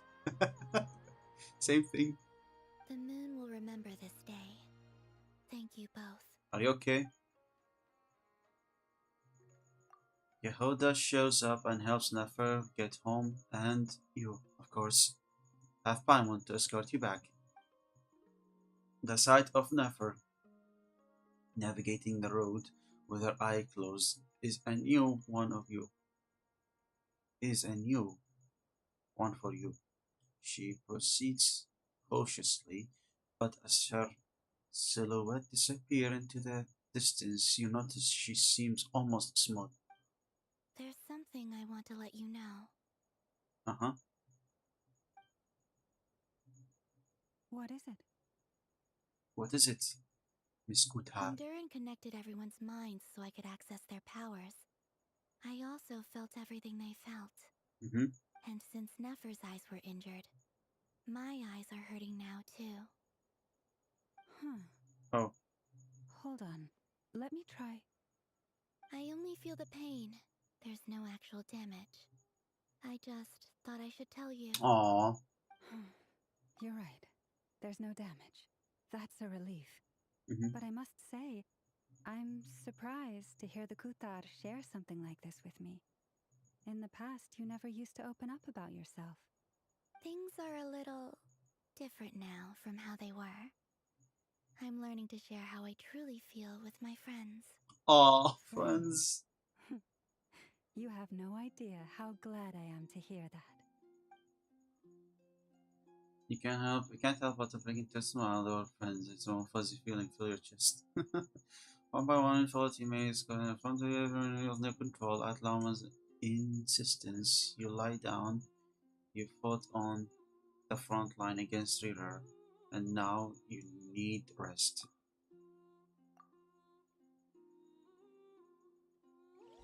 Ah, Lama, she cared for everyone. What about Lama? Who cares for her? Well, he's sleeping. Yay! You're awake! Oh god, I look How at you you some sleep feeling? now. Any aches and pains? Did you sleep well? I'm doing all right, Yeah. Paimon. He's No need to speaking! worry about me. Phew. Well, that's good.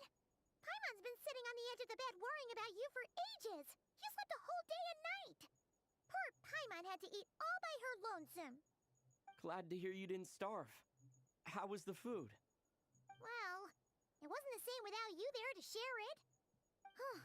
Honestly, Paimon just can't relax when you're not your usual self. She couldn't enjoy the food and settle down to sleep. Well, I'm back to normal now.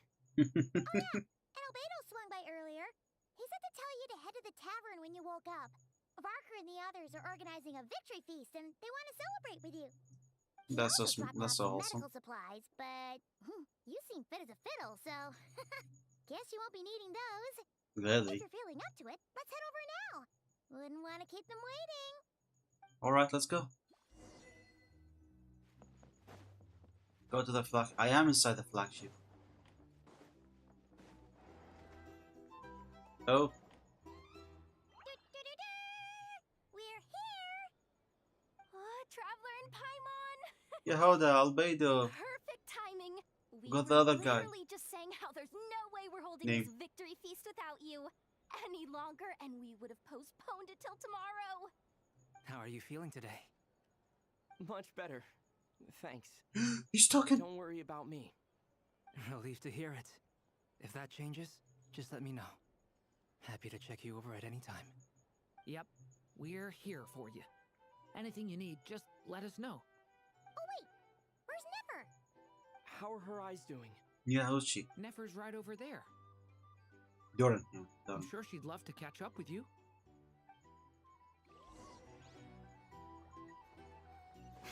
Nefer, how's your eyes? Traveler, Paimon, are you recovering well? Much better. Thanks to a good rest. You're looking well. Turns You. out that moon chanter has some real talent after all. My eyes were mostly recovered after just a couple days rest. I can actually open them again now. Yeah, but you gotta be careful. Lauma says not to strain your eyes while they're still healing. Yes, thank you. I'm well aware. Yehoda, could I borrow you for a moment? I could do with an extra pair of hands. Oh, sure. Coming.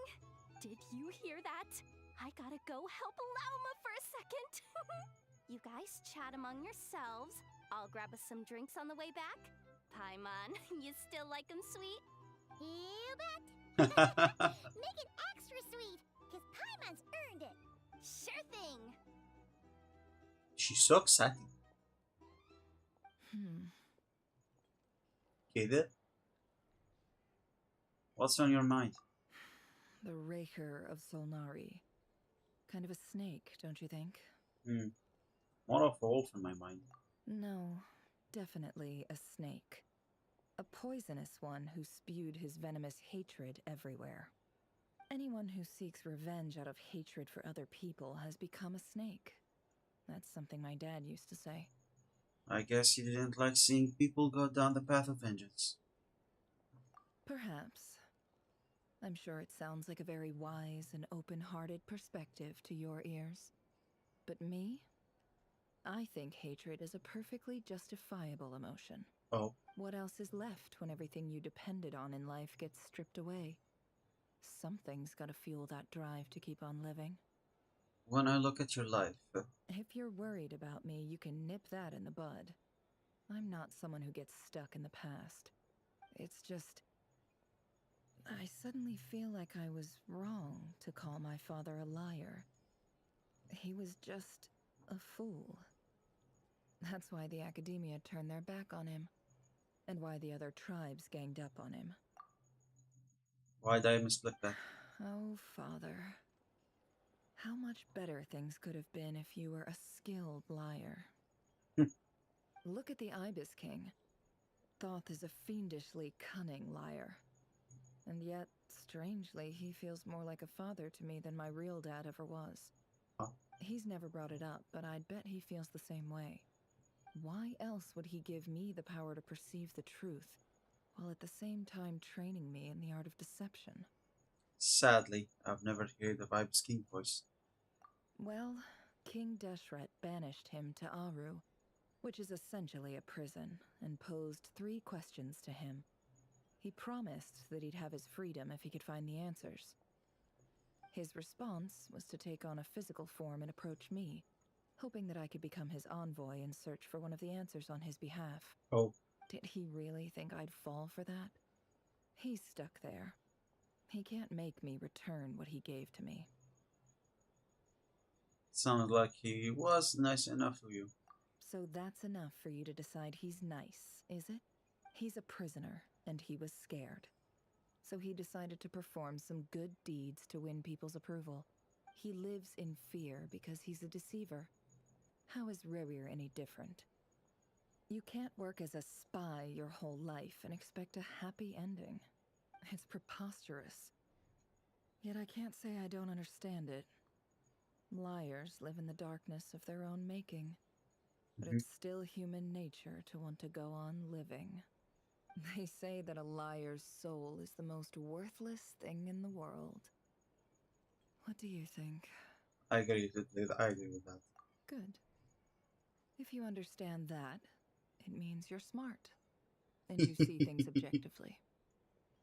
If you ask me, the soul of a liar really is worth nothing, because all they care about is themselves. For example, when something good falls into my lap, I don't go sharing the news around. Stops other people trying to steal it from me.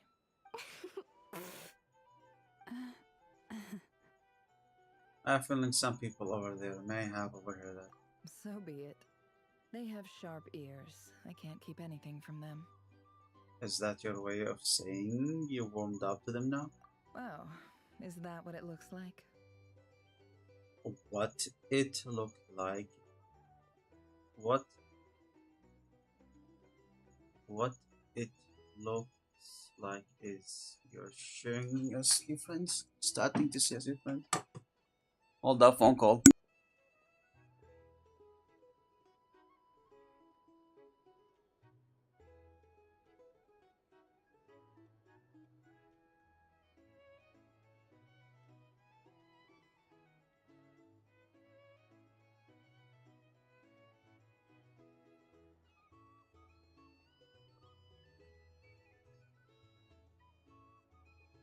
Alright, I'm back. Let's finish this. Well, you all know my past now, and I can't simply eliminate everyone who knows too much. So I guess I just have to put up with you, for the foreseeable future at least. When you find yourself in a situation you can't control, the safest play is to keep calm and start monitoring everyone involved like a hawk. In the intelligence world, you need to have a sense of perspective and play your hand accordingly. Oh, If you understand what's at stake, please ensure my secret is safe with you. I trust you'll respect my wishes as a friend. But don't forget, I will also be watching you like a hawk. Sure. Very good. Couldn't the voice actor just say sure? Now that the panic's over and we've all calmed down, Paimon suddenly remembered something. What is it? After all that build-up, our mystery ally never showed up even once. An elegy for a faded moonlight. Noise coming from windows. Huh? Am I imagining things? Huh?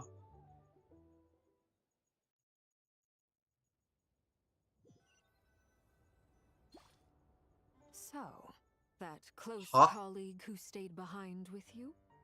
What's he been up to recently? Don't know, don't care. I get more normal human interaction from hanging out with Bosco 2 than him. Although, now you mention it, he hasn't bothered me in a while. I wonder if... If he's disappeared without a trace, it's the biggest gift he ever gave to the world. But I somehow doubt that's what's going on. He won't lie low forever. So we'd better stay on guard. Huh? What?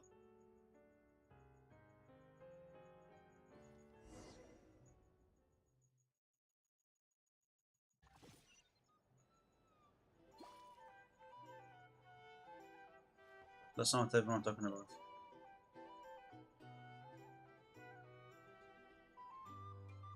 Ah, Lord Sangama Bay.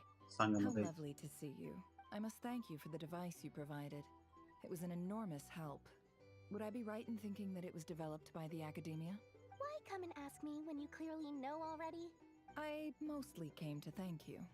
That's more like it. A little gratitude goes a long way with Lord Sangama Bay. Play your cards right, and you might even stand a chance of becoming my long-term supplier. The chance to work with such a kind and charitable investor as yourself would be a great honor for the Curatorium. Huh? Charitable? Who said anything about charity? First time hearing about it. Let's see. The first plot of land you purchased in Nodcry, your desert interests, and... Stop! What do you think you're doing? Exposing my investment history! It's nothing to hide from. They're all perfectly legitimate investments. And some of the land you purchased was with the intent of building a sanctuary? Yes, I heard about that too. Huh? How did you... You're a curious case, Lord Sangama Bay. You don't like people finding out about your good deeds, do you? But I'm afraid no matter how hard you try to keep things under wraps, where there's a will, there's a way. You did it for Sumeru, didn't you? It was empty land that was gonna go to waste otherwise. I figured if I built something there, it might at least get some use in an emergency. No. Disasters are capricious things. They strike without any warning. I've lost family to a disaster before, and I don't want to lose any friends or business partners if I can help it. My elder sister used to dream of finding a sanctuary. Somewhere with plenty of food, water, and medicine. Where everyone could live happy lives. It was something I looked into, but after discussing things with the Dendro Archon, I decided on a more effective strategy. Oh. The tech people handled the tech, and Moneybags provided the Mora. It just made the most sense. It's a pity that so few people know the truth about you. Everyone says that you view everything in terms of Mora, and all you care about is growing your own wealth. So, what's the problem with that? Everyone wants to be rich. It's human nature. So yes, I love Mora, and it's nothing to be ashamed of. But surely you have dreams of your own beyond just making Mora. You don't get it, do you? My dream is to invest in other people's dreams. And, you know, make a nice little slice for myself along the way. Just thinking about it makes me happy. That sweet, sweet sound of Mora. Thank you. For the device? And the pendant. Oh, that. I was just returning a favor. Don't worry about it. Seems like we've both been away from home for a very long time. Oh, yeah, they both went to Mero. So long that I barely remember what my family even looked like. That would be your mother, father, and sister? Yeah, though it's been years since my sister passed away. It's not like I want to forget them, obviously, but memory can be even more ruthless than the most calculating business person. Beyond a certain point, if something isn't helping you, it just gets rid of it. Oh. My sister can't help me now. Slowly but surely, her face is fading from my mind's eye. It's become a vague impression. Not everything will fade. When loved ones pass away, the beautiful memories are the ones that last the longest. Yeah, that's true. If you ask me, that's the one silver lining in all of it. Well, that, plus, I'm sure that life is much better now than it was back then.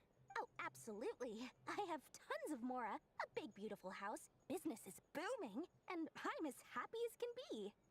You've got a lot going for you too. Boss of the Curatorium of Secrets? I'm sure there's plenty of Mora to be made in that line of work. I appreciate the vote of confidence.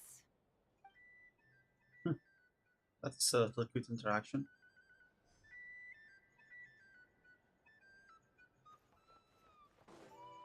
Oh, Barca. How have you been holding up? Any adverse reactions? If you start to take a turn for the worse, make sure you tell me right away. You don't need to worry about me, Grandmaster. I'm fine. I mean, I barely did anything, so... What? You're too humble, young man. You played an indispensable role in the battle for Nodcry. We can't thank you enough for your support. Sometimes, when people praise you, it's because you deserve it. The best thing is to accept it calmly and with grace. It's important to learn how to respond to words of admiration. Let's do a quick demonstration. Albedo, that was an incredible feat of alchemy. The pressure was on, but you worked flawlessly at lightning speed to get the job done. Yeah. Thank you. I can't take all the credit, though. Durin played a big part in forming the alchemical array. See? Did you catch that? A masterclass in how to take a compliment. Okay, yeah. I did work pretty hard to help prepare for the battle. No point denying that. Second. Hey, you guys!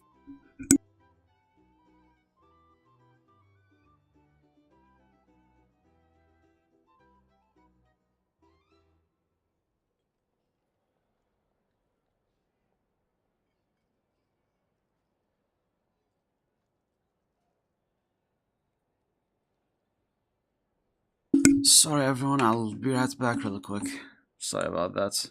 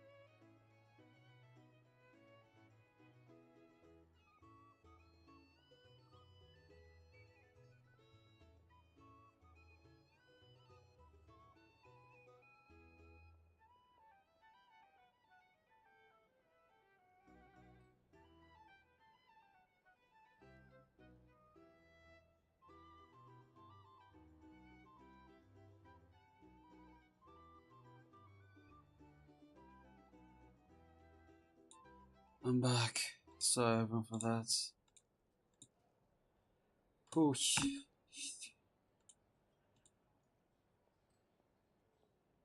Study. Okay. No. No. No back to Genshin. Okay, go and do stuff. Hey, look who's bounced back. Looking good, traveler. Seems like you've recovered. You won't need to take any more medication.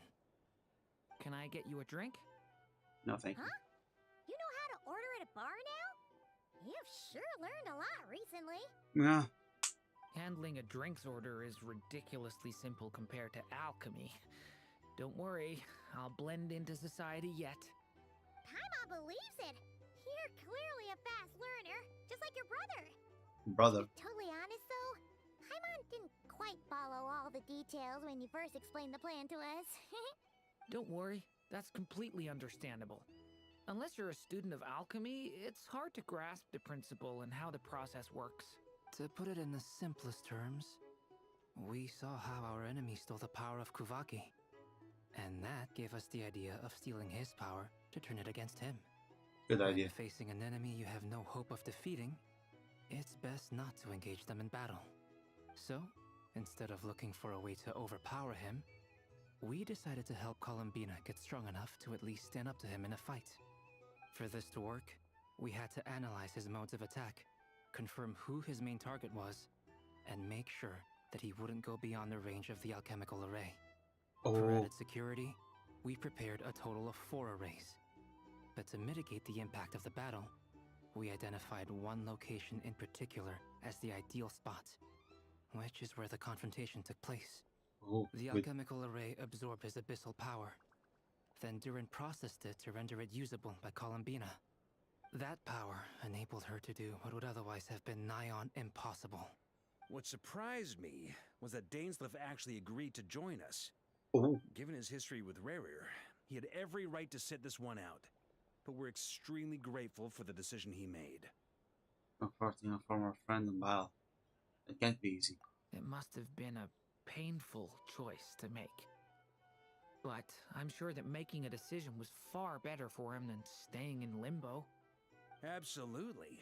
He was torn between 2 paths, but in the end, he made his choice and stuck to it resolutely. He doesn't strike me as the sort of person who'd stay trapped in limbo for long.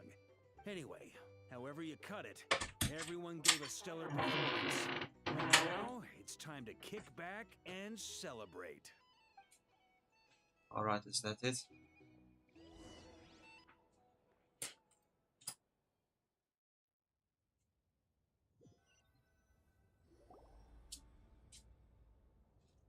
That's the only reason you're here. Yes. Oh. I've thought a lot about it. And I've realized that you, me, and Arlecchino should be friends. I think this is very important. So I felt I had to come and tell you. Well, this is a new one. I'm so moved. I can't even hold my teacup. If that's all, you can leave now. Do you not want to be friends with me? Or is it that you prefer being co-workers? What is this, Columbina? Are you deliberately testing my patience threshold? Right now, my politeness module is active. But if you say another word, I swear I'll shut it down. If your politeness module was active, wouldn't you say the word please at some point? Polonia, please see Lady Columbina to the door. Will you Okay, still that was invite funny. me to your next She has tea party? probably good sass. What? Yes, I think you will. Bye-bye, dear Sandrone.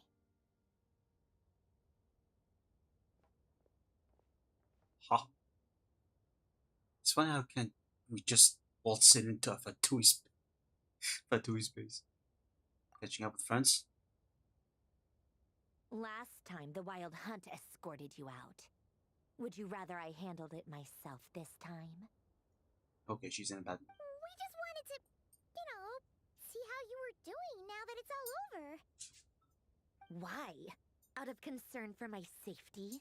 I hope you didn't seriously think that the Rahier of Solnari would be able to lay so much as a finger upon me, given how prepared I was. Mostly because you kind of helped us out, so check you were okay. Looks like all your robots are fixed, huh? I spy books and teacups on the table.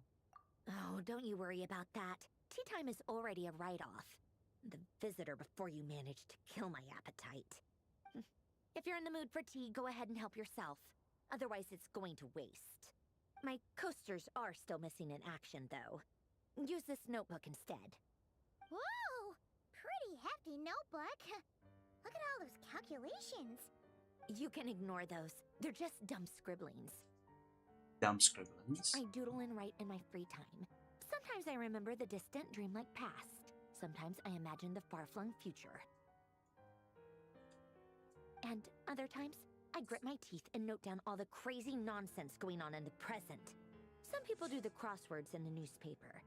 This is my equivalent of that. Trying to predict the future is like daydreaming. And writing about the present just makes me furious. The past is my favorite.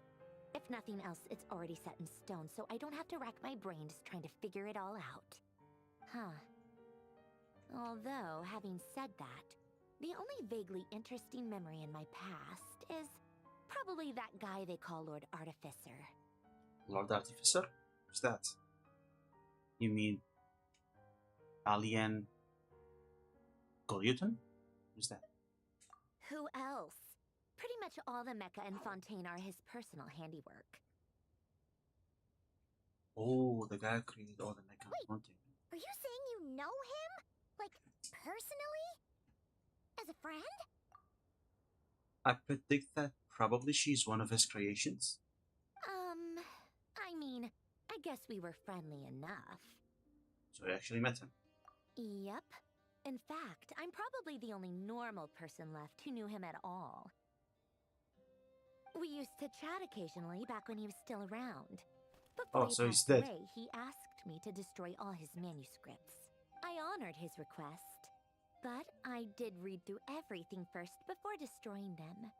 I mean, I couldn't let the genius of Lord Artificer Alain Guillotin disappear like that. Would have been such a waste. So, that's where the formulas in your notebook are from? I just told you. Those are my equivalent of crossword puzzles. They're just dumb formulas that I solve for fun when I'm bored. Alain's work was like epic poetry.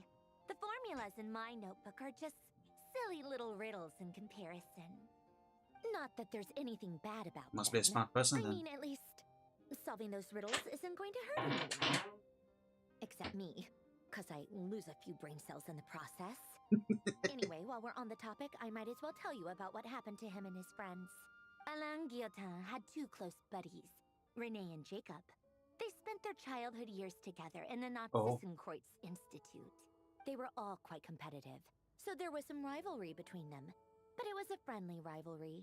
But beneath the friendship and the rivalry ran something deeper, a sense of nostalgia for the past. Unfortunately, childhood would end. The prophecy would come true. The apocalypse would arrive, and the future would never be. A mad dream that would normally only capture the minds of lunatics begin to take root in their hearts. A dream of saving the world. And if Renee and Alain had been people of lesser wits, that dream would probably have ended up as something for them to joke about in their older years. Older years? But alas, they were some of the sharpest minds around. They nurtured that dream with the full power of their intellect, and it grew into something that ate away at their souls. The first of them to fall under its spell was Renee. Against Alain's wishes, he persisted in experimenting on a mutual friend of theirs to try and save their life. Alain did not approve and parted ways with Renee. It's complicated. Alain wanted to believe that Renee only did what he did for the sake of their friendship. But when he told me about what happened, I could tell he still had some suspicions about Renee's motives. Perhaps the seed that would grow into a nightmare had already sprouted in Renee's mind. Even then, the next time they met, Renee's soul had been completely engulfed by the dream of salvation. His futile attempt to change the tide of fate only resulted in a wave that swallowed up the world, even before the apocalypse came. Wait, what does that mean? And although that wave died down eventually, I hear that it just recently came back with a vengeance. As I Oh. understand, Renee wanted to live out his dream of salvation once more. But I'm told that the attempted resurgence finally died out for good. At long last, Renee awoke from his deluded dream. Though of course by then it was far too late. What do you think of Renee? Do you admire his transcendent genius? His view that any price was worth paying to achieve the lofty goal of saving the world? Saving the Or world. do you despise him? Dismiss him as an evil madman who wrought havoc on the lives of everyone around him as he pursued his delusional dream. Same difference, really. Just a matter of perspective. I don't know. What a cop-out. But I suspect you'd have a more incisive and insightful answer if we dug into it further. What about you? What's your take on Renee? I don't like fanatics who give up their whole lives for their ideology. Nor do I like fools who let their delusion... Oh, sorry. Delusions take control. Maybe I could understand if Renee had just been an ordinary person. But he had a sage-like intellect. And still managed to get himself lost in the labyrinth of his own desires. Anyway, that's enough about Renee. Now, moving on to Alain Guillotin, the Lord Artificer. Oh god, there's more. He managed to put a stop to the first storm whipped up by Renee. But after that, Alain lost his friends and family. To his credit, I suppose, the loss of his family and friends was purely a tragic accident. It's not like Alain sacrificed them for his cause or anything. After that, the only thing supporting his work was the same dream that had dragged his closest friend down to the abyss. Oh. But although the desire to save Fontaine drove him to found the Fontaine Research Institute, Alain continued to reject any form of transcendental knowledge or power. He was suspicious and fearful of it, having seen the way it had affected his closest friend. Transcendental I power? think that formulas and machines derived solely from human intellect were the only thing that gave him a sense of spiritual comfort. Yet Alain's intellect was simply too great. It barely left him space to breathe in his lifetime. Once he realized that the end of his life was approaching, he finally accepted the truth. The Nazissenkreuz Institute needed someone, and a human being, to see its story through to the end. Oh? He quit working on his formulas, trading them in for the fairy tales that had played such a formative role in his childhood, but which he barely touched in his adult life.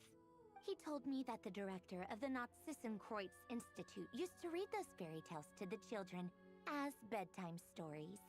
Apparently, they worked wonders at sending kids off to sleep. Oh. I think that all he wanted at that time in his life was to be able to sleep deeply without being plagued by depression. By that point, nothing else really mattered. At the very end, he laid down to rest in the ruins of the former Nazissenkreuz Institute orphanage, while the Fontaine Research Institute he had founded continued tirelessly with its work. Many years after that, tensions over competing dreams would once again cause a rift. Oh. This time between members of the Fontaine Research Institute. I'll have more but friends. The actions of those fools had nothing at all to do with Alain.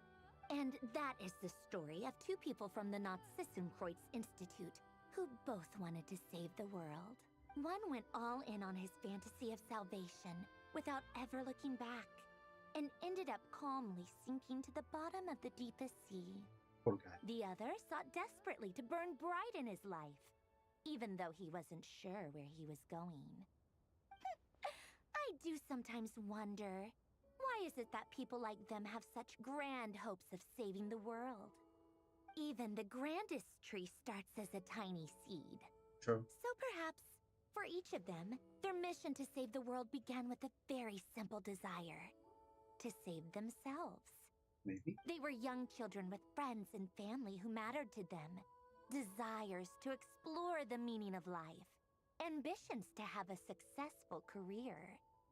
They didn't want to see all of that taken away in one fell swoop. Or maybe they just wanted to find something to anchor themselves within the chaos, to stop them getting quietly swept away by the storms of life. But instead, the search for their own salvation took them down the rocky road laid out by fate. Fate. Do you think the desire to save oneself is enough of a justification to try and save the world? Do you think the desire to save oneself is enough justification to try and save the world? And desire to save oneself? No. Sensible answer. Glad to know you've got your head screwed on straight. Alain would disagree, though. I asked him the same question back when he was in his prime, putting all of his energy into his work. Yes, it's enough. No elaboration, just a quick, short answer before getting right back to his work. He was always that way. Oh. All right, tea time's over. I owe Arlecchino a favor for telling me these stories. I'll have to bring a whole sack of gifts the next time I visit the House of the Hearth. Oh. I'm gonna go tinker with Polonia now. You guys can do whatever you want, as long as it doesn't involve interrupting me. Polonia, exit hibernation mode. Exit Begin hibernation mode. diagnostics. Okay, is the quest finally over? Please, it's been almost 5 hours. Quest completed. About damn time. Wrong option. Where's the guy again? Okay, quest over. A new weekly boss fight, I assume? No new. Okay, I thought it was a new weekly boss fight. Okay, seems that none of this is happening. Anyway, he's gone for good. Overview. Thank you.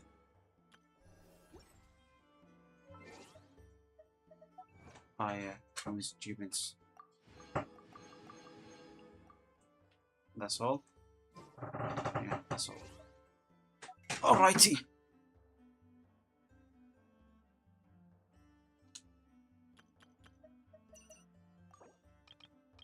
Now, how much do we have? 109 wishes. Nice. Slowly making our way up there. Alrighty. Oh, my legs. The criteria for certificate exams are straightforward enough. Okay, now let's see. Anyone? Nah, I don't care. I'm gonna end it here. Thank you all for coming to this stream. It was really fun spending time with you all. But I'll end it here. Next stream, we don't know, about our best to stream as much as we could. So wonderful people, till the next time. Please stay safe, stay healthy, and see you soon. Later.